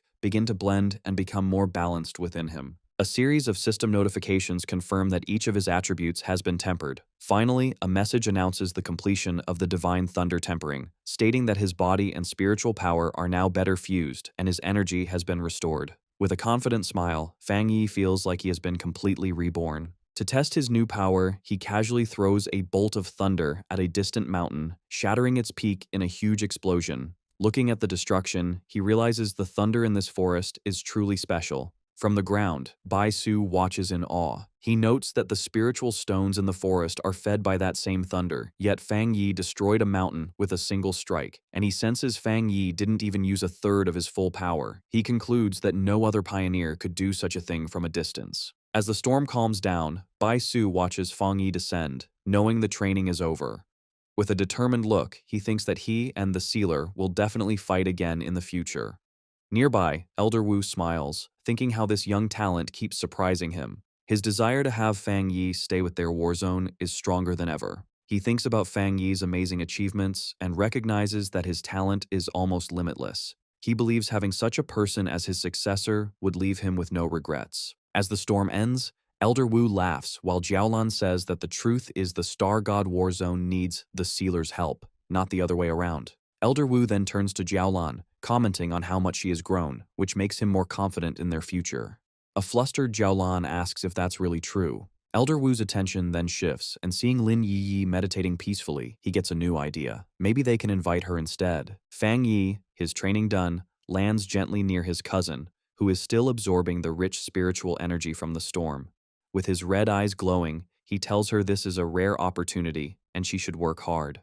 At that moment, he notices that Elder Wu and Jiaolan are still there. Fang Yi asks them why they are still there. Elder Wu explains that he has a new proposal that requires nothing from Fang Yi. He formally invites Lin Yi to train at their Star God War Zone. As he speaks, Lin Yi's green spiritual energy surges around her.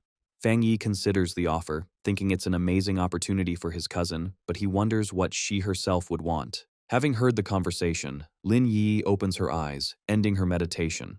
Fang Yi turns to Elder Wu and thanks him for the offer.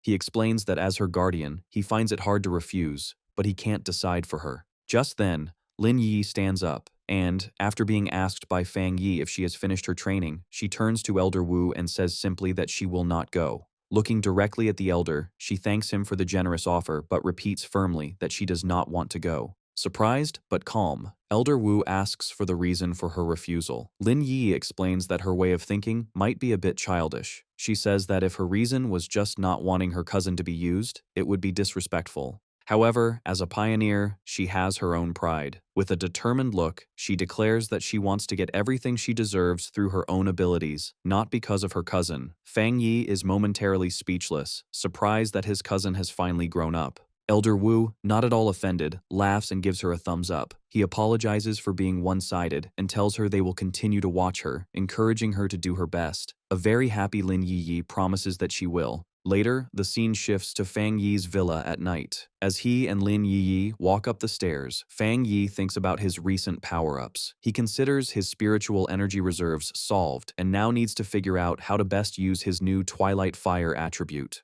He also thinks about the more difficult, Death Brand ability he acquired, seeing it as a problem he must solve.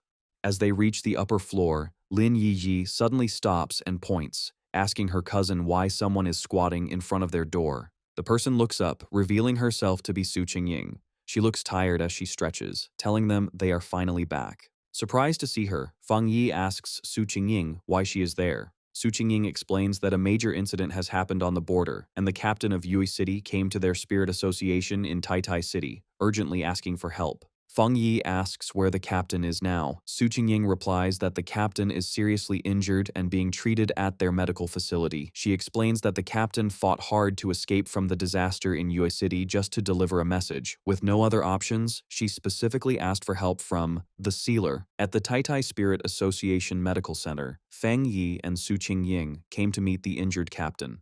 Inside a hospital hallway, a young woman with short, messy dark hair and bandages on her face and arms turns in surprise as someone calls her name. It is Su Qingying, who has arrived with Fang Yi. The young woman greets Su Qingying happily, then notices Fang Yi and asks who he is. Su Qingying introduces him as the captain of Tai City, the sealer, and then introduces the young woman as Chen Ruo, the captain of Yue City. Chen Ruo immediately greets Fang Yi and, in a desperate moment, grabs his hands, begging for his help. She explains that the anomaly in Yue City is much more dangerous than reported, definitely above A+ rank, and she heard he has experience with such major disasters. Fang Yi remains silent, calmly studying her. Realizing she was too forward, Chenruo lets go and apologizes, explaining her desperation. She says the anomaly was only supposed to be B-level, but many pioneers have disappeared. Her entire team was lost, reinforcements vanished, and even her powerful sister was among the missing. Fang Yi listens intently, his expression serious. He thinks it's very suspicious for a B-level anomaly to cause so many disappearances, as even a border city should have capable pioneers. He turns to the upset captain and asks a direct question. Are the pioneers, including her sister, truly missing, or are they dead? Chenruo cannot give a clear answer. Su Qingying tells her to calm down and speak slowly, then has her sit down. She explains that she does not know what happened because she cannot contact any of them. Clutching her head in pain, she insists she has a special connection with her sister and can feel that she is still alive. After a moment, she seems to remember something important. She tells Fang Yi she almost forgot the most important thing, a thank you gift for his help. She pulls a small, dark brown box from her bag and offers it to him, pleading that she has no other options. Fang Yi takes the box, sensing its contents are heavily sealed, but he can feel a familiar Yang attribute energy coming from inside. He asks her what it is and why it is sealed. Seeing his interest, Chenruo looks hopeful, thinking her plan might work. Chenruo explains the gift. It is a spirit crystal that was condensed from a high mountain in Yue City that had a massive eruption of Yang energy. She reveals that it contains immense spiritual power and is a treasure of their city. Opening the box to reveal a glowing yellow crystal, she says they had hoped to use it to cultivate a Yang attribute pioneer, but no one could absorb its power. Some were even burned just by trying. Su Qingying, standing beside Fang Yi, is shocked to see a real spirit crystal. She explains to Fang Yi that they are very rare and valuable because pioneers without a specific attribute can absorb them to awaken a power, making them highly sought after. With a confident smile, Fang Yi closes his fist around the crystal, absorbing its golden light. He tells Chenruo it's a deal and asks if they should leave now. A startled but relieved Chenruo stammers that there is no problem. Later, the group drives along a mountain road toward Yue City. Inside the car, Fang Yi asks Chenruo to describe the anomaly. She explains that it all began when tombstones started appearing in the mountains. Villagers who saw them reported hearing noises from within. However, when pioneers investigated, the tombstones showed no unusual signs. They sealed off the area, but that same night, skeletal arms erupted from one of the tombstones and dragged a villager inside. As Chenruo finishes, the car stops in the pouring rain. They arrive at a village now surrounded by a vast field of gray tombstones. Chenruo tells Fang Yi this is the place and asks for his opinion. Fang Yi looks at the eerie scene but finds it strange, noting that he can't sense any abnormal aura. As they walk through the field of tombstones, which now glow with a faint purple energy, Chenruo explains that more tombstones have appeared randomly all over Yue City. At unpredictable times, skeletal arms reach out and drag people into the graves. She looks around in shock, realizing the number of tombstones has increased dramatically in less than a day. She then tells Fang Yi and Su Qingying to follow her to the rest of her people. As they walk, Fang Yi thinks about how strange the situation is. The concentration of the anomaly's energy is incredibly low. He wonders if its purpose is to make people lower their guard or if there is another reason. He concludes that capturing people seems less like a random attack and more like a ritual. Placing his hand on a tombstone, Fang Yi has a realization. He explains that anomalies can also perform sacrifices to bring about the revival of a much larger, more powerful anomaly. He recalls how bat-like anomalies in Tai Tai slaughtered residents to bring forth their anomaly king. Hearing this, Chenruo stops, a look of horror on her face as she asks if this disaster is also a sacrifice. Chenruo explains with panic that the local mountain residents are very traditional and have refused to evacuate. They are even planning to hold their own ceremony the next day. Suddenly, she shouts that it's happening again. A skeletal purple hand erupts from the ground in front of Fang Yi. He dodges it with ease, noting the creature's strength is weak, only at the B level as reported. He summons his flaming sword and slices the arm in half. However, another skeletal hand immediately bursts from the ground and grabs his glowing blade. Fang Yi watches with a sharp, observant gaze. The skeletal hand belongs to a much larger, monstrous skeleton with multiple limbs that erupts from the ground. All around them, more skeletal creatures burst from the earth, surrounding Su Qingying and Chenruo. Chenruo shouts in shock, questioning why these creatures are not afraid of Fang Yi's powerful Yang attribute. In moments, a massive horde of glowing purple skeletons swarms the area. Instead of being concerned, a slight smile appears on Fang Yi's face. He thinks his theory seems to be correct, but needs to verify it, remarking that the mission has suddenly become interesting. Amidst the chaos, Chen Ro plays her flute, surrounded by skeletons as she emits blasts of green energy, slicing them apart. Chen Ruo notes that while the skeletons are not high level, they are relentless because they have no sense of pain. She realizes with despair that their numbers are far greater now and seem impossible to wipe out. Her hope begins to fade as she wonders if even the sealer is powerless. Seeing her struggle, Su Qingying kicks away several skeletons and tells her not to get discouraged. Suddenly, Su Qingying finds herself surrounded by a massive wave of hellish red flames that burn the skeletons around her. She looks on in shock, wondering what this new power is.